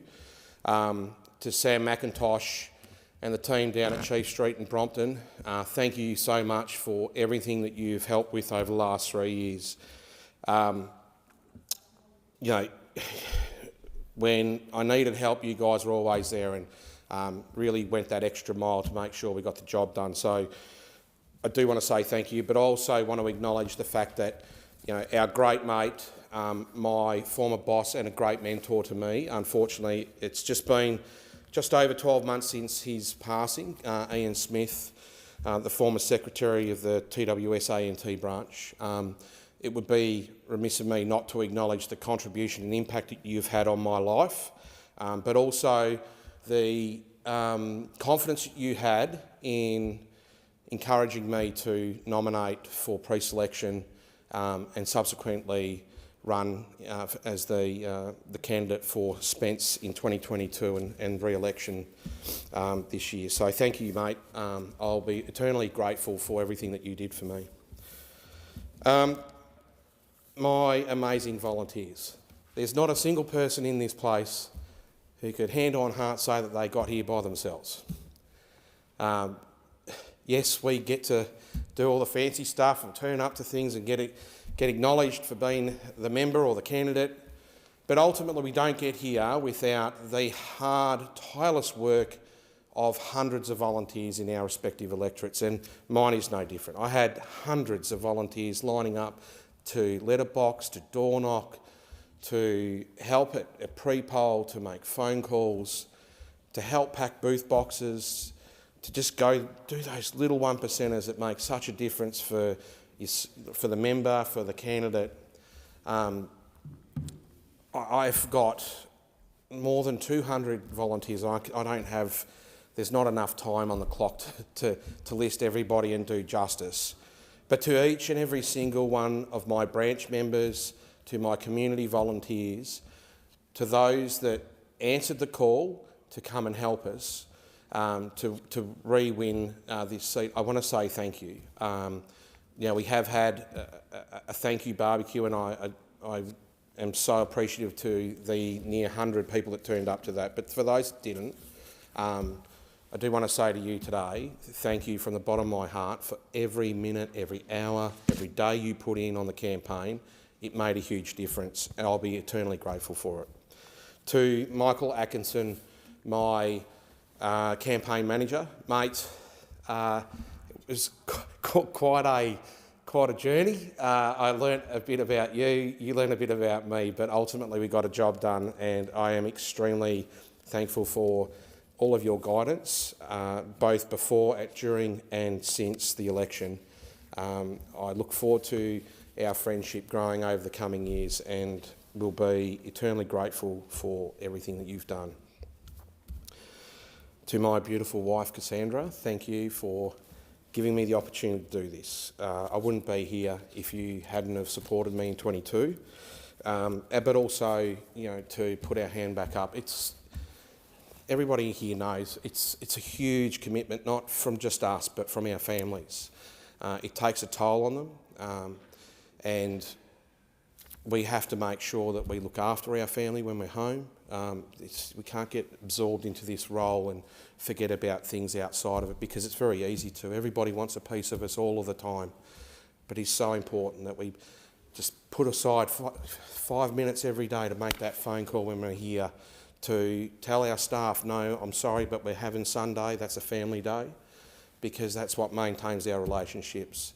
It's what keeps us grounded in this job, so that we don't lose sight of what we're here to do.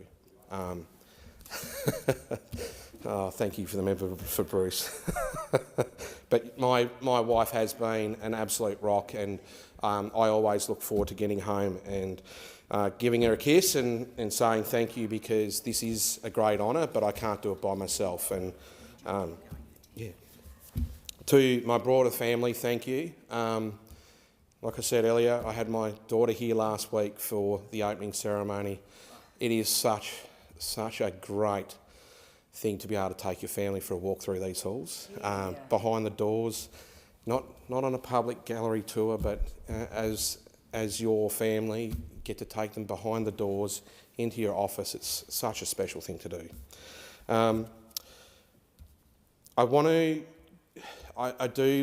It's quite fitting that I sit or stand in this position now. When I was elected, my seat was just over here, and I sat beside, I believe it was my first seat buddy, the member for Dunkley, the former member for Dunkley, Peter Murphy.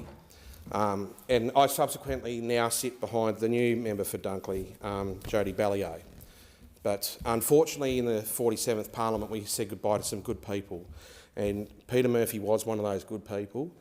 She was a shining light on many colleagues in this place, both on this side and on the other side of the chamber. I know the member for Gippsland was a very good friend, and it was very unfortunate that we had to say goodbye to her. But in her own way, she made sure that she imparted something extremely special on every single person in this place, and I absolutely benefited from every single contribution she made at her seat. It has made me a better speaker. It has given me a lot more confidence, and it would be amiss of me not to say thank you. But we also said goodbye to our good friend Senator Linda White, a class colleague, of the class of 22, and she unfortunately did not have enough time in this place to make the contribution that she was destined to make, but the time that she did have, she wasted not a minute. Not a minute did she waste. She ensured that her fingerprints were left in this place for eternity, and she should be extremely proud of that contribution. But it's also a reminder to every single person elected in this place and the other that we don't have time to waste. That when we come to Canberra, we're here to do a job. We're here to represent our constituents. We're here to represent our state, if you're a senator. We're here to represent the people of Australia and make decisions that put them in a better place. That is ultimately the responsibility bestowed on each and every single one of us. And I choose not to waste a minute of my time here because it is too valuable, because we don't know when we won't get the chance to have our name called and speak on behalf of our communities. And I don't say that just because of the two people I've spoken about. I say that because of the 33 people that didn't make it back to this place. For some of them, did not have the opportunity to give a valedictory, yet made significant contributions to this House, and probably did not envisage that their time was going to be called at the last election. So it is incumbent on us as elected members of this House to make the most of every single day that we have got, because it might be the next election that unfortunately you don't get to come back. And I say that in jest, and to all the excited new members of the 48th Parliament. I watch in envy of the contributions that you've already made, the amazing first speeches, so many amazing first speeches, not just on our side of the House, but also on the other. An absolute pleasure to sit in this chamber and hear what your story is about you as a person, but the contribution that you look forward to making to this place and to our country, and you should all be very, very proud of the speeches that you have given so far. To the Australian Electoral Commission, especially the Divisional Returning Officer Lawrence Staife, who was the overseer for my electorate election, thank you very much to yourself, to your entire team, both at the headquarters but at each of the pre-polling locations, and the staff that you're responsible for on election day. Your team went above and beyond to make sure not just myself but the entire 8 candidates were informed of what was going on, but also that the voter experience in our electorate was not like some of the others that we've heard about across the country. That takes good leadership, and it starts with your role. So I do want to say thank you, because it is about making sure that voters are encouraged to come back and fulfil their democratic obligation at each and every single election. So thank you very much. Now, over the last 3 years, we've had such a fantastic opportunity to deliver so many great outcomes for our community. I'm going to start with probably my most favourite policy front. No, it's not defence, member for Lawler. Yeah. It's education, because it does have the capacity to unlock the door to opportunity and lift people up and give them a chance at a great life. And I remember when we had the university's interim record, and inside that paperwork, for those that actually took the time to read it, there was a piece that said regional university study hubs and suburban university study hubs, to try and connect outer metropolitan, regional rural students to the opportunities of higher education, make it more attainable. And I've looked at it, and so that's exactly what my electorate needs. Exactly what my electorate needs. And I do want to say a huge thank you to the City of Playford for partnering up with the Flinders University and University of Adelaide sitting down, having the conversations to make sure we got the right proposal before the selection committee to give ourselves the best chance at delivering a study hub right in the heart of our electorate. And we were successful in getting that. The interim hub has been opened, and in the not too distant future we will be opening the Forever Home at the TAFE campus in Elizabeth, and it will change the educational outcomes for thousands of young people in my electorate. It'll change the educational outcomes for thousands of adult entry students in my electorate. That is what Labor governments are elected to do, to create opportunity for those who haven't had it in the past, to change the outcomes. We did it through fee-free TAFE. And during the election campaign, I had the skills minister come down. We went through for a walk through the wet room, play around with a bit of builder's mud and try a hand at bricklaying. I've never done bricklaying before in my life, but I did lay a better brick than the good minister. He'll probably come in here and contest that's not the case. But what we did see was the young people who were doing a fantastic job at getting their skills, their trade certifications, so that they can contribute to the housing construction needs of today and tomorrow to provide the houses for those who need it most in our community and communities across the country. That's the power of education, and something that I will be forever grateful for of our government. So I could go on forever, but what I want to close with in saying is, to my community, thank you so much for the greatest privilege of my life, to give back to our community, to represent our community with a strong voice and to fight for what's right each and every single day. And for that, I thank the House. I give the call to the Assistant Minister. I move that the debate be adjourned. The question is the debate be adjourned. I'll put the question. Those opinions say aye. Against no. I think the ayes have it. I present the revised report of the Selection Committee relating to the consideration of committee and delegation business and private members' business on Monday, 25 August 2025. Copies of the report have been placed on the table. The call to the Chief Government Whip. Thank you, Speaker. I ask leave of the House to move a motion to suspend so much of standing and sessional orders relating to private members' business on the 25th of August 2025. Is leave granted? Leave is not granted. I call the Chief Government Whip.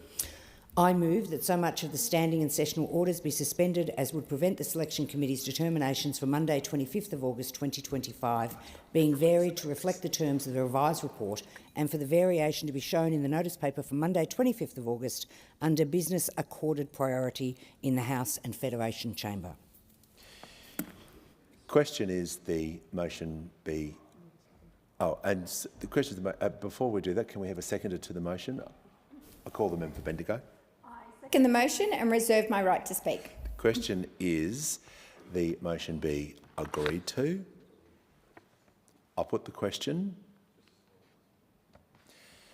Those opinion say aye.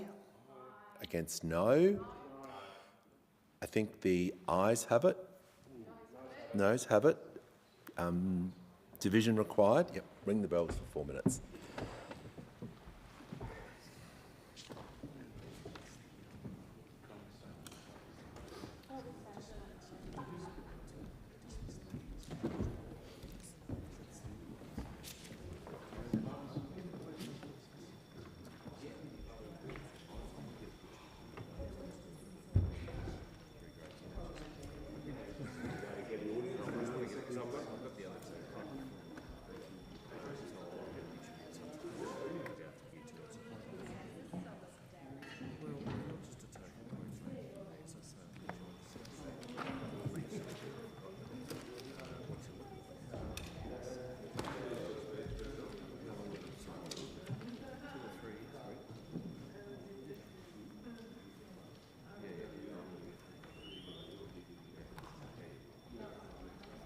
Yeah.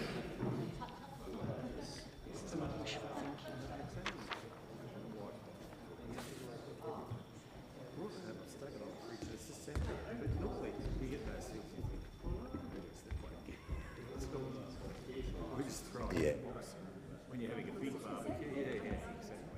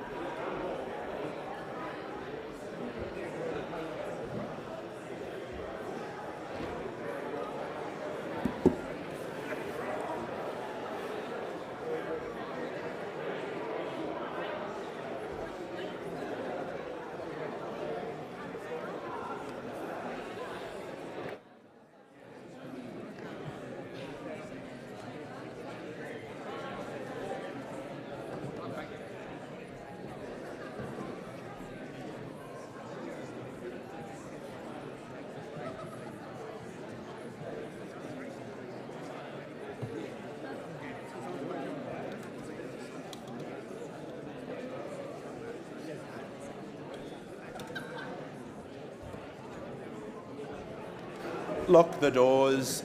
The question before the House is the motion moved by the Chief Government Whip be agreed to.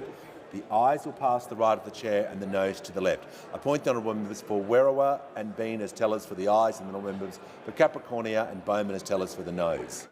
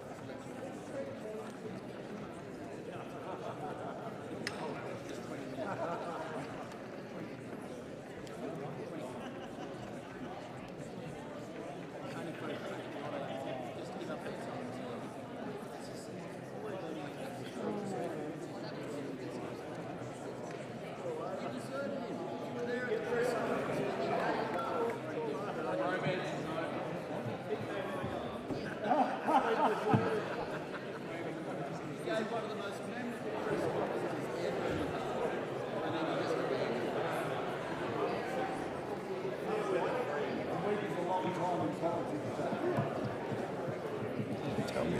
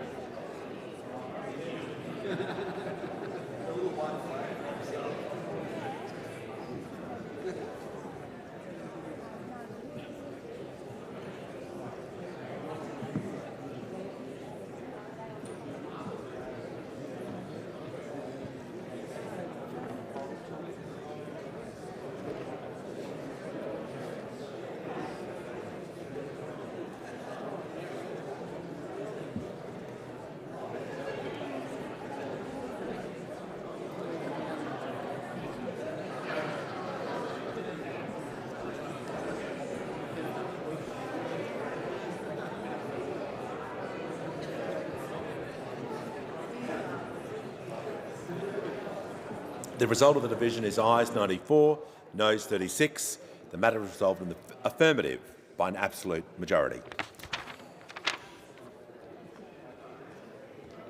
Now, the debate is interrupted in accordance with Standing Order 43. Are there any statements by honourable members? And I give the call to the honourable member for Monash.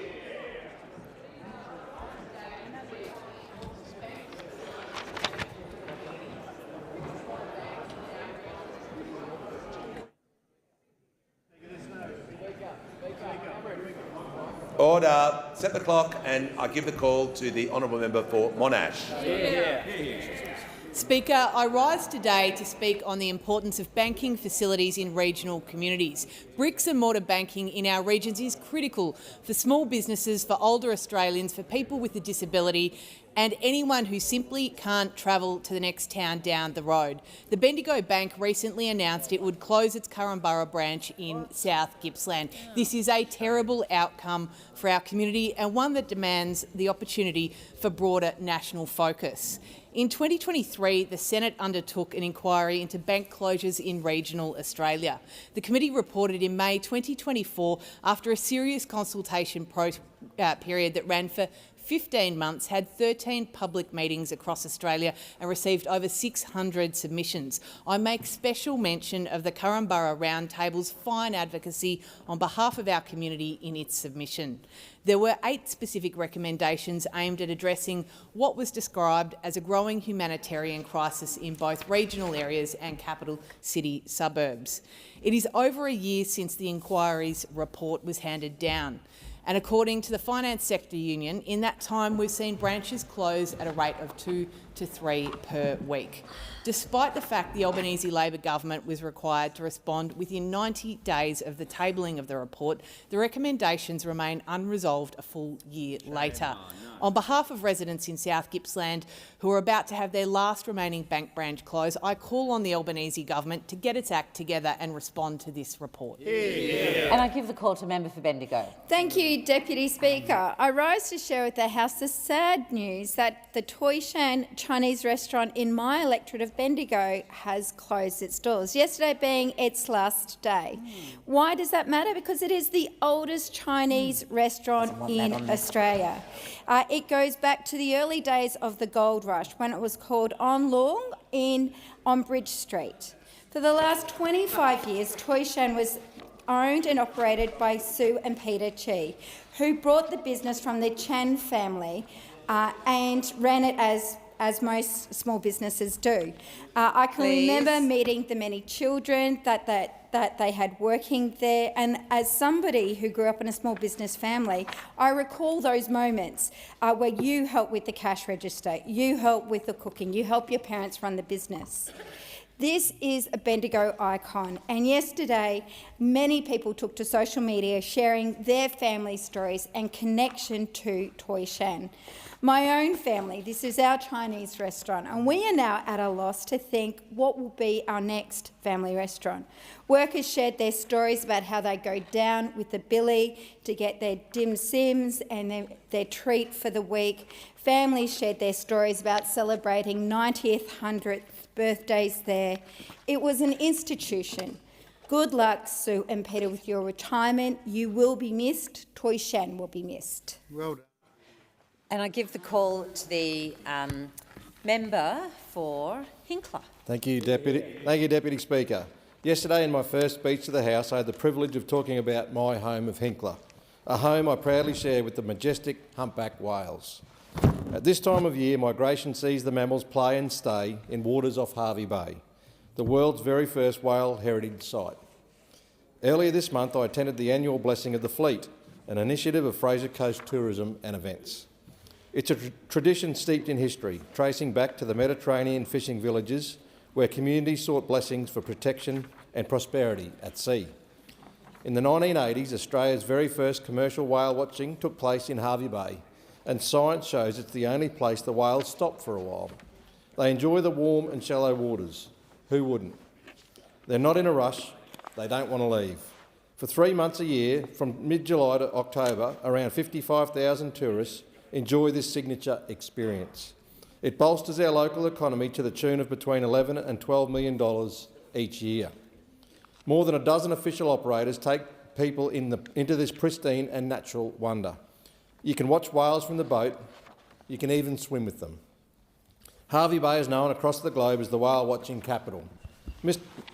Deputy Speaker, I wish all the operators in the tourism sector the very best for a safe and successful season. And I invite all members, visitors from near and far, to come and enjoy the best whale watching experience, the home of the humpback whales, Hervey Bay. Member for Solomon. Thanks, Deputy Speaker. Well, the Country Liberal Party won the 2024 Northern Territory election and formed government nearly a year ago. So we are close to the end of their so-called year of action. But hopes for evidence-based policies have been all but crushed. Deputy Speaker, it is important, as you know and all honourable members should know, that we need to listen to experts. And today I echo the advice that 45 paediatricians have provided to the NT Chief Minister. They say, and I quote, "Adolescence is a developmental period which offers a window of opportunity to promote positive connections, to protect from harm and to provide safety," end quote. Their advice includes permanent banning of spithoods in youth detention, providing early paediatric neurodevelopment assessment, health and education support in youth detention, and prioritise therapeutic, community-based diversionary alternatives. It is clear that the CLP lacks the capability and the intent to keep young Territorians safe and to support them. Examples include their move away from diversion and the delay of the federally funded $5 million youth engagement hub in Casuarina, which, despite being shovel-ready, is now up in the air. It is the NT government's responsibility for law and order, but it is also a responsibility for youth services that work. Complete lazy party. Member for Calare. It was announced that emergency responders, volunteers and community workers involved in the February and March 2022 floods in northern New South Wales and Queensland were rightly eligible for the National Emergency Medal. However, despite the extraordinary acts of courage and service from our responders and volunteers during the central western New South Wales floods of November 2022, these Australian heroes are still not eligible for this honour and recognition. Eugowra was the scene of the biggest helicopter rescue in Australia's history. Last year I wrote to the Governor-General and the Prime Minister requesting that the medal be made available to those who served during that traumatic and tragic time for our region. In July last year, I met with the Assistant Minister to the Prime Minister to request that he raise this with the National Emergency Medal Committee. He undertook to do so. During question time last year, I asked the Prime Minister whether the medal would be extended to those who served during the Central West floods. I was told by the then Minister for Home Affairs that the government would liaise with the National Emergency Medal Committee and come back to me with a response. The Assistant Minister to the Prime Minister later confirmed that the Medal Committee had been contacted. However, to date, no further information has been forthcoming. I once again urge the government and the Governor-General to extend eligibility for the National Emergency Medal to those who served the Central West with such distinction during the devastating floods of 2022. Our community members deserve nothing less. Member for Banks. Thank you, Deputy Speaker. I stand to acknowledge some of the 19 fantastic groups in my electorate that are receiving funding from the Stronger Communities program.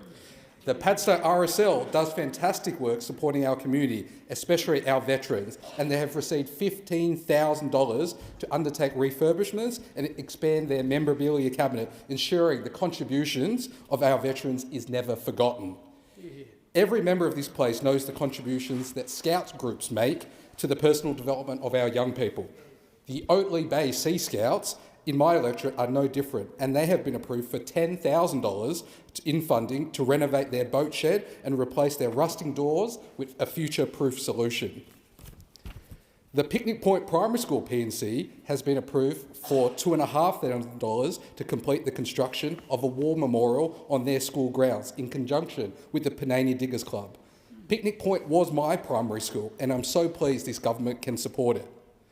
The Tower Street Public School, P&C, has received $10,000 to construct a unique outdoor learning space to enable greater collaboration amongst students and to be a focal point for cultural celebrations. It is also a school I'm very familiar with, having gone to after school there for a number of years as a young man. Finally, $8,000 has earmarked the Lugano Public School P&C to purchase picnic tables for their playground, to double as an outdoor learning space. I'm so pleased to congratulate these groups in my electorate for their great work. Member for Curtin. This week, the WA Liberal Party's State Council supported a motion to abandon our net zero target for 2050. And this motion came out of the division of Canning. This brings them in line with the member for New England. Nationals policy seems to be taking over what's left of the coalition. Now, this is an extraordinary step backwards, once again showing that members of the coalition are refusing to listen to the message of the last two elections. Returning to the climate wars is economic sabotage and a political own goal. They're turning their backs on the prosperity, health and well-being of our children. Businesses and investors are ready and willing to invest in industries of the future, but they need policy certainty, not mixed messages coming from our politicians. We have the best renewable resources in the world, and we can build a future powered by the sun and the wind. We have an abundance of critical minerals that the world wants and experience building big projects. Not many countries have as bright a future as we do in a net zero world, but only if we reach out and grab these opportunities. This is the future that the people of Curtin and most Australians are fighting for. The coalition as a whole must decide if it's in favour of Australia having a flourishing economic future on a livable planet or against it. Member for Aston. Thank you, Deputy Speaker. I want to acknowledge the remarkable work of a charity based in my electorate, the Hands Off Foundation, a grassroots organisation making a real difference in the lives of victim survivors of sexual assault and violence. From emergency accommodation and counselling to transport and relocation costs, they offer safety, dignity and hope in the most difficult moments. Last Friday night, I had the honour of attending their annual gala dinner, an inspiring evening that brought together local communities, survivors, advocates and allies with a shared commitment to end gender-based violence. The event was both moving and powerful, not only for the courage of stories shared, but for the strength of collective action it represented. We were very privileged to hear from keynote speaker Rosie Batty, whose fierce advocacy continues to lead the national conversation on family violence. Her words were a powerful reminder of the fundamental role that charities play in providing urgent support and resources to victim survivors. To all at Hands Off Foundation, and especially the wonderful Donna Jordan, founder of Hands Off Foundation, thank you for showing courage, for taking action, and most importantly, for believing survivors. Your work changes lives and deserves our deepest respect and support. Member for O'Connor. Thank you, Deputy Speaker. And I rise today to call out the Albanese government for its neglect of regional Australians. Throughout the recent election campaign, the Prime Minister flashed his Medicare card around, stating this would be the only card needed to visit a doctor. For many constituents of O'Connor, this was never going to be their reality, living in towns that may not even have a doctor, far less one that offers bulk billing. And, as of the 1st of July, the changes to the NDIS, in particular halving the travel charge rates, has resulted in even less essential service delivery to the bush. I've spoken to NDI service providers who say these latest changes, introduced with only 2 weeks' notice, leaves them with little option but to reduce or cease services. We're talking about providers who regularly travel up to 12 hours to service some of O'Connor's most isolated and disadvantaged communities. They're now saying that providing these outreach services will be financially unviable. Many O'Connor constituents eligible for the NDIS have never been able to use their plan due to the tyranny of distance, and so many more will now be excluded from services that cannot be substituted with telehealth or any other remote form of delivery. Again, the people of the bush are left behind by policies designed with only city and suburban voters in mind. Member for Gorton. Thank you, Deputy Speaker. Congratulations to the Caroline Springs Rotary Club President-elect Martin Farrugia. A heartfelt thanks to Ronald Moss for his incredible leadership and dedication during his term as Rotary President. Ronald's unwavering commitment to service has been truly inspiring and of enormous value to our community. A huge congratulations on the Rotary Club's upcoming 10-year anniversary. Looking forward to their celebrations. At the Auburn Vale Football and Netball Club, the volunteers are its beating heart. Last Saturday, I had the honour of attending the annual Ladies' Day event in Deer Park. Dressed in pink, we raised awareness and funds for breast cancer research. 2 footy games were played and medals presented in honour of Julie Smith and Gemma Boyd, 2 local women lost to breast cancer. I'd like to pay tribute to these amazing women and pass on my condolences to their families during this difficult time. Thank you to our local legends who coordinated this event, Saffron and Joe, and I look forward to next year already. Today I met 2 inspiring young leaders from the Multicultural Youth Advocacy Network. Like 80% of the Gorton electorate, migration is part of Timu and Nirja's stories. Timu is passionate about improving mental health outcomes for young refugees like himself. Nirja is a uni student from Caroline Springs, right in the heart of Gorton. With her initiative, Law on the Go, Nirja hopes to increase access to legal service to COG communities on employment rights, visas, housing disputes and discrimination. This is critical to breaking down barriers for young people and migrants in our community. Thank you to Timu and Nirja for being a shining example of the value multicultural youth bring to our wonderful country. Thank you. Member for McPherson. Thank you, Madam Deputy Speaker. I rise today to share some of the fantastic local events that I've had the pleasure of attending since becoming the member for McPherson. Since my declaration in early June, I've wasted no time getting to work for the people of the Southern Gold Coast. In just 9 weeks, I've attended over 110 community engagements, meeting hundreds of locals, small businesses and community groups.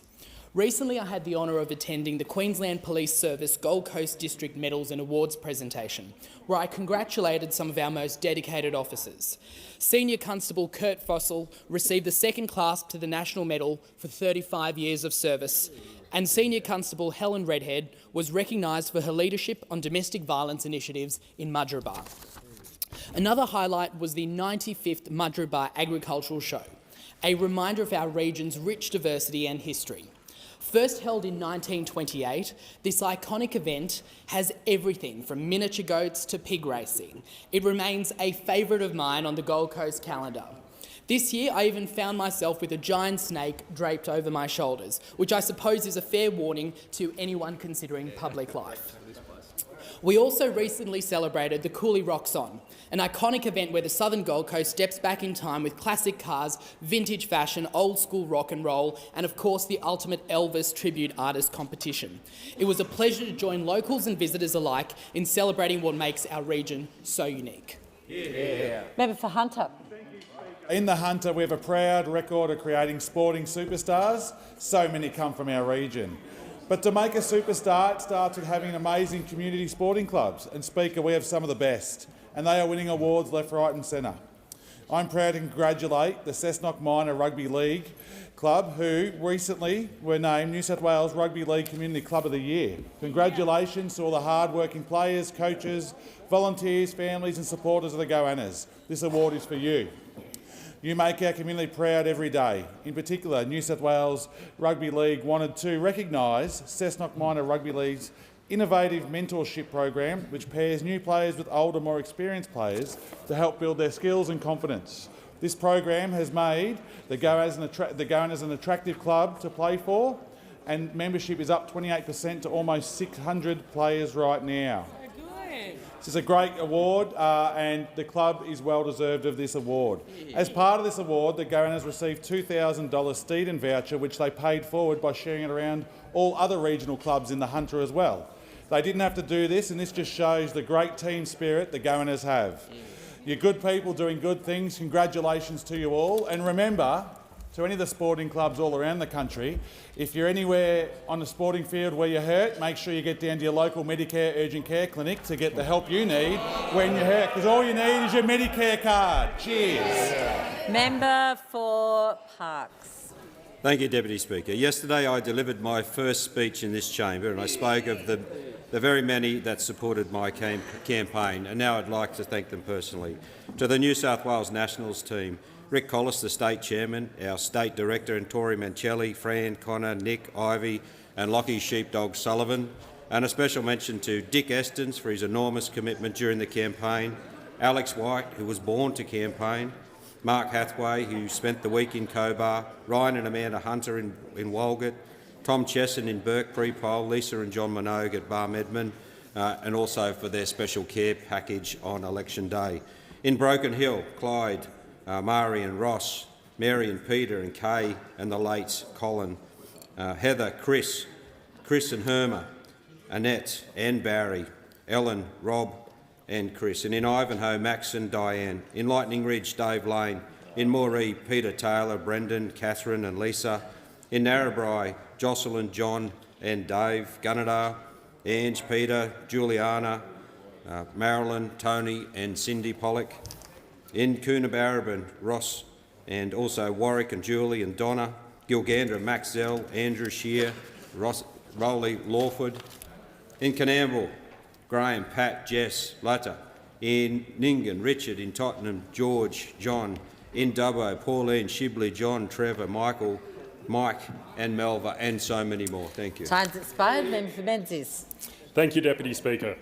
I want to acknowledge the outstanding work of Eastern Community Legal Centre, based in Box Hill in the electorate I represent, which continues to be a lifeline for so many across the eastern suburbs of Melbourne. Yeah. Having volunteered at Community Legal Centre myself, I know how vital they are in supporting some of the most vulnerable in our community, particularly victim survivors of family violence. This is why it's wonderful to hear that the Albanese Labor government will invest $1.865 million in legal assistance services under the National Access to Justice partnerships. Yeah.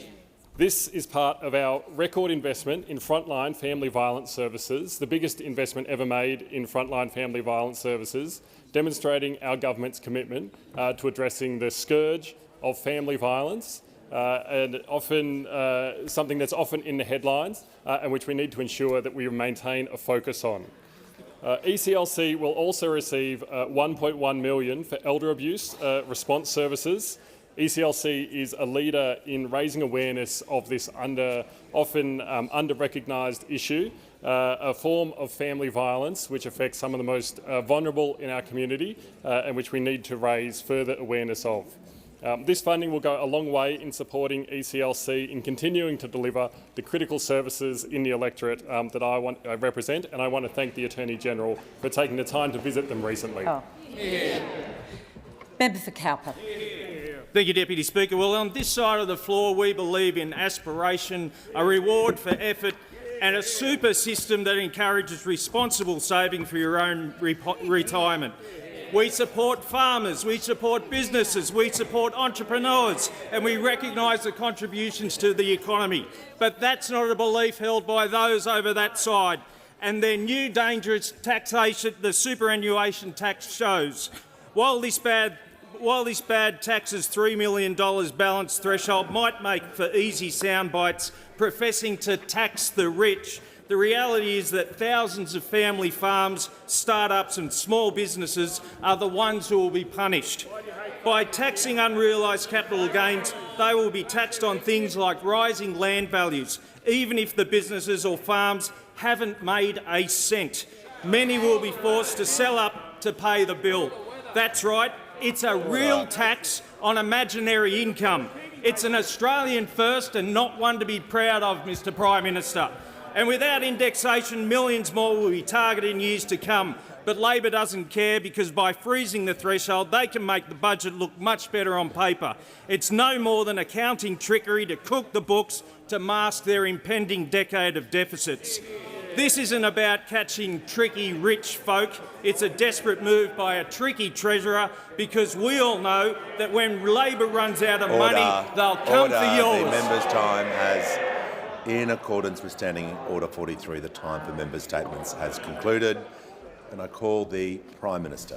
Thanks, Mr Speaker. I inform the House that the Minister for Regional Development, Local Government and Territories and Emergency Management will be absent from question time today.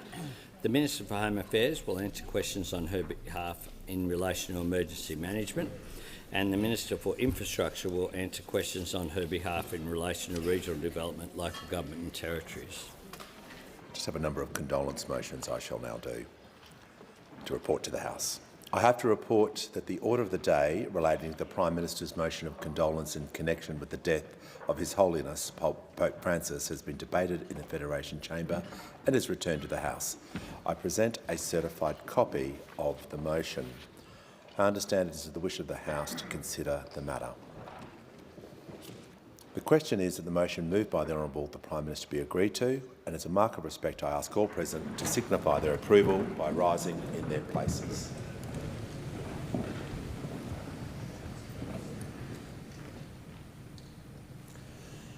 I thank the House. I have to also report that the order of the day relating to the Prime Minister's motion of condolence in connection with the death of the Honourable Peter James Nixon AO has been debated in the Federation Chamber and is returned to the House. I present a certified copy of the motion, and I understand it is the wish of the House to consider the matter immediately. The question is the motion moved by the Honourable the Prime Minister be agreed to, and as a mark of respect, I ask all present to signify their approval by rising in their places.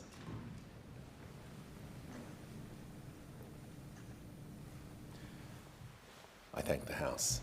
And finally, I inform the House of the deaths of Martin Bruce Cameron and John Owen Stone AO, former senators. Martin Cameron died on the 24th of June 2025. He represented the state of South Australia in 1969. John Stone died on the 17th of July 2025. He represented the state of Queensland from 1987 to 1990. As a remark of respect to the memory of the deceased, I invite all present to rise in their places.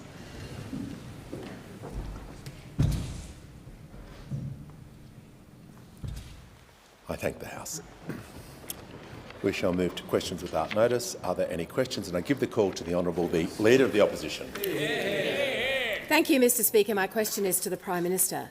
Can the Prime Minister explain why 63,000 more Australian families are on hardship assistance arrangements for their power bills today than on the day Labor took office 3 years ago? The call to the Prime Minister. Thanks very much, Mr Speaker. One of the things that my government has done, of course, is introduce energy bill relief. 3 lots of energy bill relief, all of which were opposed by those opposite. The latest element of energy bill relief began on July 1 and will extend until December 31. So we are engaging, as we have, in the immediate support for people and for small business in energy bill relief. The second thing that we have done as a government, I'm asked about last term, was to intervene in the gas and coal market to put a cap on prices That was a very significant intervention. And it's true that it wasn't something that we took to the 2022 election, but it was something that we did in partnership with a responsible Liberal government led by Dominic Perrottet in New South Wales. And what that was about was making sure that the global spike in energy, the biggest global spike in energy prices and pressure that we had seen since the 1970s, was dealt with in a responsible way. So we did that in New South Wales and in Queensland in particular. And the third thing that we are doing is to do things which yesterday, in the question from the member for Monash, her first question, I congratulate her on her election to the House of Representatives and on giving her first speech in this place. In her first question, she asked, in part, not her fault, in part was given a question that spoke about permanent reductions in people's energy bills. And that is precisely what batteries storing energy from solar panels on roofs does. Will pause.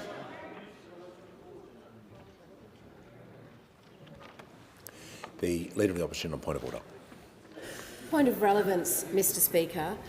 The question was, why are more families struggling? In outlining these actions, the Prime Minister seems to be confirming that he caused this, but not explaining why families are struggling. Order. Prime Minister is answering the question. Here's the call.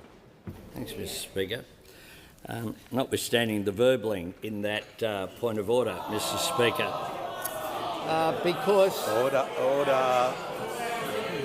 Because the batteries program that began on July 1 has already been taken up by 18,000 households. And what that will do, of course, isn't just benefit those households, but because it takes pressure off the grid, it benefits all households. And on May the 3rd, of course, there was an alternative to the government's plan, because the alternative was the nuclear plan. Order. The former leader went nowhere near any of the sites. I wonder if the current leader takes up the opportunity to visit those nuclear reactor sites. The Prime Minister's time has concluded.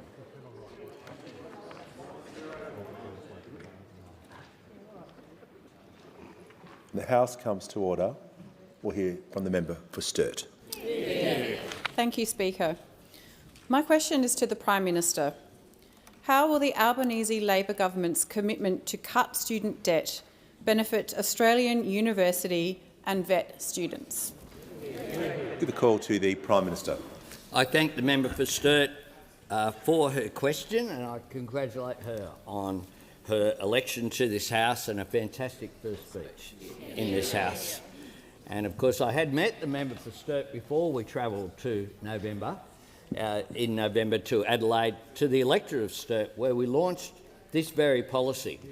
And when we launched it, we said that it would make a difference to around 3 million Australians to the tune of $5,500 each, putting dollars back into the pockets of Australians, 3 million of them.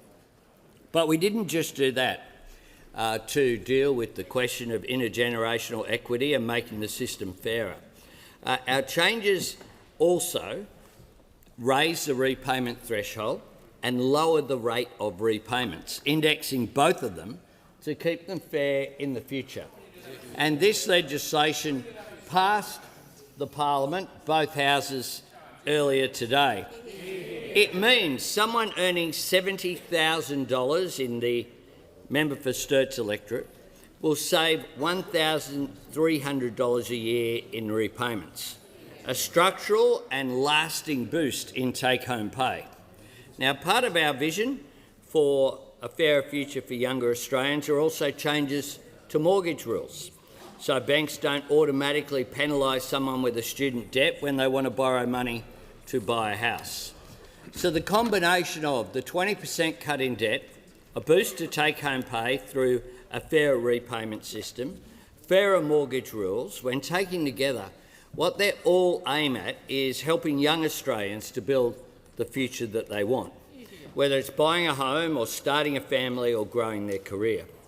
Labor is the party of education and Labor is the party of aspiration.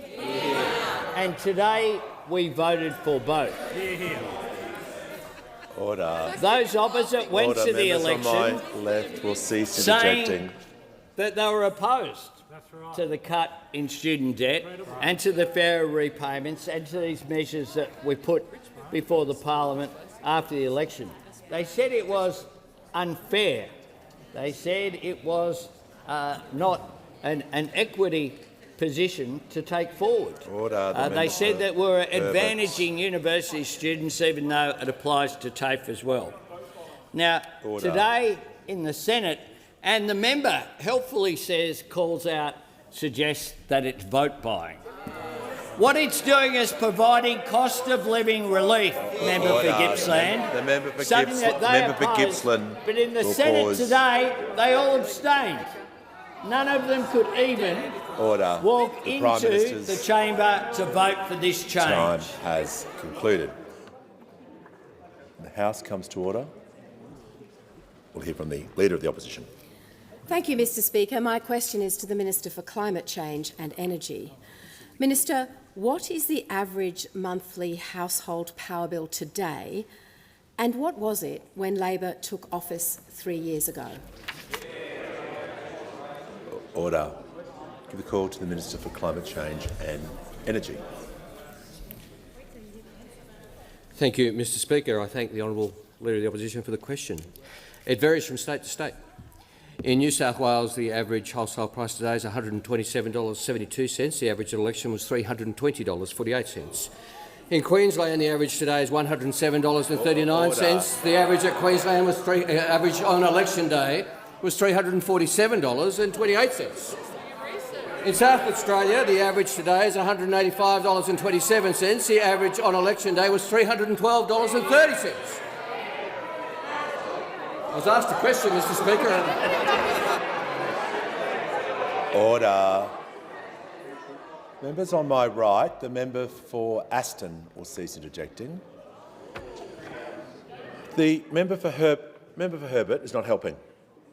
He won't be here to hear anything else if he keeps that up. The Leader of the Opposition is going to be heard in silence when she raises her point of order.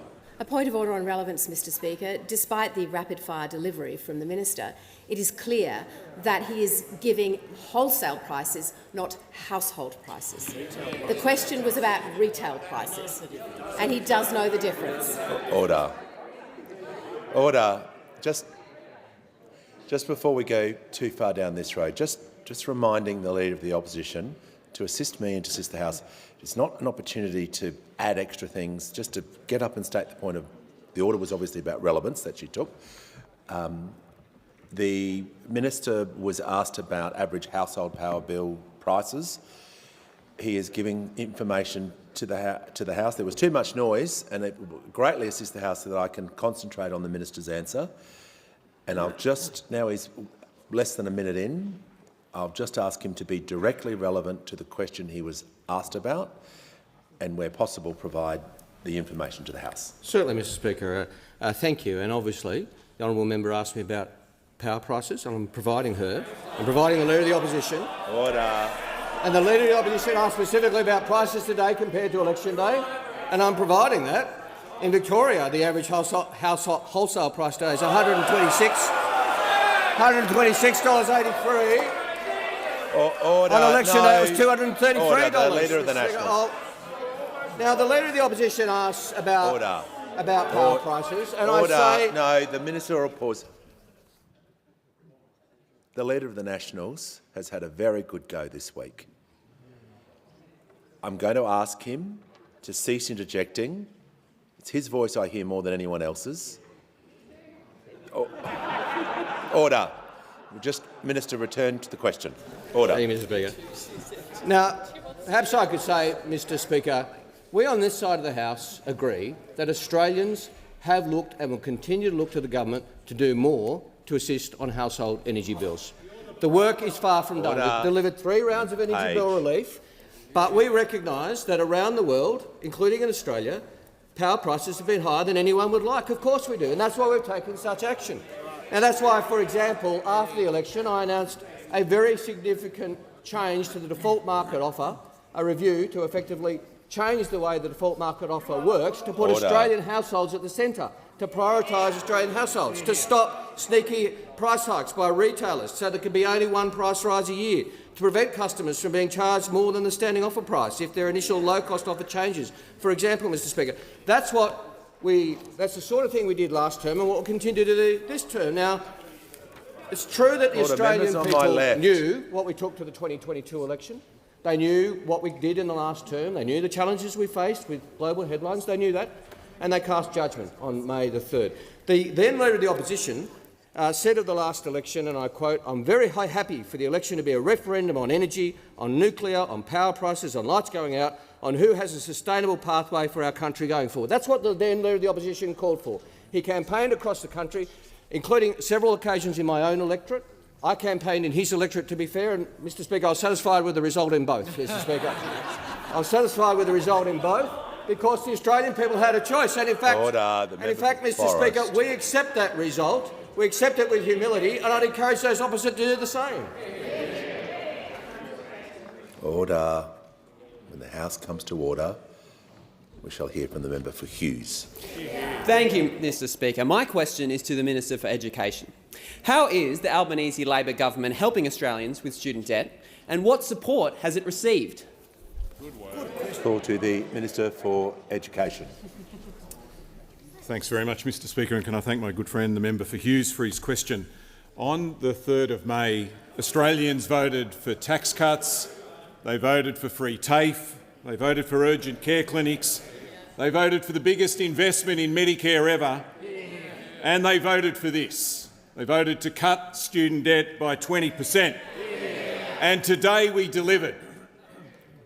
Mr Speaker, this will help 17,000 people in the electorate of Hughes, 22,000 people in the electorate of Barton, 18,000 people in the electorate of Lindsay, 23,000 people in the electorate of Cunningham, 19,000 people in Wright, 20,000 people in Greenway, 15,000 people in New England, 21,000 people in Tangney, 17,000 people in Page, 21,000 people in Fisher, and, Mr Speaker, in the great electorate of Oxley, 24,000 people. All up, more than 3 million Australians. This will save millions of Australians thousands of dollars. The average HECS debt today is about $27,000. This will cut that debt by about $5,500. And a lot of those are young Australians. Young people don't always see something for them on the ballot paper when there's an election, but they did this year and they voted for it in their millions. Young people, often just out of TAFE, just out of uni, just out of home, just getting started, and this will take a weight off their back. Mr Speaker, now that the legislation has passed, the tax office can get to work. They've now got the certainty that they need to make this a reality. And this is a big piece of work, about 50,000 lines of code that they've got to write, and this will take a bit of time. But now the bill has passed, this 20% cut is locked in and will be backdated to the 1st of June this year before indexation happened. And, Mr Speaker, we're doing that for a reason, to make sure that we honour the promise that we made to the Australian people in full, that we would cut their debt by 20%. And you'll get a text message when it's done. But after today, that 20% cut is guaranteed. And that's a great thing for millions of Australians. Before I call the member for Calare, I'm pleased to inform the House that in the gallery today we are joined by a delegation from North Queensland, including Mr Robbie Katter MP, the State Member for Traeger, the Mount Isa City Council Mayor, Councillor Peter McRae, Townsville City Council Acting Mayor, Councillor Anne-Marie Graney, Cloncurry Shire Council Mayor, Councillor Greg Campbell, and the workers from the powerhouse city of Mount Isa. Welcome to you all. Give the call to the honourable member for Calare. To the Minister for Veterans Affairs. The Royal Commission into Defence and Veteran Suicide highlighted the tragic human cost of our country failing to properly care for our ADF personnel, veterans and their families. Veterans and families wellbeing hubs are a step in setting things right. We have thousands of veterans in the Calare electorate, but there are no hubs in the central west of New South Wales. The Bathurst and Orange RSL sub-branches want to establish a hub in Bathurst and Orange with outreach hubs in smaller communities. Will you meet with our local veterans and consider this proposal? Give the call to the Minister for Veterans Affairs and the Minister for Defence Personnel. Thank you, Speaker, and I thank the member for his very important question and very much recognise the place it comes from as an experienced member dealing with veteran issues, as a former Minister for Veterans Affairs who very much was put himself on the line when making sure he was standing up for getting services for veterans. As the member pointed out, the Royal Commission into Defence and Veteran Suicide went to and spoke about the importance of dealing with more holistic wellbeing and care for the veteran community. And certainly when we went to the 2022 election and made our commitment to rolling out 10 veterans and families hubs across the country, we made sure that we selected locations based on the highest concentrations of veterans and families around the country as the priority area to focus on in rolling out those hubs. And it means that we are now in the progress of already having open and rolling out some 17 veterans and families hubs. And I really like to emphasise the point that these are hubs to support services for veterans and families as well. In the final report of the Royal Commission, there were a number of recommendations that go to veteran and family wellbeing, and in particular recommendations going to the ongoing operation of the veterans and families hubs, and tying them into the work of one of the other recommendations, which was to establish a specialist wellbeing agency within the Department of Veterans Affairs. The government has already accepted that recommendation, and we've funded DVA to conduct the co-design work with the veteran community to ensure that there's proper consultation across the veteran community with what that wellbeing agency will look like and how it will interface with the veteran and family hub network across Australia to make sure that veterans, no matter where they're located, are able to access the supports they need to have improved wellbeing. In that end, I'm certainly very happy to meet with the member for Calare and indeed to come out and meet with the Bathurst and Orange RSLs so that I can understand and we can make sure that we are delivering the sorts of wellbeing benefit services and supports that veterans in your area, just as we want for the entire country, that our veterans and families get the service and support they need and deserve, and look forward to coming out to your community to meet with your veteran community as well. Thank you. The call to the honourable member for Banks. My question is to the Treasurer. What preparations are being made for the Economic Reform Roundtable next month? How will the government's efforts help tackle the big challenges in our economy? Call to the Treasurer. Thank you, Mr Speaker. I thank the outstanding new member for Banks for his question. I congratulate him on his victory and on his first speech as well. This week we got a really important reminder in the inflation numbers of the progress that Australians have made together over the course of the last 3 years or so. And what is especially heartening is at the same time as we've worked to get inflation down to around a third of what we inherited, it's meant that we've got real wages growing again, living standards growing again. We've kept unemployment low, we've delivered a couple of surpluses, we've got the Liberal debt down, and that is all important and meaningful progress, Mr Speaker. Now, no major advanced economy has achieved what Australia has: inflation in the low twos, unemployment in the low fours, 3 years of continuous economic growth. But we do know that there is more work to do because the global environment is uncertain, because growth is not what we want it to be in our economy. We've got persistent structural issues in our economy, and we know that people are still under pressure, Mr Speaker. And that's why the primary focus of this government in the first parliamentary fortnight of the year of the new government has been to deliver the cost of living relief that we promised at the election, to roll that out. It's also why we've got a big economic agenda already when it comes to skills and energy, housing and competition policy and in other areas. But it's also particularly these persistent structural issues in our economy is why we will be convening the Economic Reform Roundtable next month here in Canberra. Now, this is all about building consensus around next steps and how we deal with these big economic challenges. And we've been very grateful for the engagement that we've already seen from right around the country.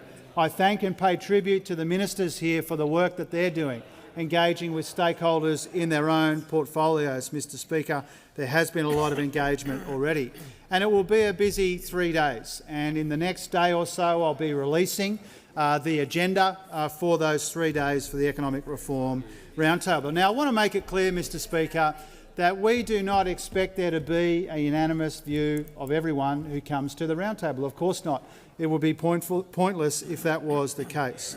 And we don't expect to solve every single problem in our economy in 3 days. Some of these problems have been building for 3 decades, Mr Speaker. But we do expect the Roundtable to help set some general directions, to pitch up specific ideas, and there'll be more work for the government to do after the Roundtable and in advance of the next budget. But, Mr Speaker, we have made good progress together in our economy as Australians. We do have a big agenda we're rolling out. This government figures the best way to work out the next steps is to do that together, and that's what the Reform Roundtable is all about. The call to the member for Wannon. Thanks, Speaker. My question is to the Minister for Climate Change and Energy. Will the Minister confirm that the government will meet its renewable energy target of 82% by 2030?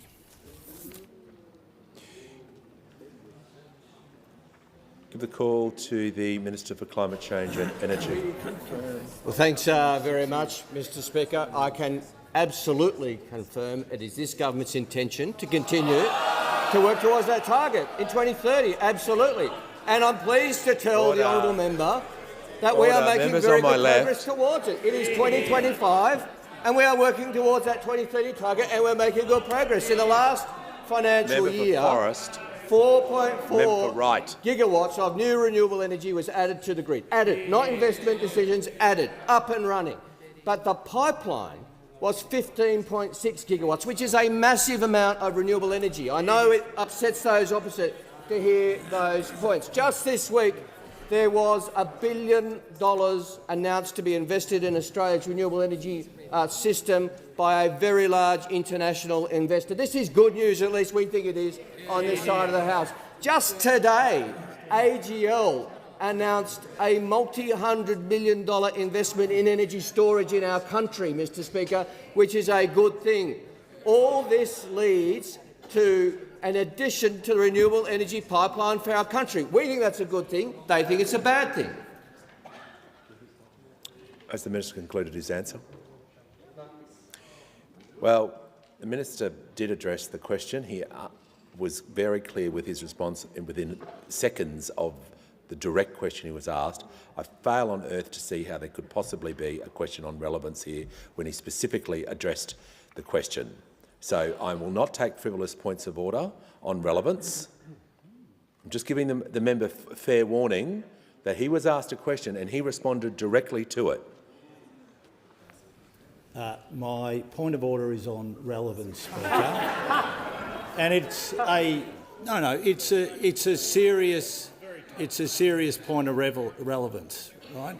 And I would like some reverence as I deal with that relevance.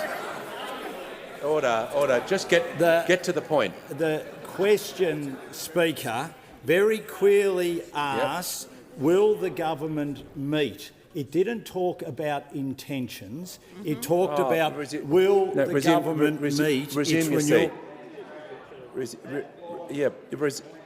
Resume your seat.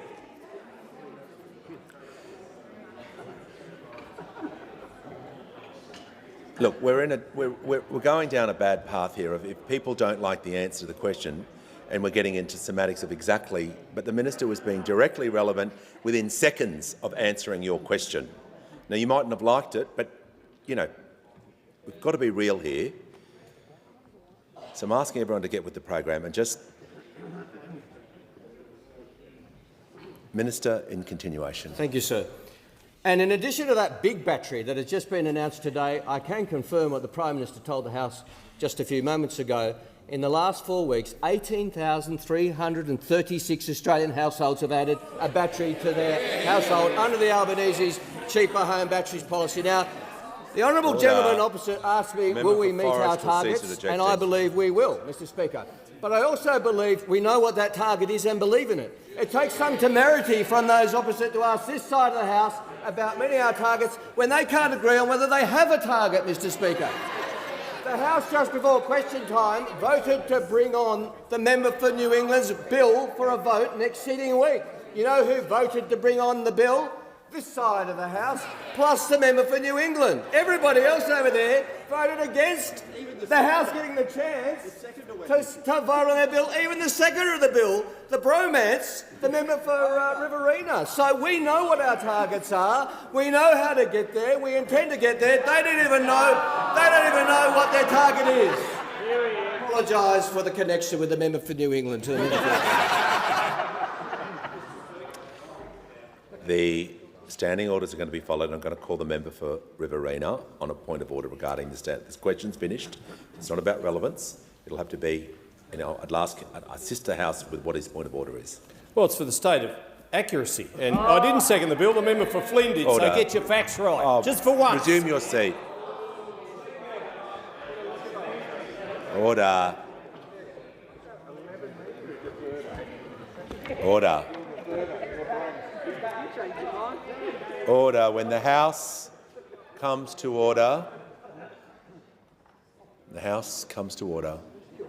we will now hear from the member for Braddon. Thank you, Speaker. My question is to the Minister for Health. How is the Albanese Labor government delivering life-saving cancer screening programs, and why is it important that Australians continue to receive cheaper medicines to help with their treatment?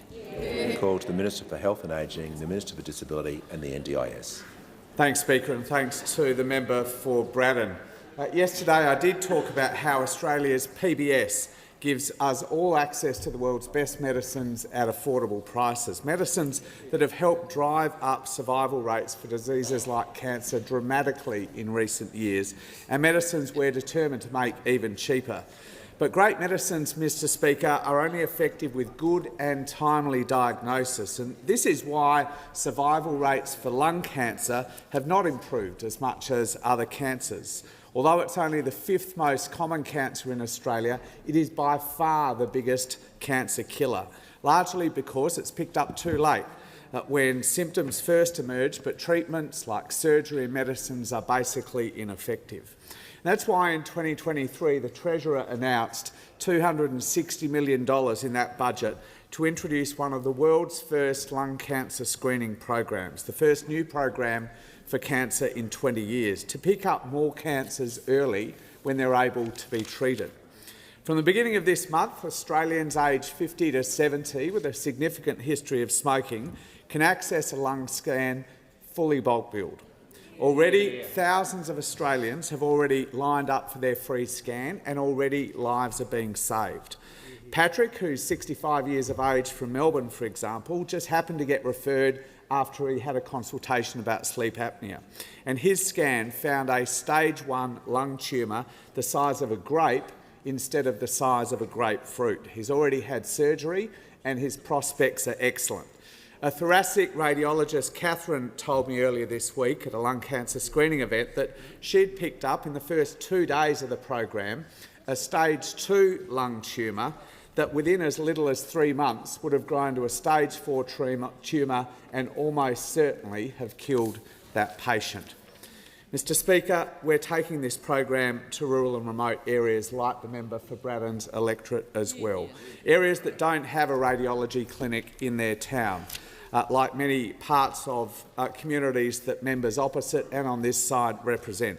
Mobile screening trucks that have been built right here in Australia, run by Heart of Australia, are going to be rolling out to rural and remote communities right around Australia to ensure that every Australian, no matter where they live, has this new chance of survival. This world-leading program, Mr Speaker, which is being watched right around the world, is going to save hundreds and hundreds of Australian lives every single year, because we're utterly determined to make sure that no one is left behind as we go about the work of strengthening Medicare. Call to the member for Hinkler.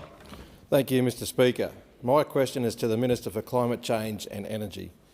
Christine from North Bundaberg is a resident in my electorate of Hinkler. Christine is 74 years old and due to rising electricity prices and rents has been forced to return to work at a local supermarket just to get by. Will the Minister explain why Christine's electricity bill has not been reduced by $275 as promised 97 times? Give the call to the Minister for Climate Change and Energy. Well, thanks very much, Mr Speaker, for the question, and thanks to the honourable member for what I think is his first question in the House. But what the honourable member, I think, would be well advised to let Christine know is why his party voted 3 times against energy bill relief for Christine. I think that would be a useful thing for the honourable gentleman to communicate to Christine.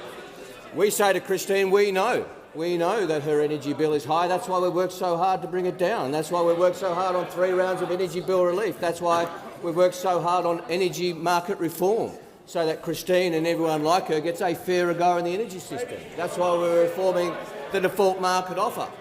These are all policies that we worked on in the first term of the Albanese government. The Minister will pause. There's far too much noise. The member for Forrest, you've been interjecting non-stop every single question. You'll leave the chamber under 94A for 1 hour. Applies to everyone, whether you've been here for your first term or many terms. Simply just interjecting all the time is not acceptable. We're not having it today.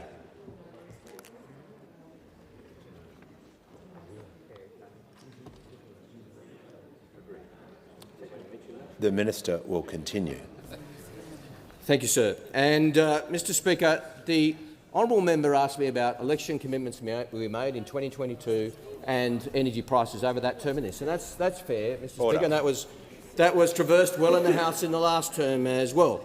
And I pointed out that at the last election, the Leader of the Opposition called for a referendum on energy prices at the last election, and the Australian people spoke very clearly. But as you know, Mr Speaker, I'm always looking for a bipartisan note to strike out of the dispatch box.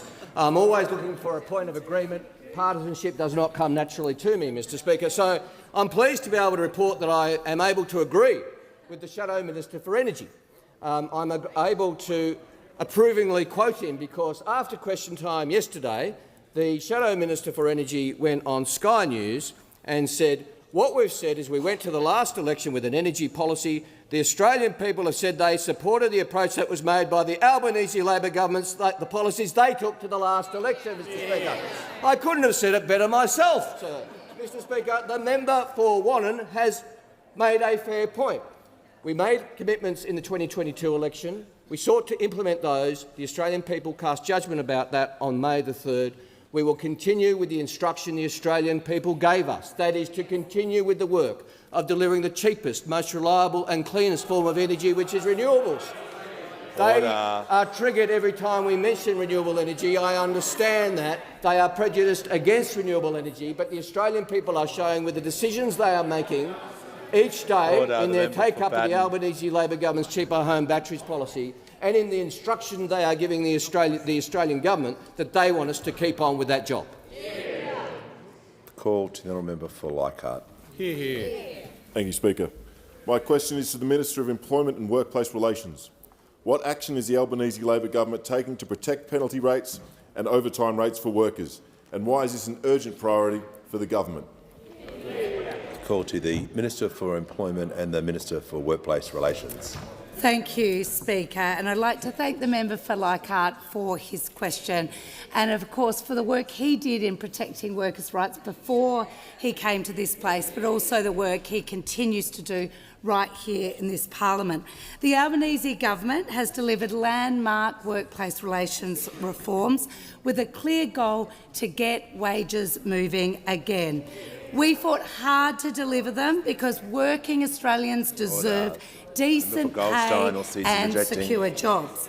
And our laws are working to deliver real wage increases. We are now seeing the strongest rate of annual wages growth in 5 years.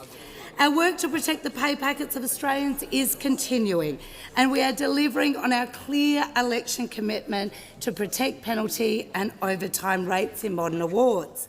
Now, I'm pleased to advise the House that the legislation passed this House earlier today to safeguard fundamental entitlements of around 2.6 modern award-reliant workers, because these workers deserve laws that ensure their pay does not go backwards. Penalty rates and overtimes are a long-standing feature and a vital part of the modern award safety net, which does support our lowest paid workers. Workers who rely on penalty rates are more likely to be women, work part-time, be under the age of 35 and be employed on a casual basis. People like Erin, who works in a grocery store in South Australia, has said, earning penalty rates makes it worthwhile while being away from family and not taking a day to be able to rest and recover. It's extra money earned for choosing to work rather than enjoy a day off. And for Cooper on the Gold Coast, he said penalty rates aren't a bonus. They're an essential part of a modern worker's wage. That income comes at a personal cost, time lost with friends, missed milestones with families and social life sacrificed. The action we have taken is clear and decisive. It is about protecting workers like Erin and Cooper's penalty rates and overtime rates. Now, I've been asked, Speaker, why this legislation is urgent. Well, there are currently cases on foot where employers in retail, clerical and banking sectors are proposing to trade away penalty rates, leaving some of our lowest paid workers worse off. That is why our clear commitment is to protect penalty rates and overtime rates, and it is an urgent priority. The passage of our legislation through the House today clearly demonstrates our government is getting on with the job, delivering on our election commitments to protect penalty and overtime rates. Call to the member for McPherson. Thank you, Mr Speaker. Mr Speaker, my question is to the Minister for Climate Change and Energy, and I refer to his previous answer about wholesale prices. Is the Minister aware of wholesale price reporting released today that showed wholesale prices compared to the same quarter last year rose by 25% in Queensland and 21% in Victoria? Did the Minister ignore these figures in his previous answer? Order. Order. Members on my left. We'll hear from the Minister for Climate Change and Energy. Well, thanks, Mr Speaker. Of course, there are multiple reports out today from our energy regulators, including the one the member refers to. But the figures I'm referring to were comparing energy prices today compared to election day, which is what I was asked. I apologise for using the frame that was put to me by the Leader of the Opposition. That was what I was asked to compare, and that's what I did. Now, there are a number of reports out today. Order. And if the honourable member wants to ask me about reports, I'm happy to refer to them, like the Australian Energy Market Commission, which has said residential energy prices across the national electricity market could be around 13% lower in 10 years' time if renewable energy and infrastructure development proceeds as expected. Mr Speaker, or the Australian Energy Market Operator, who says the Integrated System Plan confirms that renewable energy connected with transmission and distribution, firm with storage and backed up by gas power generation is the lowest cost way to supply electricity to homes and businesses as Australia transitions to the net zero economy. And you know what is interesting about renewable energy, backed by gas peaking, backed by storage? That's exactly the plan of the Albanese government. That's exactly the plan that we are implementing. A plan recommended and designed by Australian experts for Australian conditions, and that's exactly what we are going about delivering. The honourable member wants to know about expert reports. I'm happy to keep going. The CSIRO has found that renewables, including costs associated with additional storage and transmission, remain the lowest cost, lowest billed technology. Again, I should have issued a trigger warning that I was going to mention the CSIRO and science, because I don't like the CSIRO and science. It offends their sensibilities when the CSIRO, one of the world's premier scientific organisations, points out that renewable energy backed by firming and storage is the cheapest form of energy. The cheapest form of energy. That's about prices, I say to the Leader of the Opposition. So those opposite don't like renewable energy, they don't like science and they don't like the CSIRO. I can't help that. What I can help is government policies to help those Australians who need it when it comes to their energy bills, and that's what this government will keep delivering. Call to the member for Petrie. Thank you, Speaker. My question is to the Minister for Housing, Homelessness and Cities. How is the Albanese Labor government delivering on its commitment to make it easier to buy and better to rent? What stands in the way of delivering more homes? Call to the Minister for Housing, the Minister for Homelessness and the Minister for Cities. Speaker, I thank the member for Petrie for her question, and I want to acknowledge the wonderful and uplifting first speech she gave to this chamber on Monday. Yeah. Speaker, she's a real up-and-comer. Landed perfectly. Speaker, one of the consistent themes of our Labor First speeches has been the experience of hardship that a lot of our new MPs have brought to this chamber. And Speaker, for so many of our incoming class of 2025, nothing has been handed to them. It takes so much courage and grit to see those challenges through and get to a point where you're standing in this place and representing your community. And again, Speaker, housing has been so central to so many of the stories that we've heard, and that pride in being a part of a government that stepped up on housing. Now, Speaker, in our first term, our government took the Commonwealth from being a negligent bystander on housing to building the boldest and most ambitious housing agenda that a Commonwealth government has had since the Second World War. We're investing $43 billion, Speaker, in three things. We're building more homes, we're helping renters get a better deal, and we're getting more Australians into home ownership. And, Speaker, this is having real impact on the lives of the people we represent. In the last term, Speaker, more than 175,000 Australians got into their first home with the backing of our government. More than 1 million Australian households benefited from a 45% increase in Commonwealth rent assistance, and 500,000 homes were built in our country. And, Speaker, home building is turning a real corner. I can report to the House that just a few hours ago, the ABS released data that shows building approvals are up 27.4% on the previous year. Now, Speaker, this term we're going to be doing more. We're doing more to help first home buyers, and we're doing more to build more homes. And, Speaker, I want to work with colleagues right across the parliament in order to deliver those outcomes for Australians. Indeed, I met with the crossbench yesterday. We had a really good briefing about some of the challenges that are facing us in construction. And it seems to me that we've got a whole parliament of people who want to work together on this national issue, except for those opposite. Now, Speaker, the first move that the Coalition have made this term on housing, you're not going to believe it, is to try to block the construction of 80,000 desperately needed new homes. Speaker, this is not what the Australian people voted for in May. And, Mr Speaker, the Leader of the Opposition said that she wanted to do things differently, but Tom Forrest from the Urban Task Force Australia said the move that's been made here is, quote, a throwback to the failed housing policies of the Dutton leadership. Now, Speaker, the opposition has a really clear choice here.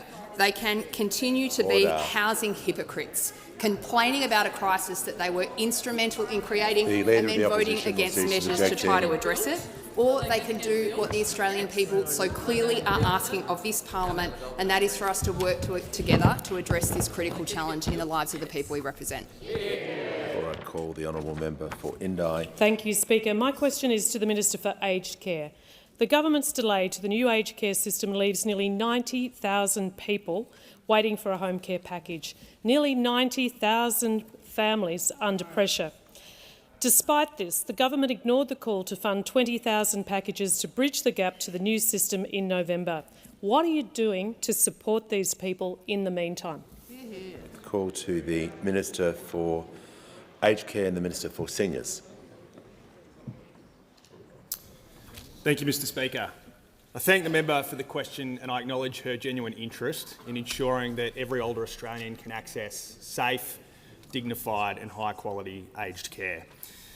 In the last term of Parliament, my predecessor, the Minister for Communications, passed the new Aged Care Act with support from the opposition and constructive contributions from the crossbench. And the Parliament was able to come together on this work because care for older people should be above politics. These once-in-a-generation reforms will deliver world-class aged care services to the older Australians who worked hard to build our country and to whom we owe the very best care. Now, alongside these reforms comes support at home, to which the member's question refers, which will simplify current in-home care arrangements and deliver a system that will help older people to stay at home for longer. As our population ages, demand for home care packages has grown very, very fast. It's now operating at record levels. We have more than 300,000 Australians accessing home care packages, as compared with just about 150,000 people accessing them 5 years ago. Last financial year, the federal government spent over $8 billion on the home care packages program as compared with just $1 billion 10 years ago. Mr Speaker, the important point here is that we are delivering more care to more people than ever before, but we are going to do it better. Now, last month, Minister Butler and I announced, after extensive consultation with older people, with providers, with workers, that we would briefly defer the Act through to the 1st of November, and that includes the introduction of the Support at Home program. And this will make sure that all operational, digital and legislative pieces are in place so that the new system is a genuine success. When Support at Home comes into effect on the 1st of November, we will roll out an additional 80,000 packages in the first 12 months. Order. The Minister will pause. The member for Indi on a point of order. Speaker, relevance. I asked the Minister what he was going to do, or what the government was going to do to support the people in the meantime. It's 3 months until the 1st of November. The Leader of the Opposition will cease interjecting. The Minister was asked a question about government policies and specific around that. He does have another minute to go, but I can't direct him to answer it the way you'd liked. He has been directly relevant. Here's the call. Thank you, Mr Speaker. As I said, from the 1st of November, we will roll out an additional 80,000 packages in the first 12 months. Until then, over the course of the period between now and November, my #1 priority is ensuring that older people continue to receive the care and services that they need. And until November, we'll continue to assign packages each and every week in accordance with the national priority system. And I can assure the House that older people who are assessed as being high priority will continue to receive their packages within a month. Mr Speaker, our government continues to deliver more care for more Australians, and this brief deferral will give aged care providers more time to prepare their clients, support their workers and get their systems ready for these historic changes. Before I call the member for Tangney, I'm pleased to invite the House that we also have the Mayor of Hinchinbrook, Councillor Raymond Jao. I'm also advised that the member for Herbert's mum is in the gallery too. Welcome to you all. I'll give you the call to the member for Tangney. Thank you, Speaker. My question is to the Minister for Climate Change and Energy. How is acting on climate change in the national interest as well as the interest of Australian households? What policy proposal would take Australia backwards, especially in Western Australia? Thank you. Give a call to the Minister for Climate Change and Energy. Well, I thank my honourable friend for the question, Mr Speaker, and I am glad that he's asked me about policies in the best interest of households and the country and his great state of Western Australia. And I can again confirm that over the last 24 hours, another 1,000 Australian households have taken up the Albanese Labor government's cheaper home batteries policy, bringing the total to 18,336. But I'm sorry to tell the member for Tangney that his electorate in Western Australia is the second highest take-up in Western Australia of the cheaper home batteries policy, which isn't bad, but it's not as good as the member for Canning, who has the highest take-up of the batteries policy in all of Western Australia.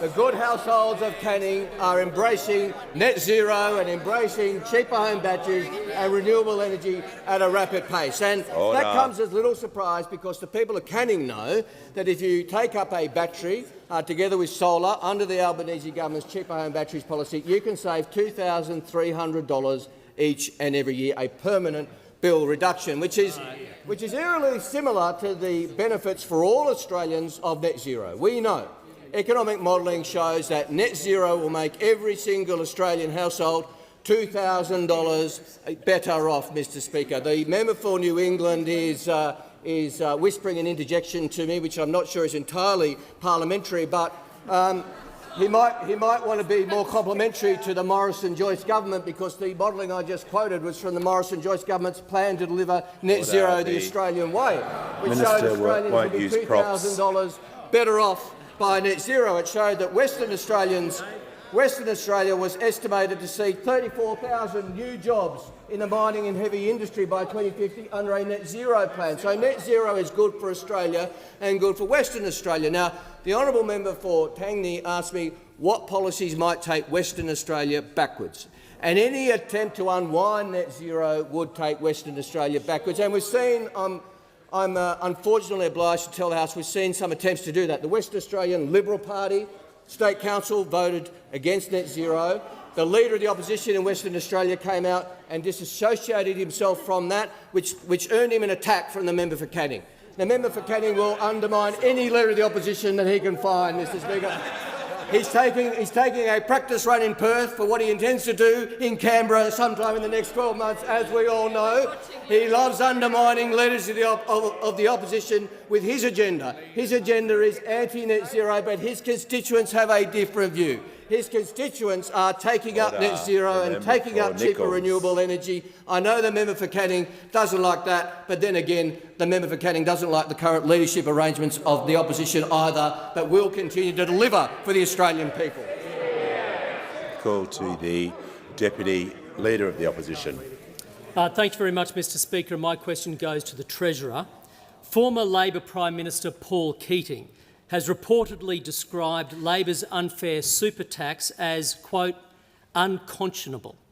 Mr Keating said young people entering the workforce today will see their super balances rise to hit a higher threshold in the future, the same threshold at which Labor's unfair super tax kicks in. Treasurer, are these views of Mr Keating wrong?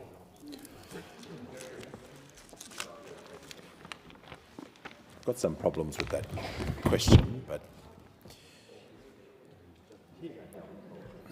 yeah. We're just going to make sure that it's within standing orders regarding the media comments and the reports, but it wasn't by... Anyway, the Treasurer is happy to take the question. Thank you, Mr Speaker. I was beginning to wonder where the Shadow Treasurer had got to, so I welcome his question today about these changes. Order. His question has a number of important elements. First of all, I want to remind the House that when it comes to the changes that we are proposing to superannuation, this side of the House is cutting taxes for 100% of the 14 million Australian workers in the income tax system. That side of the House wants to go to the wall for 0.5% of people who already have more than $3 million in superannuation. So there is a difference here, Mr Speaker, between this side of the House and that side of the House. They wanted to jack up taxes on every single Australian taxpaying worker, but they will go to the wall for 0.5% of people, some of whom have hundreds of millions of dollars already in superannuation. And what that tells us, Mr Speaker, is that they haven't listened, they haven't learned and they haven't changed. They weren't listening to what the Australian people told them on the 3rd of May. Now, when it comes to Paul Keating, first of all, as the Minister for Energy reminds us, you should hear what Paul Keating thinks about you lot. That's the first point. That's the first point. The second point is I think it's a matter of public record that I value my relationship with Paul Keating. He's someone I've known for a long time. He's someone that I continue to admire. Now, it's possible to admire Paul Keating and to respect Paul Keating and to occasionally have a different view to Paul Keating, and that's what's happened on this occasion. And I've said that publicly on a number of occasions. I mean no disrespect to Paul when I say it. We speak about this matter from time to time. We speak about a whole range of matters from time to time, and I value the engagement. And the reason this is so important, and the reason why this rare question from the Shadow Treasurer is so unfortunate, is because the reason that Paul put out a statement talking about the balance that people have in their superannuation is because he was rightly celebrating the fact that this side of the House is delivering 12% superannuation guarantee. And the reason that's so important, Mr Speaker, is because at every single turn those opposite have tried to diminish and undermine superannuation. Superannuation is one of the great public policy triumphs of this country, and we are very proud of it, Mr Speaker. It took 3 Labor governments to get superannuation from 9 to 12. Paul Keating's government, who obviously played a decisive role. I pay tribute to former Treasurer Swan and former Assistant Treasurer Bowen for legislating the increase in the superannuation guarantee, and this government oversaw 12% superannuation guarantee, and that was what Paul was talking about when he put that statement out, Mr Speaker. I won't be taking lectures on superannuation from those opposite. They hate superannuation from John Howard on. We believe in superannuation, and that includes making sure that the concessions are sustainable. Time. Give the call to the member for Deakin. Thank you, Speaker. My question is to the Minister for Education. What is the Albanese Labor government doing to strengthen safety in early education and care? Call to the Minister for Education. Thanks very much, Mr Speaker, and can I thank the member for Deakin for his question. Today, Mr Speaker, the Parliament has passed another important piece of legislation. Today we've passed laws to cut funding to childcare centres that aren't up to scratch, that aren't meeting the quality and the safety standards that our parents expect and that our children deserve. As I said last week when I introduced this bill to the Parliament, this is perhaps the biggest weapon that we have to wield here, because taxpayers are the biggest funders of childcare centres. We do that through the childcare subsidy, something like $16 billion every year. Childcare centres can't operate without it. It covers about 70% of the cost of running a childcare centre. But not just that, out-of-school hours care centres as well. This legislation gives us the power to cut that funding off to centres that aren't meeting those quality and safety standards that we set for them. To be clear, the purpose of this legislation isn't to shut centres down, but to raise their standards up. But it's also not an idle threat, and I've directed my department to be ready to act swiftly when the legislation receives royal assent. I want to thank the opposition leader, and I want to thank the Shadow Minister John O'Doniam and the Shadow Assistant Minister Zoe McKenzie for the work that we have done together here. I mean it. It's the way it should work. But this isn't the only thing that we need to do. To be honest, this is the start, not the end. To be brutally honest, this work will never end.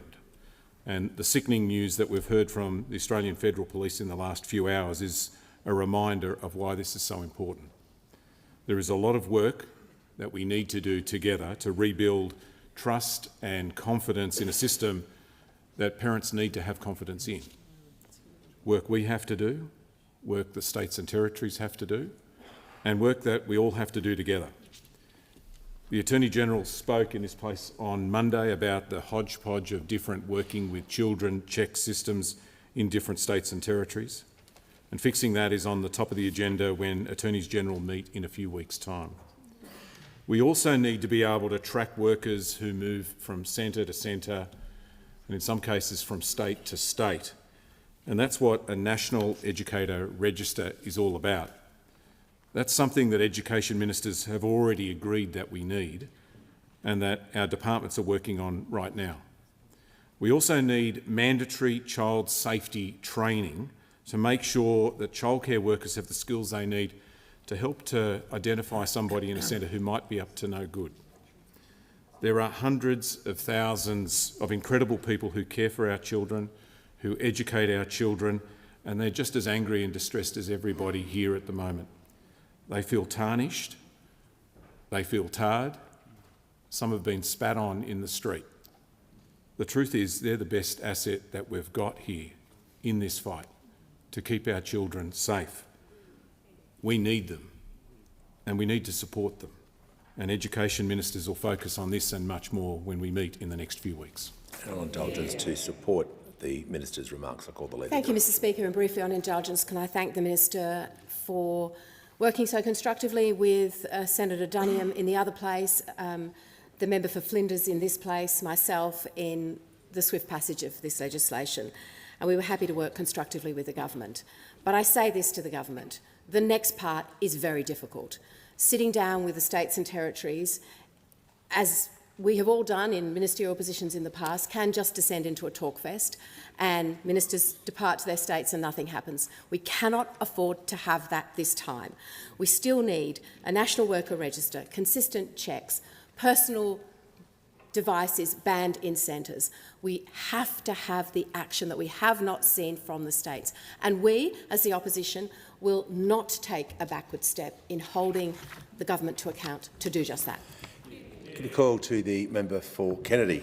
Prime Minister, our computers advise that after Newcastle and Gladstone, Mount Isa is Australia's biggest industrial centre.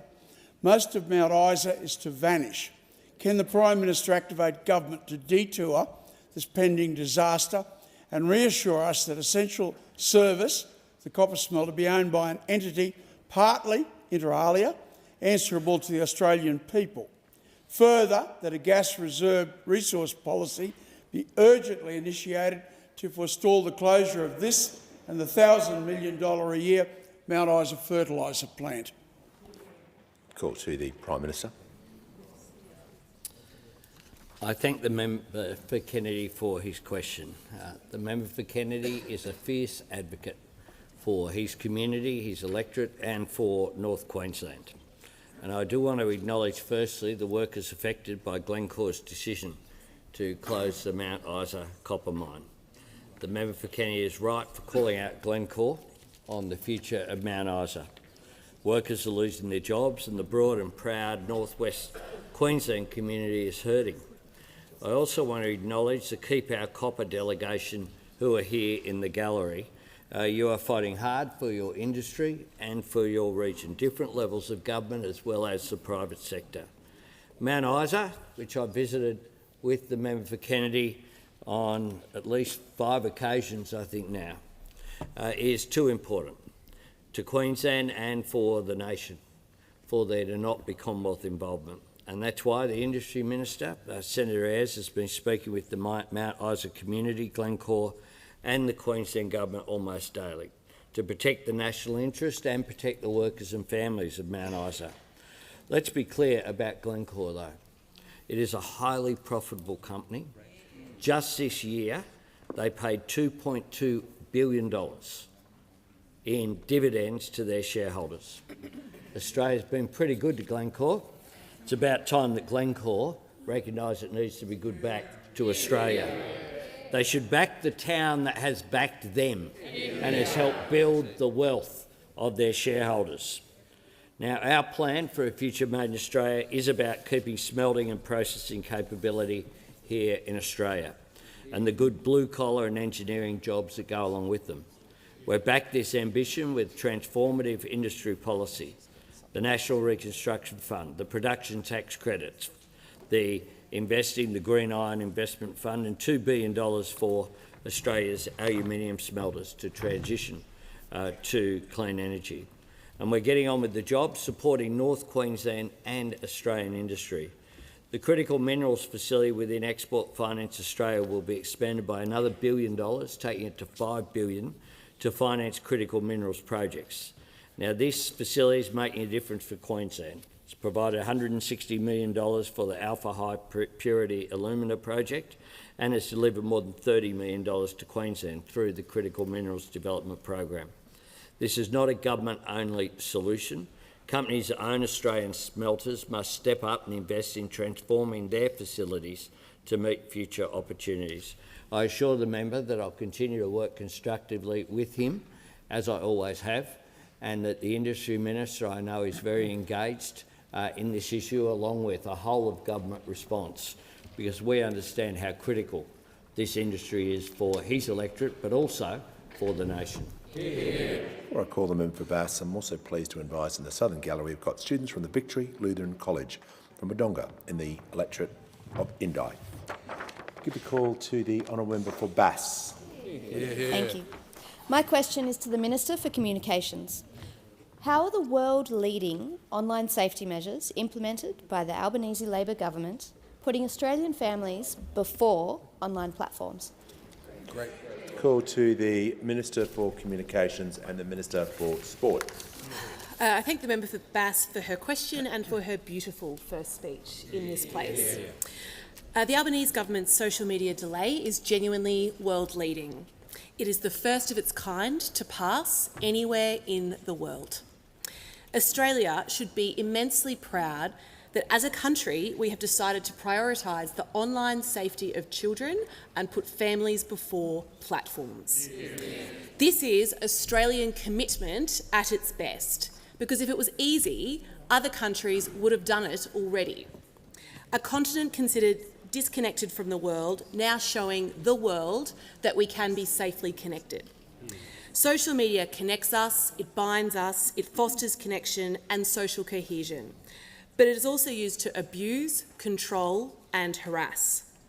We know that social media platforms can target children with chilling control. Now, Australians are taking some of that control back. Here is what Australian parents had to say after the social media minimum age rules were tabled in the House yesterday. Alexandra said, "I love these laws because it changes the conversations I have with my 7- and 9-year-olds and hopefully makes me less of the villain. It's the law. It makes it a little easier."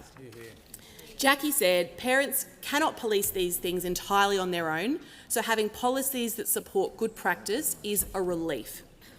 Rebecca said, "This feels like a step in common sense as a basic principle. I don't know if I'm the only one, but in the last decade it's felt like we are all spiralling a little, so this is refreshing." Rebecca, you are not alone. We are all in this fight together, and the Albanese government has your back. There is no perfect solution when it comes to keeping young Australians safe online, but the social media minimum age will make a meaningful difference. We are giving children 3 more years to build real-world connections and to build online resilience. There is a place for social media, but there is not a place for predatory algorithms that target young Australians.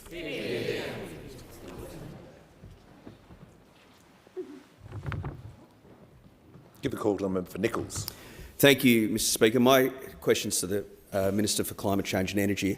According to today's data from the Australian Energy Regulator, did wholesale electricity prices rise or did they fall? Give the call to the Minister for Climate Change and Energy.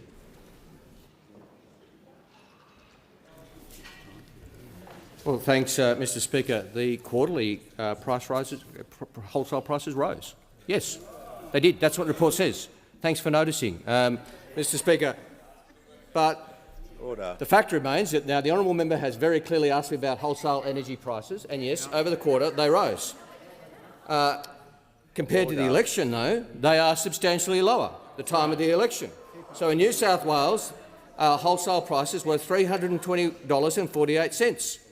The current figures are $127.72, Mr Speaker. In Queensland, they were $347.28.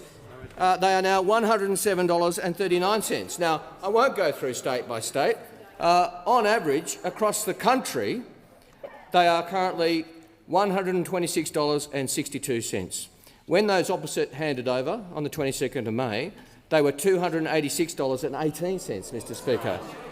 Now, this compares to the promise made by the then Minister for Energy in 2019, the 2019 election. He promised wholesale prices would be $70 a megawatt hour within 3 years, and they ended up at $286 a megawatt hour. So, missed by that much, as the Prime Minister likes to say, Mr Speaker.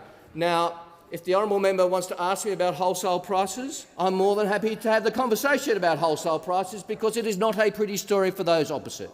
They presided over 9 years of denial and delay and dysfunction, and that saw Australian households pay the price because they left the energy grid fundamentally unprepared for shocks.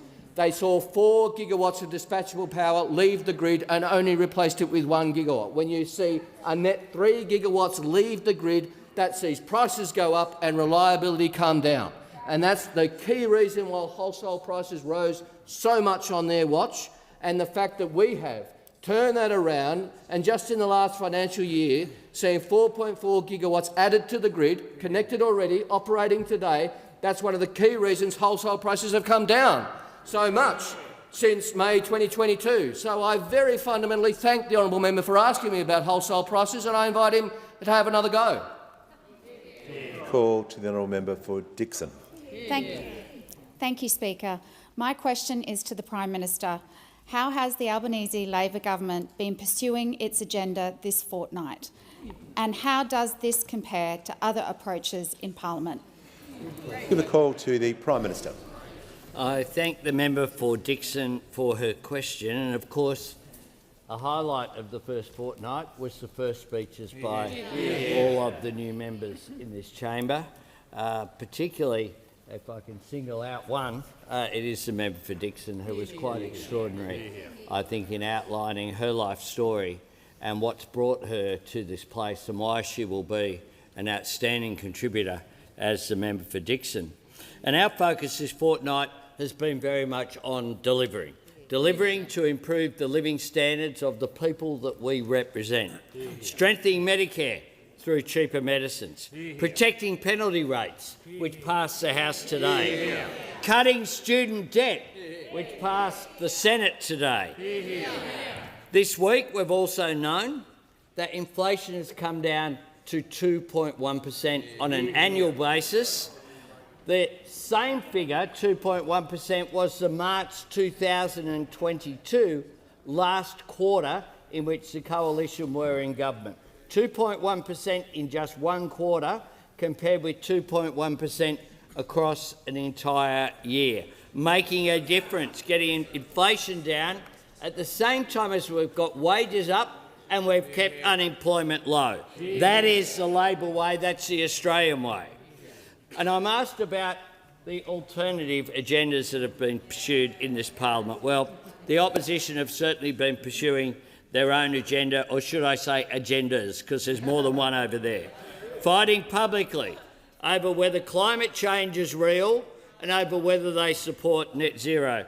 I mean, at one point this week, I have the TV on in the background there, and I said last week that the Nats had taken up occupation of the Sky News studio, but it was particularly good this week because they had two shows running on Sky News at the same time.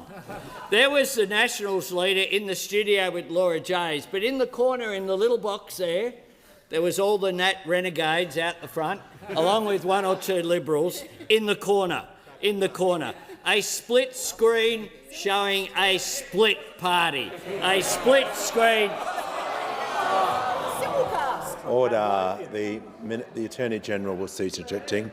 The Leader of the Nationals, the manager on a point of order. Personal relevance. The question was tied. It was about the agenda inside the Parliament. It wasn't about Sky News or if the Prime Minister's been watching television. The question was asked about the government's agenda and the government's comparing that to other, and he is obviously answering that part of the question. Every time the new manager for opposition business gets up, you feel a little nostalgia for Paul Fletcher. Joni Mitchell was right. You don't know what you've got till it's gone. Order. You've got to bring back the hand signals. The teapot. Order. Then this week Order. they tried to abolish build-to-rent schemes. They opposed the student debt relief during the campaign, but they couldn't even vote on it over there. Mr Speaker, we have a clear agenda of helping Australians. They have an agenda of fighting amongst themselves. And I ask that further questions be placed on the notice paper.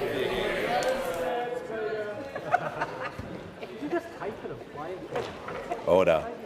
If members can leave the chamber as quickly and as quietly as possible.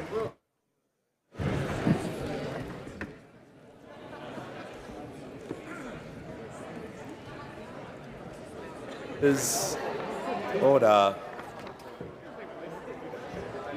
If members can either resume their seats or leave the chamber as quickly and as privately, I'll call the Leader of the House. Thanks, Speaker. These documents are tabled in accordance with the list circulated to the honourable members earlier today. Full details of the documents will be recorded in the votes and proceedings. I have received a letter from the Honourable the Deputy Leader of the Opposition proposing that a definite matter of public importance be submitted to the House for discussion, namely the government's addiction to higher taxes and higher spending. I call upon those honourable members who approve of the proposed discussion to rise in their places, and I give the call to the Honourable the Deputy Leader of the Opposition. Yeah. Thank you very much, Mr Speaker. Mr Speaker, Australia is going in the wrong direction. Under Labor, Australia is becoming poorer. Under Labor, Australia is becoming weaker. Under Labor, Australia is becoming more dependent on other nations. And the only way this can be turned around is if the Labor government starts to put the Australian people, rather than the government itself, at the centre. And in order to do this, Mr Speaker, a prerequisite is to fix the budget. We all know on both sides of this chamber that the Australian government's budget is not sustainable. We know that Labor also appreciates that because the Treasurer has conceded as much only weeks ago. And herein lies the test for the Labor government. The starting point for fixing the budget is to stop the spending spree. As a percentage of GDP, spending has gone up from 24% to 27% under this government.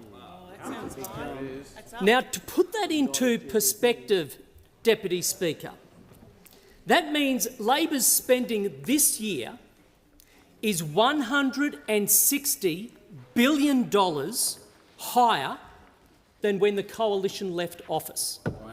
$160 billion.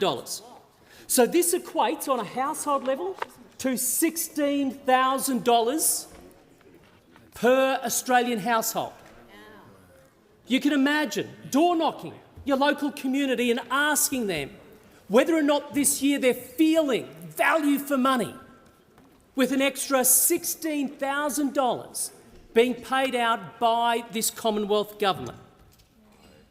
The spending spree is genuinely out of control. And the problem is what's funding it is more debt. The Treasurer has added more than $112 billion in new debt, which is why this year debt is set to reach $1 trillion. $1 trillion of debt gets hit this year under this Albanese government. Now, of course, nobody would argue that this is not fiscally irresponsible, but more than that, this is morally bankrupt. And it is so, because every single dollar that this Treasurer borrows goes on the shoulders of the next generation. This is akin to the Treasurer taking the credit card where the words are imprinted on it, future generation, and just racking up the debt. It is like the mums and dads of Australia going into their children's rooms, stealing their credit cards and going out on a spending spree, hoping that maybe one day the kids will pay back that debt. That is where this is so morally repugnant, Deputy Speaker.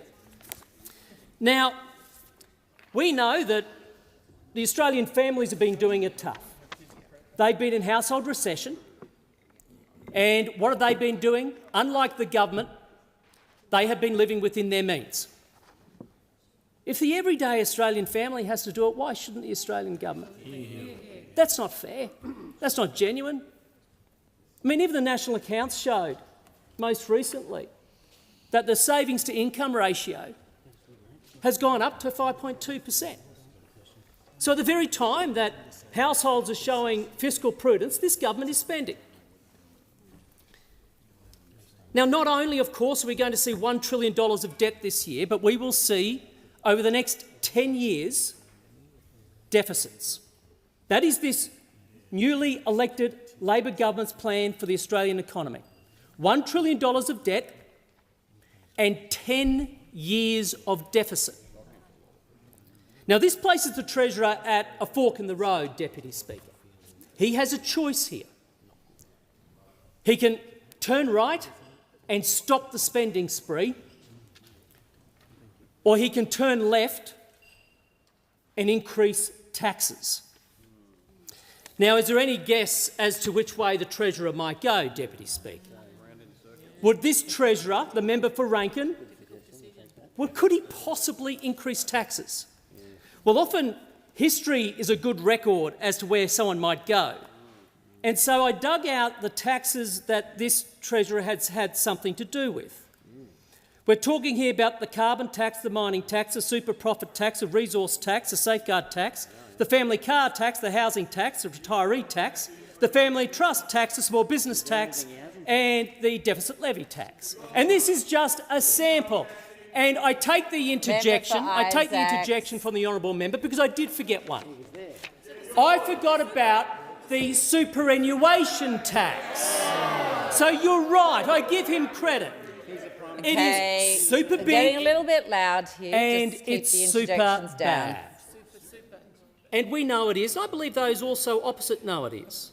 In fact, the most egregious part of the tax to which the honourable member referred is the taxing of unrealised capital gains. The notion that you are actually going to tax theoretical profits that have never even been made. Now, we know already from the question times in this sitting that neither the Treasurer nor the Prime Minister would accept stopping the extension of unrealised capital gains at superannuation. In other words, they have every intention of extending unrealised capital gains beyond superannuation. Right, that's exactly right. And we have heard media reports from the former Prime Minister, Mr Keating, as well as we've heard from the Assistant Treasurer, that it's not going to be just a few Australians who are hit. We are going to see everyday young Australians entering the workforce today eventually hit by this new super tax of the Labor Party. And something that hasn't been mentioned, Deputy Speaker, about this super tax is the fact that they are introducing something which is called the Henry VIII Clause. Yes. Now, the Henry VIII Clause, for new members who aren't aware of this, basically gives the Treasurer the right, after the bill goes through the House, the Treasurer can unilaterally make his own proclamations of change to the superannuation rules, the tax rules, without having to come back into this parliament, effectively leaving this parliament aside. Now, this Treasurer, there's a story here. He actually does have a history. He was previously titled something in this House when he was on this side. You know what it was? Sir Tax-a-lot. Sir Tax-a-lot. Now, I don't think he we'll did go not into like repeating that remark he again. didn't, Deputy Speaker, he didn't like those comments, and I thought it was for those very reasons, that maybe that it's not the sort of thing one should say. However, the fact that Henry VIII clauses are coming in, we now realise the reason he was offended, he didn't want to be a sir. Why be knighted by the sovereign when you can become the sovereign? Why not? Why not become the royal from Rankin? All hail King Tax-a-lot, the Treasurer of Australia. Excuse me, member for Fairfax, we just had a discussion about the use of that term. You agreed that it might not be the best way to proceed, so let's not repeat it, please. Thank you very much for your wise words, and of course I'll take it, Deputy Speaker. Can we just move to the next part of the Treasurer's life? He has a productivity summit coming up, productivity roundtable. Now, he's already made it very clear that he will put a ruler over the ideas that come to the roundtable on the principle that they be at least budget neutral, but preferably budget positive. In other words, he is looking for more taxes to feed his spending spree. You do not make an economy more productive by raising taxes. In contrast, as Shadow Treasurer, I will put a ruler over the ideas at the round table on the principle that they be at most budget neutral. In other words, higher taxes will not be accepted. It is plausible, of course, that this productivity roundtable is nothing but a ruse. It is a ruse by the Treasurer, who knows very well he has lost control of the budget. He cannot put the spending spree down, and he wants to raise taxes. And so he's got 25 people in a room to give him cover to raise taxes. We on this side of the House are not interested so much in 25 people, but 27 million Australians, and that's who we'll fight for.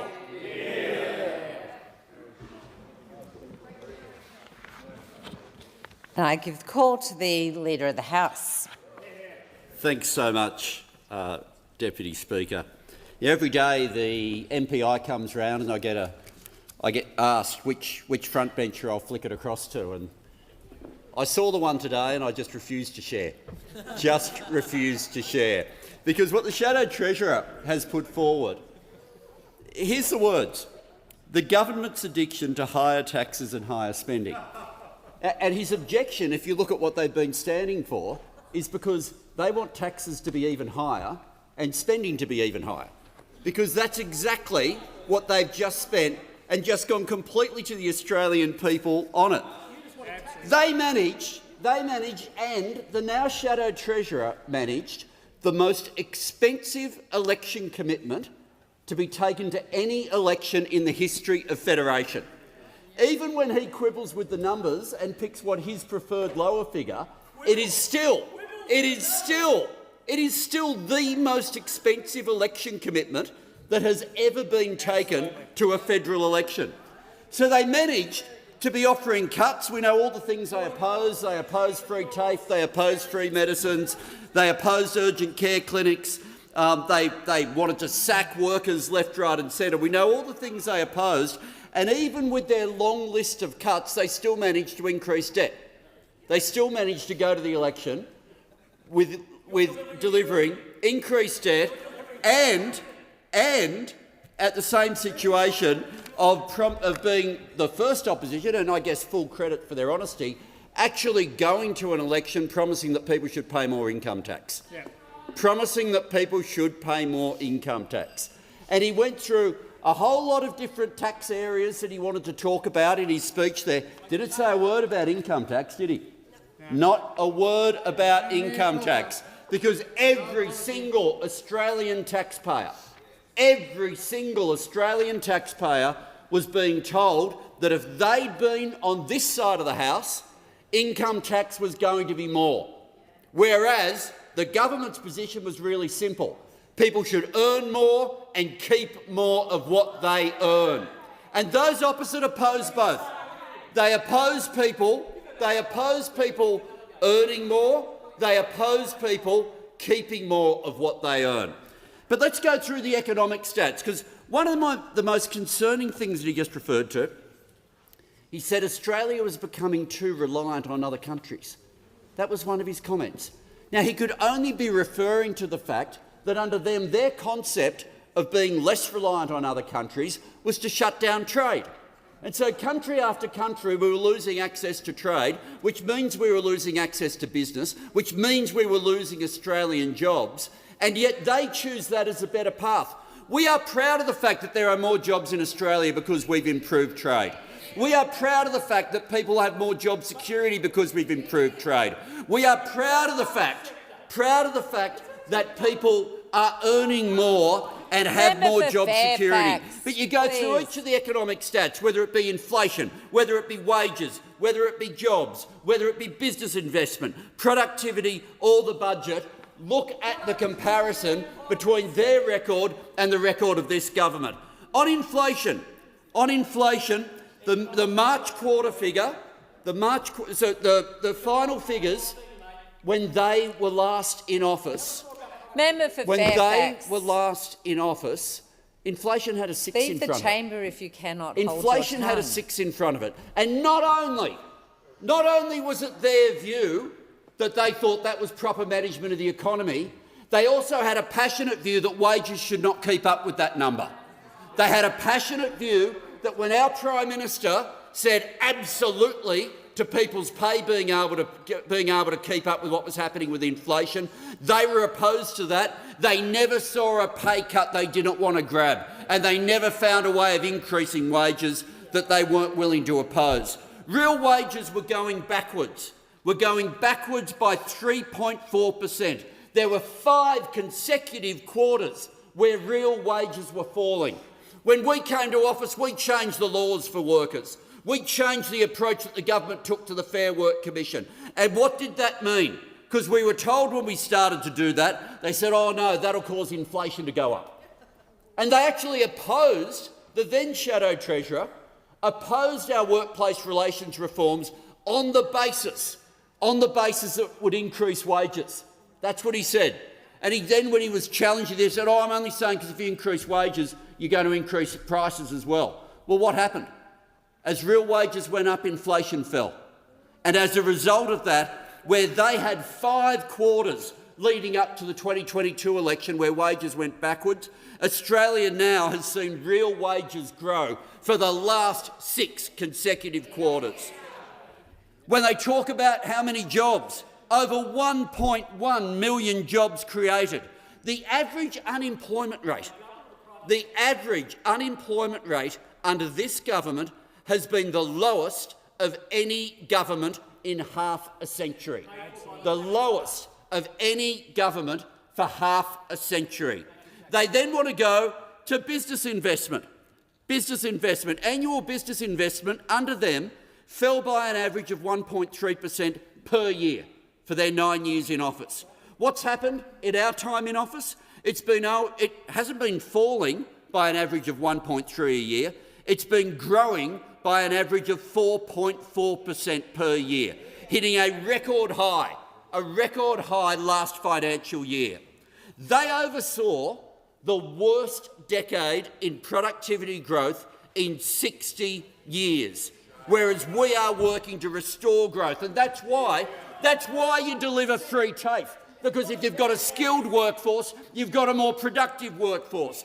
That's why you get away from the incentives that make people balk at study through student debt. Because if you know that you've got the government backing you on an education, you invest in your own skills as well, just like the government's investing in a future made in Australia. But of all things for the Shadow Treasurer that he really shouldn't try to talk about is debt and deficit. Because the way to deal with debt and deficit is to have surplus budgets. That's the way to deal with it. We are getting very close to the point where we will have people voting in Australian elections who have never seen the Coalition deliver a surplus budget in their lifetime. In their lifetime. Because when this... Now, have they been able to claim they were going to do it? Yeah, they did the merchandise, they had the back in black. Their only support for Australian live music ever was much to the annoyance of AC/DC to try to co-opt the song. And yet, how many budgets did they deliver? How many surplus budgets? How many times, when the final figures came in, was the budget in surplus? How many times? How many times from them? And yet we have had the first back-to-back surplus in almost 2 decades. Debt is $177 billion lower than what had been forecast at the election, saving the nation. And when you do that, you save the nation around $60 billion in interest costs over the decade. We've had from them a whole series over this last fortnight, a whole series of images where they want to look backward. In terms of looking backward, in fairness, the member for Fairfax doesn't win. I suspect the member for Longman has won that prize with a speech he gave in the Federation Chamber earlier this week. But this government is proud of the fact that we will back workers, we will back Australian industry, we will back Australian jobs, and one of our proudest boasts, I've got to say, is the fact that our laws have done exactly what we said they would do, and the gender pay gap is at the lowest it's been since they started collecting the record. That again is a contribution to productivity. That again is a huge contribution to productivity, but something that every measure we've brought in to be able to do that has been opposed by those opposite. Right through, but the excuses are always the same. Either they say it'll drive up inflation. Well, inflation's lower than it was under them, but markedly lower. Or they'll say, oh, it'll boost inflation. They say it'll boost inflation. Wrong. They say it'll cause a collapse in jobs. Wrong. Their other classic one was to say it'll lead to more industrial disputes. Industrial disputes, fewer days lost to industrial disputes now under this government than happened in the final quarter under them. Under every metric, people are earning more, they're keeping more of what they earn, they have more secure employment and a more productive economy because those on the other side have not been in charge of any of the decisions. And I give the call to the member for Flinders, and I'd just like to say beforehand, sledging from the front benches, really unhelpful throughout that debate. So let's try and give the courtesy so the member for Flinders can be heard, and I'd like the same for the next speaker as well. Thank you, Madam Member for Flinders. Thank you, Madam Deputy Speaker. So with that encouragement in mind, I shall bring those on their side back to the topic of today, which is the government's addiction to high taxes and indeed high spending. We can often be quite delicate in our approach to the MPI some days, and I'm pleased to contribute to this debate in which we are at least calling a spade a spade. This government loves to portray itself as liberal light, especially the Treasurer, and I might now add the Leader of the House to that. He nails his liberal light blah blah, telling Australians he's a responsible economic manager, and he does it without choking, not even a cough. It's quite a miracle. But when you look at the figures, what you see is terrible economic management, indeed woeful. So bad even a 12-year-old could pick it. It's as simple as this: receipts are down and spending is up. Unemployment figures are misleadingly held up by government spending and public service job creation. It's not building the economy, it's not restoring the fundamentals, and it's not building the economic pie for this generation and for the generations that will follow. The unbearable truth for this government is that under Labor, the household economy is shrinking. Australian households, in terms of purchasing power, are going backwards. The average household is in fact in recession, business investment is depressed, and productivity just continues to fail. Per capita GDP, that is how much the economy grows for each man, woman and child, the most common yardstick for capturing the living standards of Australians, has grown in just 1 quarter since Labor came to office in 2022. In the last quarter alone, it shrank by 0.2%. In my old business, which was all about helping Australians use our global network of free trade agreements, I would pay constant regard to our competitiveness ranking. I'm very sad to report Australia has dropped from 13th to 18th in just 1 year. And in addition, Australia dropped from 20th to 60th place in real GDP growth per capita since last year. Let me repeat, from 20th to 60th. Central to this economic disaster is a steep decline in productivity, a 5% drop, and a full 1% drop in the last year alone. As a result of Labor's homegrown inflation, interest rates have been too high for too long in this country.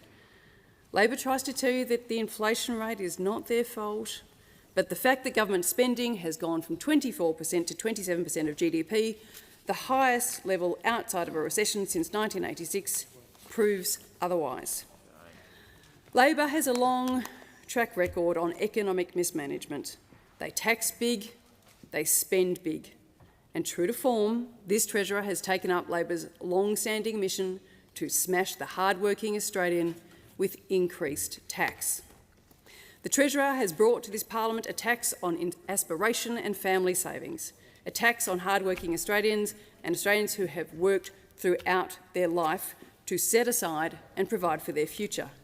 It's a big, bad tax targeting your savings, targeting your prosperity and that of your family. That's right. It doesn't just target the wealthy, though. It's going to impact on communities across the nation, and particularly my own on the Mornington Peninsula. We have at least 1,900 residents who have already reached the threshold, according to research by the Association of Superannuation Funds of Australia. And that's not because the people of the peninsula are particularly wealthy, it's because we've planned ahead, worked hard, put our superannuation into the productive capacity of the nation, small and family businesses, startups, farms, orchards, restaurants, you name it. And so while the Treasurer claims that his tax will only impact 80,000 people with over $3 million in their superannuation balances, the truth is the unintended consequence of it not being indexed is that huge numbers of people will fall into its remit. The Financial Services Council estimates about 500,000 people will hit the cap in their lifetime. It's not just today's retirees caught in this blatant cash grab, but many thousands of Australians who will be swept up in the years ahead, especially in my electorate of Flinders. Australians are industrious, they are ingenious, and particularly our young people. And now those who exercise self-reliance, save diligently, invest in the futures of their families, they will be punished. Labor's super tax hits assets that haven't even been realised, dollars that haven't even been made, potentially forcing the taxpayer to liquidate assets to foot Labor's bill. If Labor thinks they can get away with taxing theoretical profit before even a dollar has been made, you know there's more to come. When Labor runs out of money, it goes after yours. Member for Bonner. Thank you. Thank you, Deputy Speaker. I rise today to respond to this tired, misleading claim from those opposite and the member for Fairfax. Here are the facts. Every single Australian taxpayer is getting a tax cut under Labor. Every single one. Not just the top end of town, not just some, all 14 million taxpayers. And you know who else is getting a tax cut under our plan? Every woman who is a taxpayer in this country. Whether she's a teacher, a small business owner, an engineer, scientist, works in IT or mining. Yes, women do all those things. And they will pay less tax under Labor, and that matters. And frankly, after the comments from the member for Longman in recent days, comments that revealed a disturbing lack of respect for women, it's more important than ever to call this out. The Coalition may not value the economic contribution of women, but Labor does. And our policies reflect that. Labor's new tax cuts are fair, modest and responsible, and they'll make a real difference. From next year, we're cutting the 16% tax rate to 15%, then down to 14% in 2027, the lowest it's been in 50 years. And we're lifting tax thresholds so you can earn more and keep more of what you earn. That means a worker on $40,000 gets an extra $436 a year from 2027, and an average earner on $79,000 gets an extra $536 a year. Combined, Labor's tax cuts will deliver up to $2,500 a year for the average taxpayer, or around $50 a week. And who's against this? Those opposite. They want to reverse these tax cuts, which means raising taxes on every single taxpayer. That includes the workers they claim to support. It includes the very people who would have missed out completely under their original plan, 3 million Australians, many of them women and low-income earners. Now, let me tell you what else Labor is doing to help with the cost of living, because the government isn't just talking about it, we're acting. We're delivering energy bill relief, $1.8 billion to help households and small businesses through to the end of the year. We're growing wages, $2.6 billion for aged care workers, and we're banning unfair non-compete clauses that stop workers from finding better, higher-paying jobs. We're making medicines cheaper, cutting the price of PBS prescriptions to just $25 and investing $1.8 billion to list life-saving medicines. We're cutting student debt by wiping 20% off and lifting the payment threshold for graduates. We're strengthening Medicare. We're making it easier to buy and rent a home. We're delivering permanent free TAFE. We're backing families and and farmers, strengthening the ACCC and holding supermarkets to account. And we're delivering more affordable childcare with a 3-day guarantee and new centres across the country. That is what responsible economic management looks like. These investments are funded thanks to back-to-back surpluses. Meanwhile, those opposite— I'll take that interjection and say it again if they didn't hear me in the back—back-to-back surpluses. Meanwhile, those opposite have no economic plan, just scare campaigns and cuts, just like we've seen today. They offer no costed alternative, no vision, just the same stale, male policies that failed working Australians for nearly a decade. Nearly a decade. And certainly failed women. So when those opposite accuse Labor of being addicted to spending, here's the real question.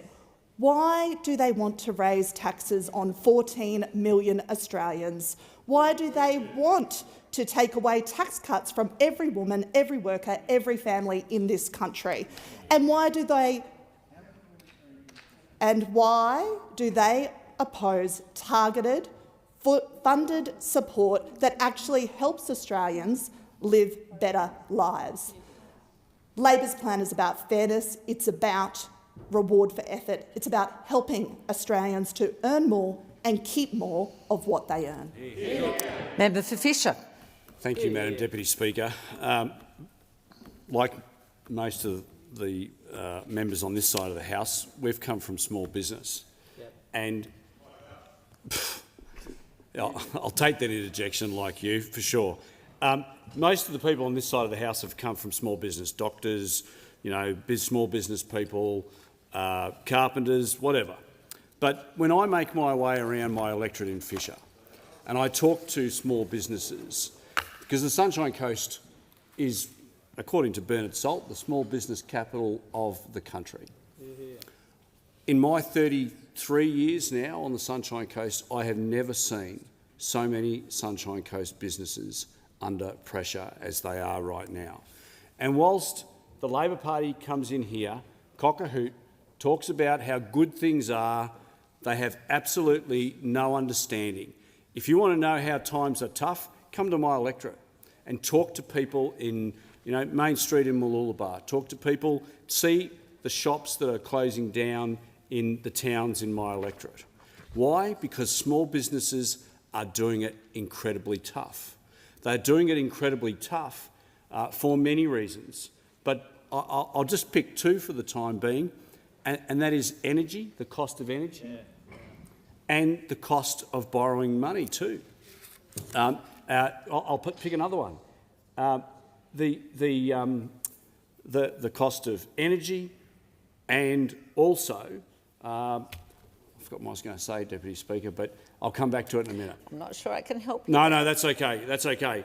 But it really breaks my heart when I talk to small businesses, because having been in that world, I know just how hard it can be. That pit you get in your stomach on a Wednesday night, and you are trying to figure out, how am I going to pay my staff? Because most small business people, their staff is like their family.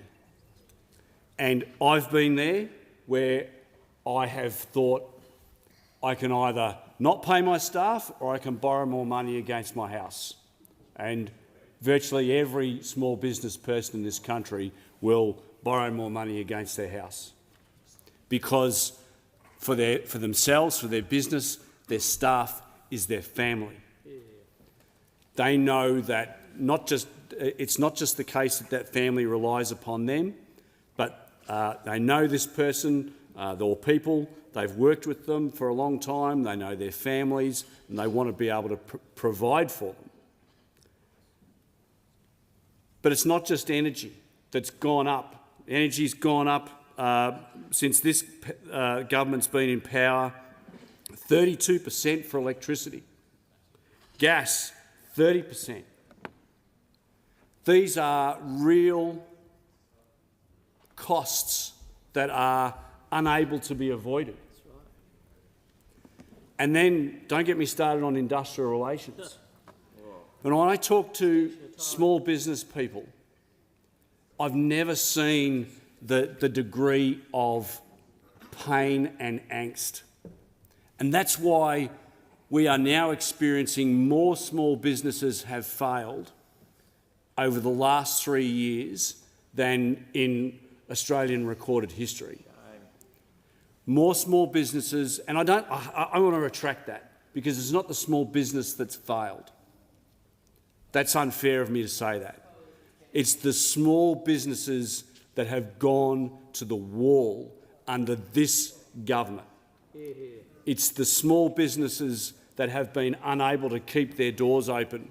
They've done everything they possibly can. They've borrowed against their credit cards. They've borrowed against their home.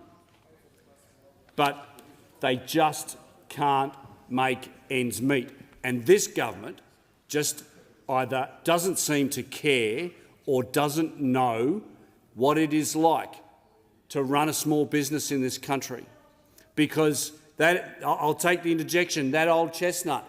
There are thousands, tens of thousands of small business people right now who are working out how they're going to pay their staff's wages, because this government either doesn't care or it has no appreciation for what it's like to run a business in this country. And I'm giving the call to the member for Ford. More. Yeah. Well, here we go again. Another lecture from the party that racked up $1 trillion worth of debt. That's trillion with a T. And now they're clutching their pearls about higher spending. Those opposite want to accuse this government of being addicted to taxes and spending. Well, let's get one thing straight. Those opposite left Australians with $1 trillion of debt with little to show for it. Oh, Mark's doing good. And I'll stress this slowly for the benefit of those opposite, who clearly aren't great with numbers. $1 trillion is followed by 12 zeros. So that's 9, 3, okay? And if you can't count, don't lecture us about balancing it. They've doubled the debt, and now they've got the gall to complain about the interest bill they left behind. Come off it. So let's not pretend the member for Fairfax is worried about average Australian taxpayers, because here's the truth. The Coalition voted against tax cuts for every single taxpayer. Every single one. Labor is delivering a fairer tax system where someone earning $50,000 gets double the tax cut they would have received under the Coalition.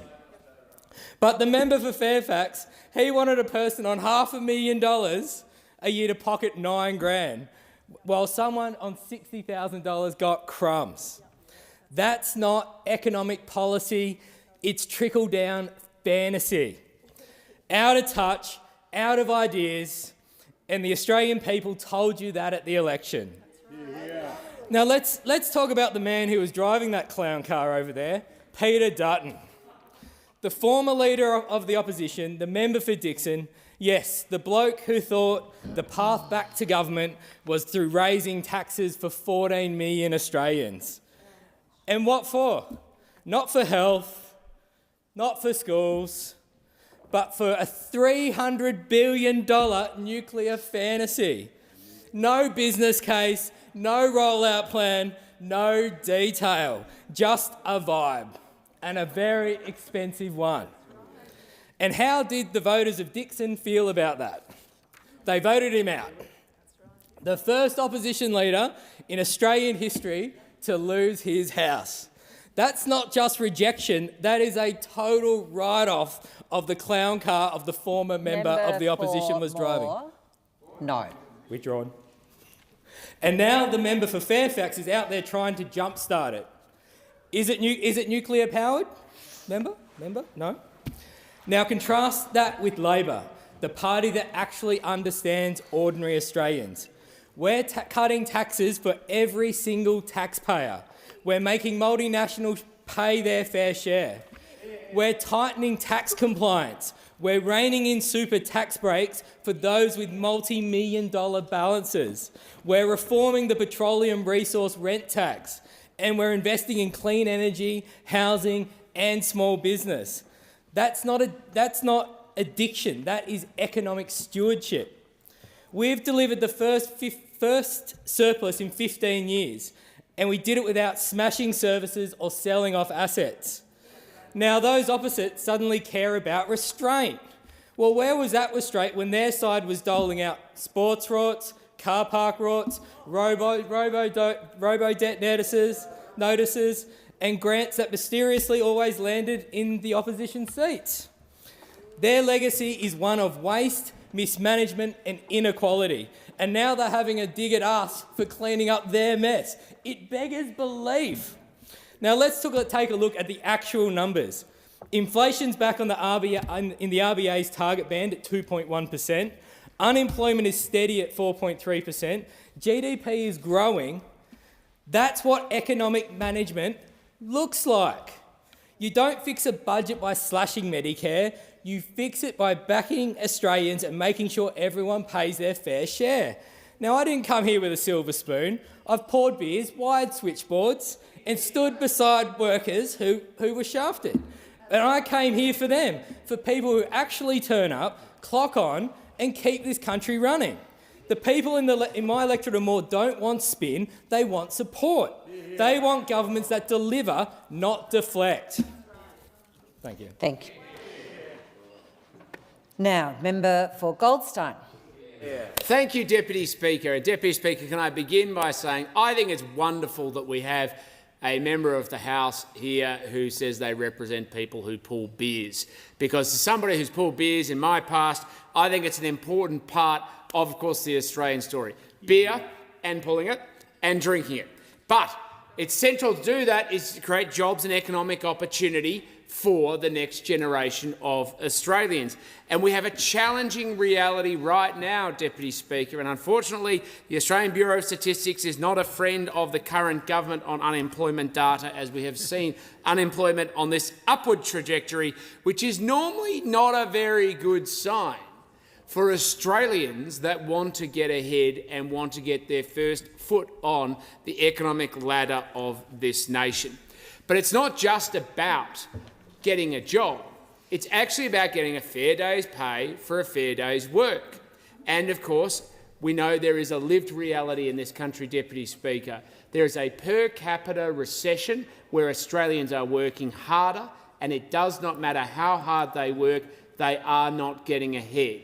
It doesn't matter what the aggregate data says. It doesn't matter what the speeches from the opposition say. It is not achieving the objective and the lived reality of Australians. And there is a simple reason for this, and this has been established by international benchmarks. It's not just something that the opposition is raising, where Australia has had the biggest drop in household income in the developed world since 2022, which happens uniquely to coincide by chance with, of course, the election of the Albanese government. Now, the Albanese government, despite their boast, despite the incredible amount of public expenditure, has not actually seen a real and material lift in household income in this country. Instead, what people have experienced is decline through stagnation, and of course we know the curse of inflation that has been there. We are all happy, of course, to see any change off those peaks, but there is a reality that is not translating to rising standards of living. So what you're seeing from the Albanese government is a gold medal for the collapse in household income. When we saw the members of the 1980 Olympic team in the Parliament this week, and we all celebrated their incredible achievements, it was not for the Labor Party to mimic it and seek to get a gold medal in declines in household income collapse, but that is the lived reality that Australians are experiencing. We also, of course, have the reality for small businesses, because, again, aggregate data disguises and covers the lived reality. We have the highest number of, or the biggest number of collapses and insolvencies for small business in Australian history. This is not, I noticed that the opposition suddenly gone very silent. I do understand their pause for thought on this. I would be here taking pause for thought on this, because sitting behind every small business isn't just a number. It is at the same time lost opportunity, people's livelihoods, their houses, their investment, their security, and their hopes and dreams not just on the line but now falling off a cliff. It is a national tragedy. And of course, as soon as I pointed out their silence, they were spirited back to life. And they were spirited back to life because they wanted to defend their legacy, but their legacy is nothing but shameful, Deputy Speaker. It is just a disgrace to ever want to celebrate, as they seem to have just done, the decline of small businesses in this country. Because sitting behind that are real people who have backed themselves and want to give economic opportunity for themselves, for their family, and of course the next generation of Australians. And so many of those small business people hold the assets that they need to thrive in their superannuation. And what we see now, Deputy Speaker, is the Treasurer coming with a tax that nobody voted for, the dead hand of the tax office after unrealised capital gains on people's family savings. And this family savings tax that is directly attacking small businesses and once on superannuation will move over to other things like businesses and trust is coming after the Australian people. And even at his new summit, we know he's proposing new taxes. No one else has voted for it as well. I give the call to the member for Petrie. Thank you, Deputy Speaker. Australians want to know who they can trust to keep taxes low, invest wisely, and to make every dollar count. For me and the majority of Australians, the answer is clear. It is Labor. While the Coalition talks a big game on the economy, Labor delivers. We've cut taxes, kept spending responsible and returned the first budget surplus in 15 years, all without leaving everyday families behind. Let's break it down and look at the facts. Last term, Labor delivered tax cuts for every Australian taxpayer. We've also committed to delivering 2 more tax cuts in 2028 and 2027. 2026 and 2027. Under Labor, Australians are earning more and keeping more of what they earn. By contrast, the 2 highest taxing governments of the last 30 years have both been Liberal national governments. Now, looking at spending, after 9 years of coalition mismanagement, we inherited a deficit crisis and $1 trillion of debt. The Labor Party delivered 2 surpluses in a row in our very first term. We've also averaged the lowest unemployment rate of any government in the last half-century.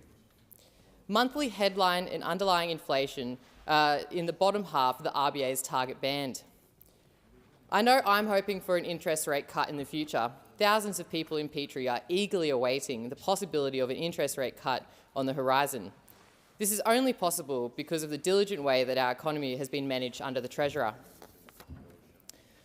Not only are we keeping the economy on track, we're also doing it without leaving the most vulnerable behind, something those opposite have failed to do again and again. It is a fallacy that you must cut essential services in order to maintain productivity. We know what makes Australia great is access to affordable healthcare, education and childcare. These cannot be cut on the road to prosperity. Even though our economic stats are pretty good, we know that people are still struggling. We are laser-focused on easing the financial pressures on families to make their lives that little bit easier. We've delivered 3 rounds of energy bill relief. We've increased rent assistance and we are capping the price of medicines on the PBS at $25. We are also attacking the issue from the other side by prioritising wage growth. We recently delivered a pay rise for every minimum and award wage worker, and real wages have been growing for 18 months. I recently had the pleasure of speaking to Cameron at my Castledine Shopping Centre mobile office, who served as a combat engineer for many years. He now has a young family and decided he needed a career that would allow him to be nearer to his children. Free TAFE made the decision to reskill an easy one. Paying for a qualification while supporting a family is not easy. My mum raised me while studying a nursing degree and had to work to afford it, and it meant she had little time to spend with her kids. Cameron proudly served his country, and now Free TAFE has given him the security to reskill closer to home so that he can serve his family. The latest 2025 OECD Employment Outlook confirmed that government is delivering the lowest personal tax rates, income tax rates in 50 years, bless you, and unemployment levels are below the OECD average. Given this, it's hard to understand how the opposition can justify the claim that government is addicted to raising taxes. We delivered an $800 tax cut for every Australian taxpayer, a tax cut designed to support those earning under $150,000. On the other side, the Coalition wanted to increase taxes. My seat in Petrie was held by the Liberal Party for 12 years, but voted Labor at the last election. This reflects my community's trust in our government's agenda. We are investing in cost of living relief, secure jobs, education and healthcare. These are issues my community care about and want to see safeguarded. I'm committed to continuous improvement in these areas to make sure that locals are supported. This can only be achieved if the economy continues to grow, and I am certain we are on the right track. We guaranteed Australians costed, targeted and clear cost of living relief, not vague, ever-changing promises. Labor governs with transparency and has the plan for future reforms. We're delivering on tax cuts, responsible spending and a stronger fiscal outlook. For Petrie residents, this means better wages, more affordable living and economic stability. Time's expired. I'll give the call to the member for Cook. Thank you, Madam Deputy Speaker. Look, this government's addicted. It's addicted to spending, it's addicted to tax, and like any addiction, it comes with consequences. And I'm not talking about the Treasurer walking around and scratching himself looking for some unrealised gains to tax. It's taxes and its consequences for real, everyday Australians. For them, it's actually how do they pay their bills. For them, it's how do they pay for their homes, and for them, it's how do they look after their families. What's Labor's solution? Tax more, spend more, just rinse and repeat. Mr Speaker, this is a government that just can't say no, no to their spending habits, no to their taxes and no to taking more of your money. Since 2023, 8 out of the last 9 quarters has seen GDP per capita go backwards. What does that mean? That means the average Australian family has gotten poorer. It means your standard of living is going down. That is what has been delivered under this Albanese government. Productivity's collapsed, down over 5%. Real GDP capita has fallen. We've fallen from 20th in the world to now into the 60s. Australia is plummeting and our living standards are plummeting compared to all developed economies and the rest of our world peers. This isn't drift, this is decline. And it's not a coincidence. It's not natural and it's not a predictable result. What it is, it's economic mismanagement from a Treasurer who's more interested in writing essays and books than delivering economic outcomes. Jim Chalmers promised to win the peace on superannuation. Instead, he's declared war on aspiration. The first big fight of this parliament, it's not a tax on wealth. It's a tax on imaginary wealth, a tax on gains that don't even exist except in the Treasurer's head. From assets that haven't been sold, it's absurd. But more than that, it sets a dangerous precedent. If they're taxing unrealised gains right now in your super, what will be next? The family home, your business or any other asset you may own. And right now it will only affect about 80,000 people. But just like our income tax, this policy is not indexed. What does that mean? Well, that means for almost 500,000 Australians sitting out there today, this tax is coming for you. This tax is designed to grow. It's a Trojan horse, and Australians won't know they've been caught until it's too late and they're caught in the jaws of this tax. Mr Speaker, this isn't a government about making hard choices. This is a government about making lazy ones. Why do the hard work on productivity reform when you can just tax more, tax harder and tax more often? Why grow the pie when you can carve it up? Australia's highest marginal tax rate is now 47%, kicking in at 190,000. Now, we heard from the member of Petrie that our income taxes are going down and we've passed tax cuts, but actually that ignores bracket creep. Because in the last 5 years, we have almost doubled the number of people in this top tax bracket. It's grown to just under 500,000 and it'll soon breach over 1 million. So everyday Australians are getting taxed more because this cost of living crisis sees inflation go up, which sees your wages go up, not as fast as expenses, but then leaves you paying more tax. Economic experts warn that such marginal tax rates on relatively modest income discourages work, entrepreneurship and risk-taking. Labor's so-called Stage 3 tax cuts, what we were hearing about just a moment ago, we pretend that this is a cost of living relief.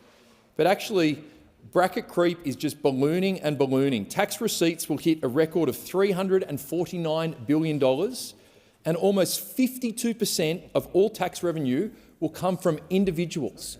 What you do at work, what you and your husband or your wife does at work, you are funding this country. Actually, it's even worse than that. 1 in 3 of every dollar produced in this economy finds its way into government's hands. 1 in 3 of every single dollar. And don't take my word for it. Listen to John Keogh of the Financial Review. This is what he had to say recently. Australia relies on taxing personal income and corporate profits more than any other advanced economy, while underutilising consumption taxes, even the 10% GST. Professor Robert Bruni, the director of ANU, that right-wing organisation ANU, said this combination of lack of fiscal constraint and an ever-increasing reliance on income tax was already a big problem, and it's going to get bigger in the future. Well, it certainly is, and thanks to Dr Chalmers. And I give the call to the member for Sturt. Thank you, Deputy Speaker. Deputy Speaker, today's matter of public importance is about the government's addictions. And today I proudly rise to share with this House the many, many addictions of the Albanese Labor government. And a word of warning, Deputy Speaker, there is no cure for these addictions. There is no medication, no pill, no therapy that could cure these addictions, and I am proud of that. This government, Deputy Speaker, is addicted to providing cost of living relief to all Australians. Yeah. It is addicted to creating an environment where the aspirations of working families are met. It is addicted to listening to the needs of young people as they take steps to educate themselves, start their careers, save to buy a home and raise a family. This government is absolutely addicted to improving health outcomes for all Australians in our cities and in our regions. It is proudly addicted to continuing to invest in and strengthen Medicare so that more Australians have access to primary and preventative health care. And Deputy Speaker, there is definitely no cure for that addiction.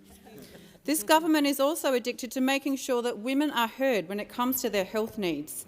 It is addicted to making investments to ensure that those health needs are adequately met. The Albanese Labor government is also addicted to cheaper medicines, addicted to reducing the cost of medications for all Australians to just $25 so they can access the health care that they deserve without having to cut corners. It is addicted to opening more urgent care clinics, Medicare mental health clinics, addicted to training more doctors and nurses, addicted to paid prac for students enrolled to study to become nurses, addicted to paid prac for students enrolled to study to become teachers. You cannot cure us of this addiction, Deputy Speaker. This is a very, very proud addiction. This government is addicted to the proposition that education lifts people, that it lifts people out of poverty, affords them opportunities to contribute to their communities and to provide for their families. This addiction has manifested in the government's initiative to wipe 20% off student debt, which the Prime Minister announced in my electorate of Sturt, and which will benefit over 25,000 people living in that electorate. It also manifests, Deputy Speaker, in the government's addiction to free TAFE. I saw this addiction play out when I visited the Gillies Plains TAFE in Sturt and met Rachel, who was studying to become an enrolled nurse. Married with 4 children, Rachel was in her mid to late 40s and had spent the better part of 20 years caring for and raising her family. With her children at an age where they had more independence, Rachel wanted to do something for herself and for her community. Rachel told me she would not be able to study to become an enrolled nurse if it wasn't for free TAFE. She couldn't stop work to study full-time and pay tuition. Free TAFE means that at the end of this year, Rachel will qualify as an enrolled nurse and go out into the community to serve others. Rachel is being empowered by her education, Deputy Speaker, and empowering people through education is something this government is proudly addicted to. Now, when Rachel goes out into the workforce, earns an income and starts to pay tax, Rachel will benefit from another one of this government's addictions, lowering taxes for all working Australians. Yeah. Lower taxes for all working Australians, Deputy Speaker, not higher taxes for all Australians, as those opposite proposed. The Albanese Labor government's addiction to lowering taxes for all working Australians will see the delivery of 2 more tax cuts to every Australian taxpayer in 2026 and 2027, adding to the first round of tax cuts that Labor delivered in July last year. Every Australian taxpayer gets another tax cut from next year, all 14 million, not just some. Now, this addiction to lowering taxes was well observed, loudly and clearly by the Australian people on 3 May 2025, Deputy Speaker, and it's an addiction that was roundly accepted by the Australian people. And it is an addiction that the Australian people want never to see cured. And time for this discussion has now concluded.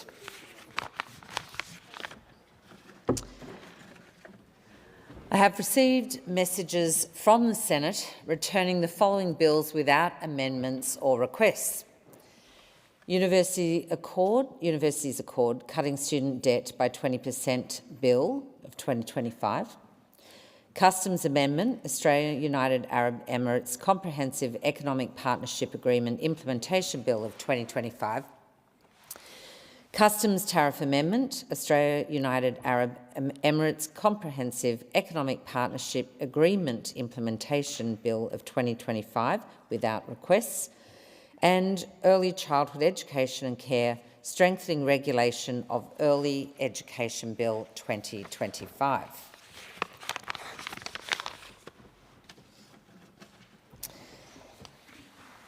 And the following message from the Senate has been received. The Senate has passed a bill for an act to provide for a national higher education code to prevent and respond to gender-based violence and for related purposes, and transmits it to the House of Representatives for its concurrence. I call on the clerk.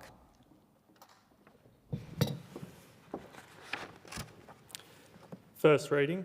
The bill for an act to provide for a national higher education code to prevent and respond to gender-based violence and for related purposes. Assistant Treasurer, Minister for Financial Services. I move that the second reading be made in order of the day for the next sitting. I will put that to question. All those of that opinion say aye. No. I think the ayes have it.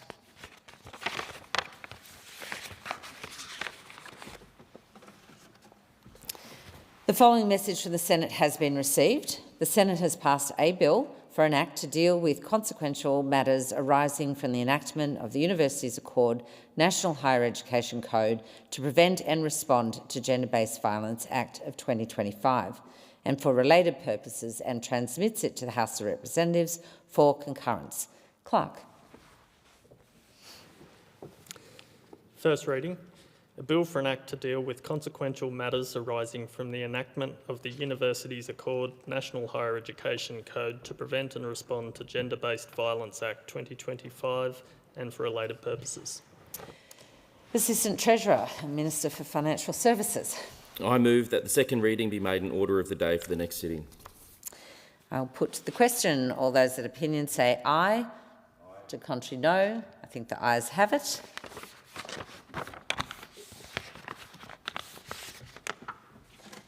And I have received advice from the Honourable Prime Minister nominating members to be members of the Parliamentary Joint Committee on Intelligence and Security. Assistant Treasurer. I ask leave of the House to move a motion for the appointment of members to serve on the Parliamentary Joint Committee on Intelligence and Security. Thank you. Is leave granted? Leave is granted. Thank you. Assistant Treasurer. I move that in accordance with the provisions of the Intelligence Services Act 2001, Ms Clayton, Ms Lawrence, Mr Laxale and Dr Reid be appointed members of the Parliamentary Joint Committee on Intelligence and Security. Thank you. I will put the question. All those of that opinion say aye. To the contrary, no. I think the ayes have it. And I call on the clerk for the next item of business. Government business, order of the day number 2, Governor-General's opening speech, resumption of debate on the proposed address in reply. Thank you. So the question is that the address be agreed to, and I give the call to the member for Riverina. At the outset, Deputy Speaker, I wish to thank the people of the Riverina for sending me back here to represent them for a 6th term. It is a great privilege, duty and honour to represent the Riverina in the Federal Parliament. The Riverina these days, according to the Australian Electoral Commission, extends from Matong to the Illawarra. The boundaries are vastly different than the ones I inherited when I first stood and won the seat in 2010. There were changes made in 2016, and again we saw another huge alteration this election. We lost the local government areas of Bland, represented as mayor by Brian Monaghan, Forbes, Phyllis Miller OAM is the mayor there, and Parkes, and Neil Westcott is the mayor of that fine council. And I want to thank each of those mayors, but more importantly perhaps the people in those councils for their wonderful contribution to Australia. They very much contribute mightily to this nation's fortunes in West Wyalong, Forbes and Parkes and other areas in between, and I loved representing them. But these days the boundaries changed. The eastern end of Hilltops, taking in Borua, was added to the electorate, as was Snowy Valleys. The mayor of that LGA is Julia Ham. Upper Lachlan, and we've got Paul Culhane there, and Yass Valley, and the indefatigable Jasmine Jones is the mayor there. And I have very much, in the short time I have been representing those 3 and a bit shires, enjoyed that experience because they are wonderful places. Now, obviously also, Coolum, Cowra, Cootamundra, Gundagai just emerged, and that will be happening very, very soon. Hilltops, Junee, Lockhart, Temora, Wagga Wagga and Wedden have remained in the Riverina electorate boundaries, and I will do everything I can every day to give them the representation they need, they expect, they want and they deserve. It's a great honour to be in this place, whether you are up the back bench or whether you are on the front bench. And I've been in both places. I've been everywhere, man. And but I still very much love this job, love this role. And whilst the electorate, which is now more than 52,410 square kilometres, it's a lot more driving. But indeed, the people are just the same. They had the same aspirations. We've got everything from heavy industry, farming. We manufacture a lot. We grow a lot, and it's a great area to represent. Interestingly enough, the new parts of the electorate have come with some challenges. There are proposals by multinational companies to place a lot of wind towers, solar factories and battery energy storage systems in many of the new parts of the electorate, indeed many of the parts of the electorate that have been there for quite some time. And the people, particularly in Bookham, Bowning and Bynalong, are very, very concerned at a proposal by Wind Prospect to place 90 wind towers 260 metres high across their arable farmland. And they are looking very much to me and indeed to others to support them in their cause, to say that they don't want to see this spoiling their vista, but more importantly taking up valuable, beautiful countryside that would otherwise be used for farming. And I, in recent times, have met Emma Webb, a sheep farmer, married to Lockie, 3 young children, daughter of Angus Oberg. They are very concerned at Bowning at this proposal to place this number of wind towers in their beautiful backyards, and I will support them every step of the way. But elsewhere in the electorate, we've got battery energy storage systems being put in place at Gregadoo, at Mangapla, at Talbingo in the Snowy Valleys, and the difficulty there is that the local rural fire services say that they will not, absolutely will not go out and put the fires out because of the potential toxicity of the flames. And when you've got volunteers who have lived in and around those districts for many, many years, and they are pushing back and saying enough's enough. You have to listen. If you're not listening, if you're not acting, you're not doing your role as the member sent here to Canberra to do a job for and on their behalf. And I will stick up for these people, and I will represent them, and I do hear their concerns, but moreover, not only do I listen to their concerns, but I will act on their concerns. And this reckless rollout of renewables is having such an effect in my electorate. And as Jasmine Jones, the Mayor of Yass Valley, so correctly points out, why do we have to keep doing the heavy lifting for our metro mates who are not carrying their share of the renewable burden, not carrying their share of the heavy lift when it comes to this supposed fairy tale of net zero?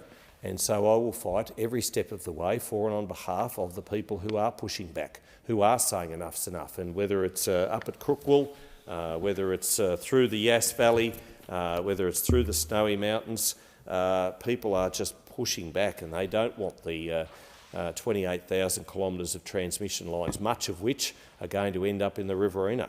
They don't want these BESS systems, which could be potentially a fire hazard. They don't want their view, but moreover their arable farmland taken up with these monstrous wind towers.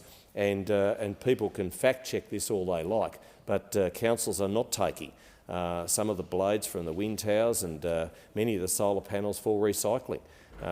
Some of it's recyclable, yes, but a large lot of it's not, and they don't want to. The councils do not want to have their landfill used up with these, which leach the soil, which get in the waterways, and they are saying that enough is enough, Deputy Speaker.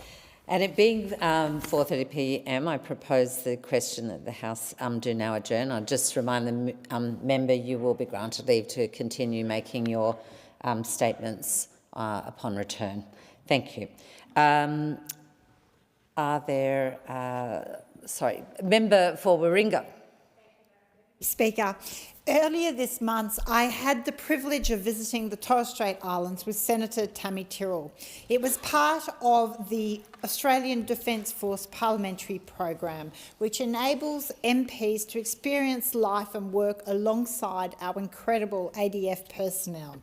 It was such an amazing experience, and I feel so incredibly privileged and lucky to have had the opportunity to participate and see firsthand the incredible dedication and sacrifice so many of that is made by our Defence Force personnel.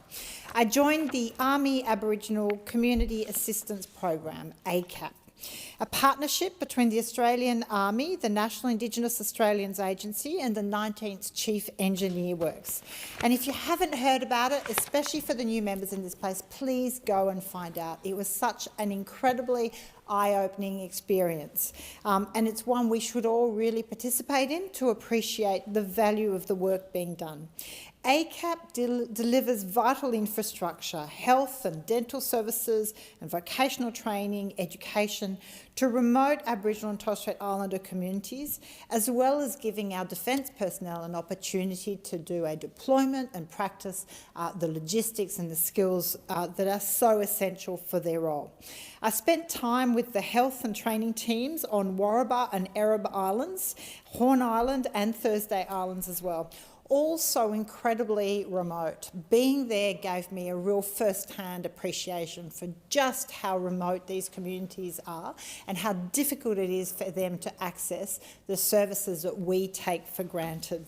While I was there, I had the opportunity to meet with local council members and understand their challenges and frustration around housing and accessing a lot of services. There's very real challenges for them. I also had the opportunity to visit the 51st Battalion, Far North Queensland Regiment, based on Thursday Island. And again, we hear a lot about our border, our closest land border with Papua New Guinea. It was incredibly interesting for me to go and visit. Now, in one community on Warraba Island, the Defence Force personnel, dentists, 2 nurses, are providing over $50,000 worth of dental dental care to community members who, in some instances, had not access to dental care for over 10 years. So it's incredibly important to understand just the value of that for that local community. Some of the residents were in fact receiving treatment for the very first time.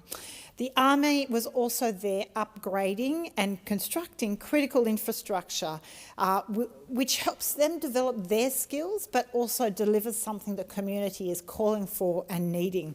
As you can imagine, it was so incredibly remote that the logistics of planning for this, where everything had to be taken to these remote locations, all of the construction materials, it was an incredible logistic exercise. So I'm deeply grateful to the Defence personnel who had generously shared their time, their stories and their expertise with me, and for their contribution to this program, because it requires of many of them to be away from their loved ones for over 4 months of this year. It's a big sacrifice in an environment, and I could say there was no luxuries. We slept on camp beds and we were in the same conditions as what the Defence personnel are in. The Productivity Commission's Closing the Gap report shows that we're only on track to meet 4 of 19 targets when it comes to First Nations Australians' disadvantage, and health outcomes remain incredibly concerning. Minimal gains in health assessments, declining use of GP and chronic disease management services, nearly 25% of Aboriginal and Torres Strait Islander people unable to access dental care when needed, and costs remain a massive barrier, with 10% unable to afford a dental visit. And as you can imagine, on these islands, the cost of everything was exacerbated by the remoteness. So I would argue ACAP is an incredibly valuable program. It delivers real outcomes, builds stronger communities, and builds Defence Force capabilities. Despite its success, I was quite shocked to hear that ACAP may not continue. It has not been funded past 2026. It is a co-partnership between Defence and and the Prime Minister and Cabinet, and so I am calling on the government to ensure it continues to be funded. 2027 would be its 30th anniversary, and at the moment it's up in the air whether or not this incredible program will continue. So I want to thank all those that I spoke to for their incredible service and for them to share their experience with me. Thank you. The question is the House to now adjourn and give the call to a member for Pearce. Thank you, Mr Speaker. I rise to give a detailed update on several very important healthcare projects taking place in Yanchep, in my electorate of Pearce in Western Australia. These projects will make a genuine and lasting difference to the lives of the people in my local community. Firstly, I am very pleased to report that the Yanchep Medicare Urgent Care Clinic is progressing well. This clinic was a major commitment at the 2025 federal election, and it is on track to open before the end of this financial year. The clinic will be book-billed and available for walk-in patients who need urgent care. This clinic will reduce the pressure on emergency departments. Many people in our community often visit hospitals with conditions that can be treated in an urgent care setting. By providing local access to these services, we can improve timely care and reduce waiting times across the health system. Mr Speaker, Yanchep and surrounding suburbs are among the fastest growing corridors in Western Australia. The population in this corridor is expected to grow by over 400% by 2046, which is significant. This rapid growth places increased demand on existing healthcare infrastructure, and the new Yanchep Medicare Urgent Care Clinic is designed to meet this growing demand, ensure that families in this area will have better access to urgent health services nearby. The Edith Cowan University Health Centre precinct in Yanchep continues to show excellent progress. This advancement is thanks to a strong partnership between the Australian Federal Government, the Western Australian Government and Edith Cowan University. Together, these partners have committed $20.7 million to establish a multi-purpose primary care centre. This centre will also support important clinical training and health research activities. The ECU Health Centre Yanchep will feature 2 co-located integrated health facilities designed to meet the current and future healthcare needs of the expanding Yanchep community. Stage 1 of this precinct is the ECU Health Centre Yanchep East that opened in August 2024. The centre provides a wide range of primary care and mental health services and not only increases access to quality health care but also builds the health workforce by offering training opportunities to students and staff in the local community.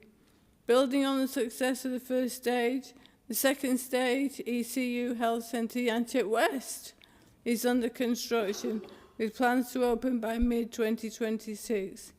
This expansion will significantly increase the precinct's ability to meet the healthcare demands of our growing population. Mr. Speaker, importantly, this health precinct will be located within walking distance of the Yanchep Central Shopping Centre and will be serviced by bus routes.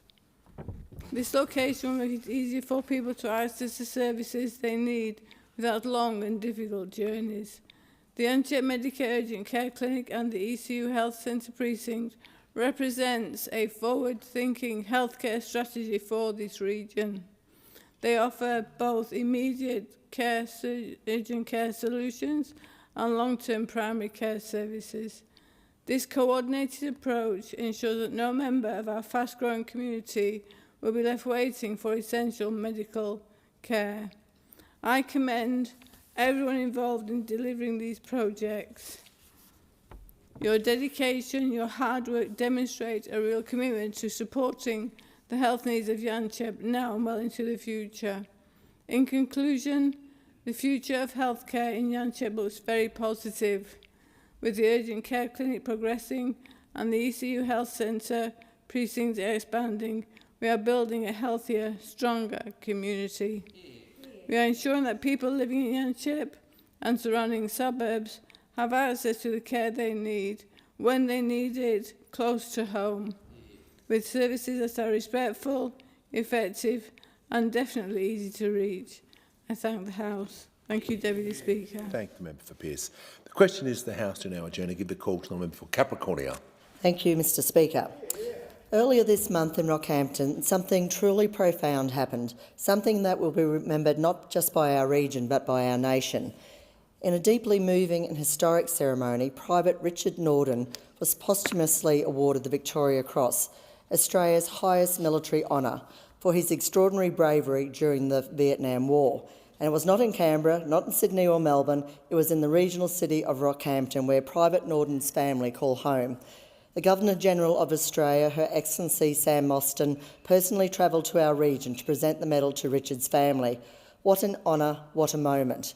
It was a moment that brought our entire community together. Veterans, children, civic leaders, defence personnel and local residents all gathered to bear witness to something deeply significant, the rightful recognition of a young soldier who gave everything for his country. Private Richard Norden enlisted in the Australian Army at just 18 years of age.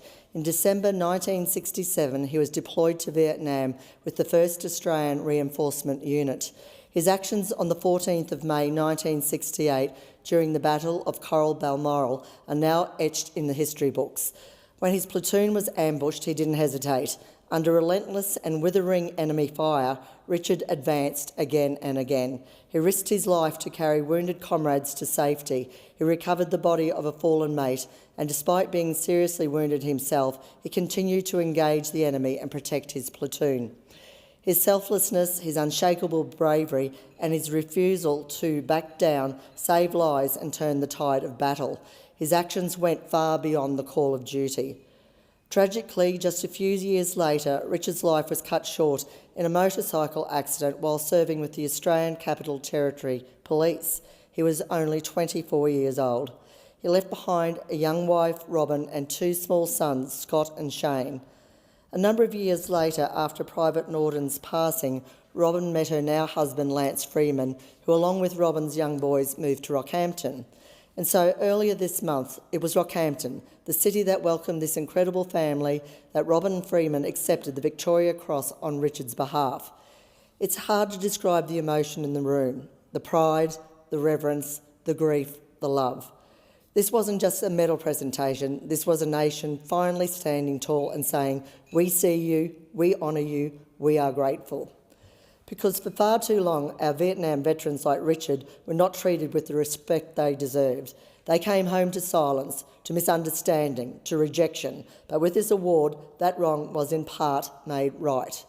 It took years of tireless advocacy, especially from retired Lieutenant Colonel General Hulse, who formally submitted the application in 2020 through the Department of Defence, Though the Department of Defence initially rejected the request, the veteran community did not give up. The Defence Honours and Awards Appeal Tribunal eventually agreed that Richard Norden's actions fully met the criteria for a Victoria Cross. And on Remembrance Day last year, Richard Norden was formally awarded the VC. It's the highest honour we can bestow. Right now, as we honour the bravery of the past, our region continues to serve the nation through Exercise Talisman Sabre, the largest military training exercise since its inception. Shellwater Bay is once again the stage for a global defence operation with over 35,000 troops and 19 allied nations, including United States, United Kingdom, Canada, Germany, France, the Netherlands and Fiji, training together on our soil. What began as a bilateral Australian-US exercise has grown into a world-class demonstration of unity, readiness and strategic cooperation. From precision missile drills to amphibious landings, Shellwater Bay has proven time and time again that it is one of the finest military training environments anywhere in the world. The former coalition government recognised the strategic importance of Shellwater Bay and in partnership with the Singapore government through the Australia-Singapore Military Training Initiative delivered a $1 billion investment for Shellwater Bay military training area. This funding enabled the construction of a new field kitchen, dining facility, admin building, medical centre, exercise control centre, landing zone, logistics infrastructure and other vital support systems. Such a significant investment ensures our troops have the world-class training environment they need to remain prepared and capable, particularly in a time of increasing global uncertainty. These brave men and women make immense sacrifices to protect our nation, and it is our responsibility to ensure that they have the tools and facilities to do so. When we speak of service and sacrifice, of bravery and legacy, let us remember Private Richard Norden, VC, a soldier of unmatched courage, a young man who gave everything for his mates and his country, lest we forget. The question is the House to now adjourn. I give the call to the honourable member for Hughes. Thank you, Mr Speaker. In July, I was really excited to be able to attend the opening of the Waratah Park upgrade on behalf of Minister Kristy McBain. And the park is another fantastic facility for families in the Sutherland Shire, and it's a park that reflects the unique history of our area. And it's going to provide many benefits to our community's children and the next generation for many years to come. Sutherland community has advocated for a long time for increased access to playgrounds, especially ones that reflect the diverse needs of our growing community. And there was real joy in the community as this government has been able to deliver for them, thanks to $1.2 million in funding from the Local Roads and Community Infrastructure Program that went towards Waratah Park Playground through Sutherland Shire Council. It's just another example of how the Albanese Labor government is delivering for the Hughes community and delivering much-needed infrastructure right across the country. I want to thank Minister McBain for her commitment to the program, which is making a real difference in my community. The Waratah Park followed the highly successful All Abilities Playground at Cooper Street, Engadine, which opened just over a year ago. And Mr Speaker, I drive past that park quite regularly and I rarely see it empty. It's been great to see the success and popularity of this inclusive facility, with families from all abilities enjoying it, and the success that success has been replicated at the Waratah Park since its opening. Mr Speaker, what I love most about Waratah Park, apart from the inclusive nature of its all abilities status, is the incorporation of the local elements. So things like the native Waratah flower and the Sutherland Cronulla steam tramline, which have been incorporated into the equipment at the park. At the opening, it was great to see the children passing through this icon of New South Wales, the Waratah, our state floral emblem. And as a bit of a public transport nerd, I loved that the part of our local transport history was being recognised with the Sutherland-Cronulla tram line being reflected in it. And I want to thank the Sydney Tramway Museum, just across the road from the new park, for their additions to the park, including real artefacts from the tram heritage of Sydney. I also want to thank the Menai Men's Shed for their contribution to the park. They built a miniature tram stop, including a ticket station and a next tram display. And I know that the kids of the Shire will be enjoying this fun piece of equipment for decades to come. And I'm so happy they'll have this link to the heritage of the area as they grow with the community.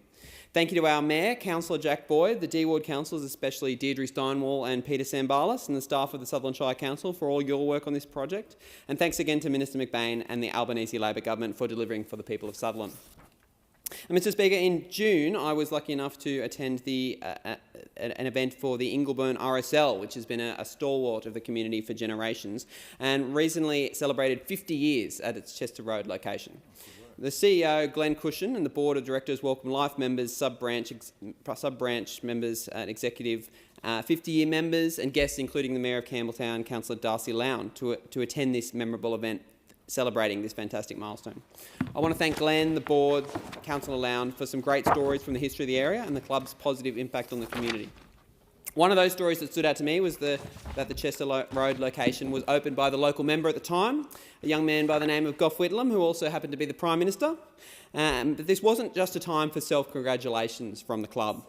Like the community that they are, the club used this milestone to give back.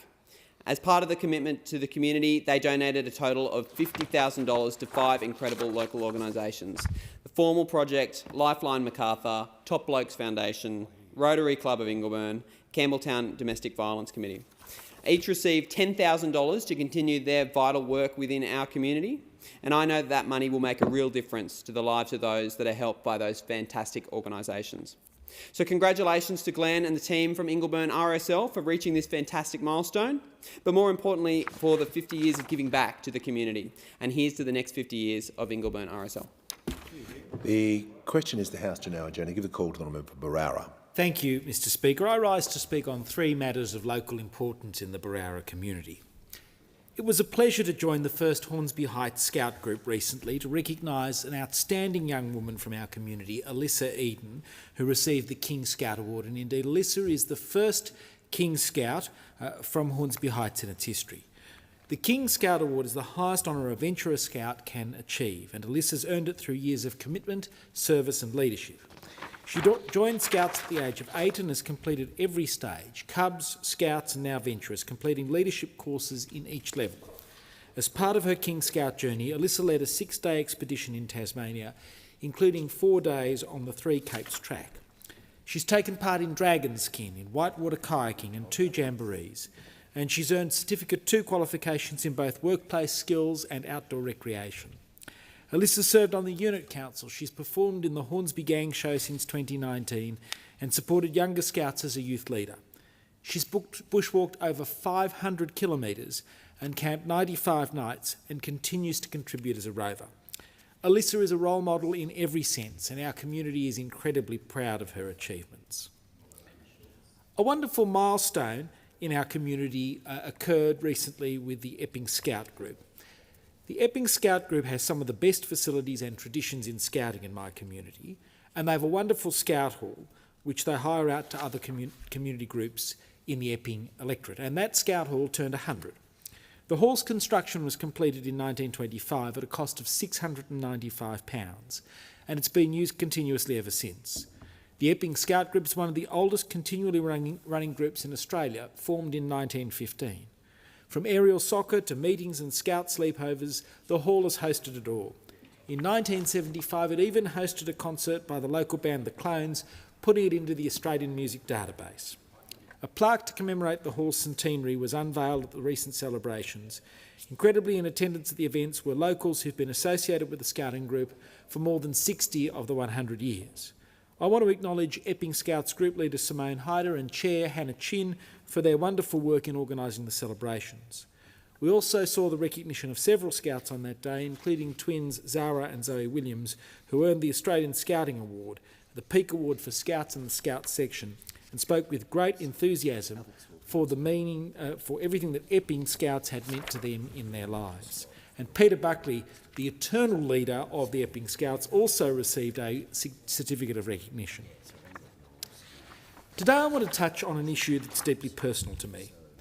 As many know, I'm a strong advocate when it comes to better mental health and suicide prevention policy. Every day we lose 9 people to suicide in Australia.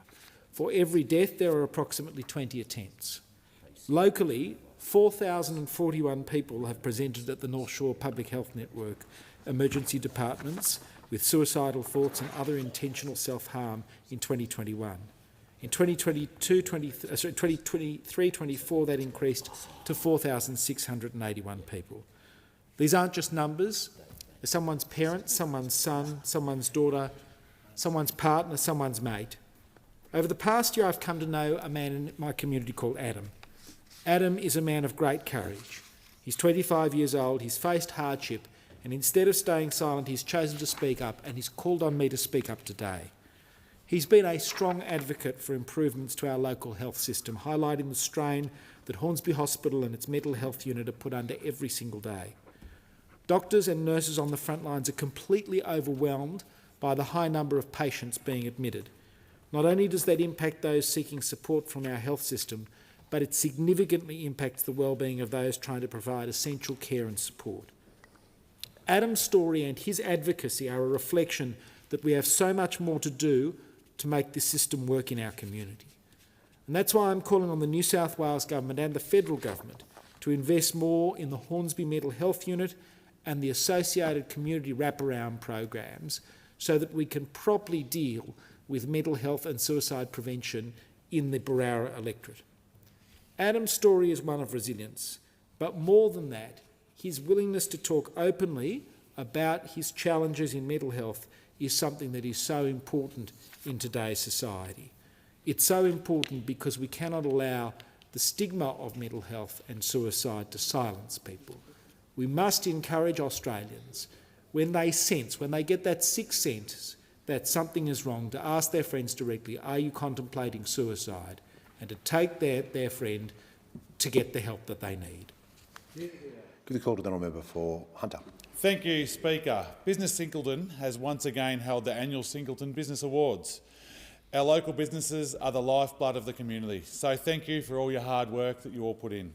The Singleton Business Awards recognises individuals and organisations across Singleton who have gone above and beyond over the past year. Speaker, there are some exceptional finalists in this year's Singleton Business Awards. The individual finalists for Young Business Leader of the Year, Keely Bell, Chantel Merrick and Shaylee Simpson. Finalists for the Business Leader of the Year include Rachel Bagnet, Jeremy Brett, Kelly Cooper, Leslie Cooper, Sue Gilroy and Stacey Musenberg. For the top award of Employee of the Year, the finalists were Ella Coleman, Jackie Ernest, Jamie Infield Bell, Jane Denton, Tegan Cox and Tiana Bell. The finalists for excellence in supporting the veterans community were Singleton Legacy Group, Singleton Events Family and Community and Singleton RSL. There was also a stack of business named as finalists in the range of business categories. Congratulations to Amelia Rose Skin and Beauty, Aqua Legal and Conveyancing, Confetti Finance, Holly Dean Estate Wines and Vines Restaurant, Hunter Valley Supports, I Simplify, Loop Organics, Main Street Meats, Morgan Engineering, Red Amp Electrical, Redbourne Berry Clothing Co, Revenue Wellness, Salon Frank, Singleton Medical Centre and Skin, Singleton Neighbourhood Centre, Singleton Striders, Star Club Equestrian Program, Starline Alpacas Farm Stay, Steps Singleton, Wine Country Lavender and Whitmore. Speaker, now the winners of this year's Singleton Business Awards. The big awards of Business of the Year was taken out by Hunter Valley Supports. The President's Award was presented to Dyson Family Foundation. The Excellence in Large Business, highly commended, went to Morgan Engineering. The award for Excellence in Small Business went to Singleton Medical Centre and Skin Clinic. Renew Wellness were recognised by being awarded Excellence in Micro Business. Business Leader of the Year for business with 21 employees and over is Jeremy Brett. Business Leader of the Year of a business of 20 employees and under went to my old political opponent, Sue Gilroy. Good on you, Sue. Great work. We don't always see eye to eye, but you do fantastic things for and support our community so well. The winner of the award for Outstanding Young Business Leader was Keely Bell, and the winner of the big award of Employee of the Year was Jackie Ernest. The award for Outstanding Community Organisation went to Singleton Neighbourhood Centre Incorporated. The important award of Excellence in Supporting the Veteran Community went to Singleton Legacy Group. Good on you guys. I know how much you do for our veterans, and you certainly make the world of difference to the lives of those who've given so much for our country. This award is well deserved. Starting a new business is one of the hardest things anyone can do. It takes time, commitment, hard work and resilience. So congratulations to Confetti Finance for taking out the category of Outstanding New Business. The category of Excellence in Sustainability, highly commended, went to Loop Organics. Now, we all know when we talk about tourism, the Hunter is on the top of the list of the places to go. So the category for Outstanding Visitor Experience is extremely important. We wouldn't be the tourism hub that we are today without our local businesses making us the place to go. So a very special congratulations to the team at Starline Alpacas Farm Stay Resort for taking out this category. In this category of excellence in health, wellbeing and lifestyle, Star Club Equestrian brought home the award. They also today topped off the night by being awarded Excellence in Diversity and Inclusion. This category of Excellence in Professional Service went to Hunter Valley Supports. And finally, the award of Excellence in Retail was given to Main Street Meats. And thank you to all the great businesses in the Hunter. I call the Leader of the Cheers. House. I move the question be put. I put the question. Those opinions say aye. Aye. Against no, I think the ayes have it. I've received it. No, you need to put the question to the House adjourn. I've put the question to the House to now adjourn. Those opinions say aye. Against no. No. I think the noes have it. I've received advice from the Honourable the Prime Minister nominating members to be members of the Parliamentary Joint Committee on Intelligence and Security. And I call the Leader of the House. I ask leave of the House to move a motion for the appointment of members to serve on the Parliamentary Joint Committee on Intelligence and Security. Is leave granted? The leave is granted. Member for Page is granted leave. The Leader of the House. I thank the Deputy Manager of Opposition Business. I move that in accordance with the provisions of the Intelligence Services Act 2001, Mr Hastie, Mr Taylor and Mr Wallace be appointed members of the Parliamentary Joint Committee on Intelligence and Security. I'll put that question. Those opinions say aye. Against no, I think the ayes have it. Call the Leader of the House. I move that the House do now adjourn. Put the question. Those opinions say aye. Against no, I think the ayes have it. The House stands adjourned until Monday, 25 August 2025 at 10 a.m.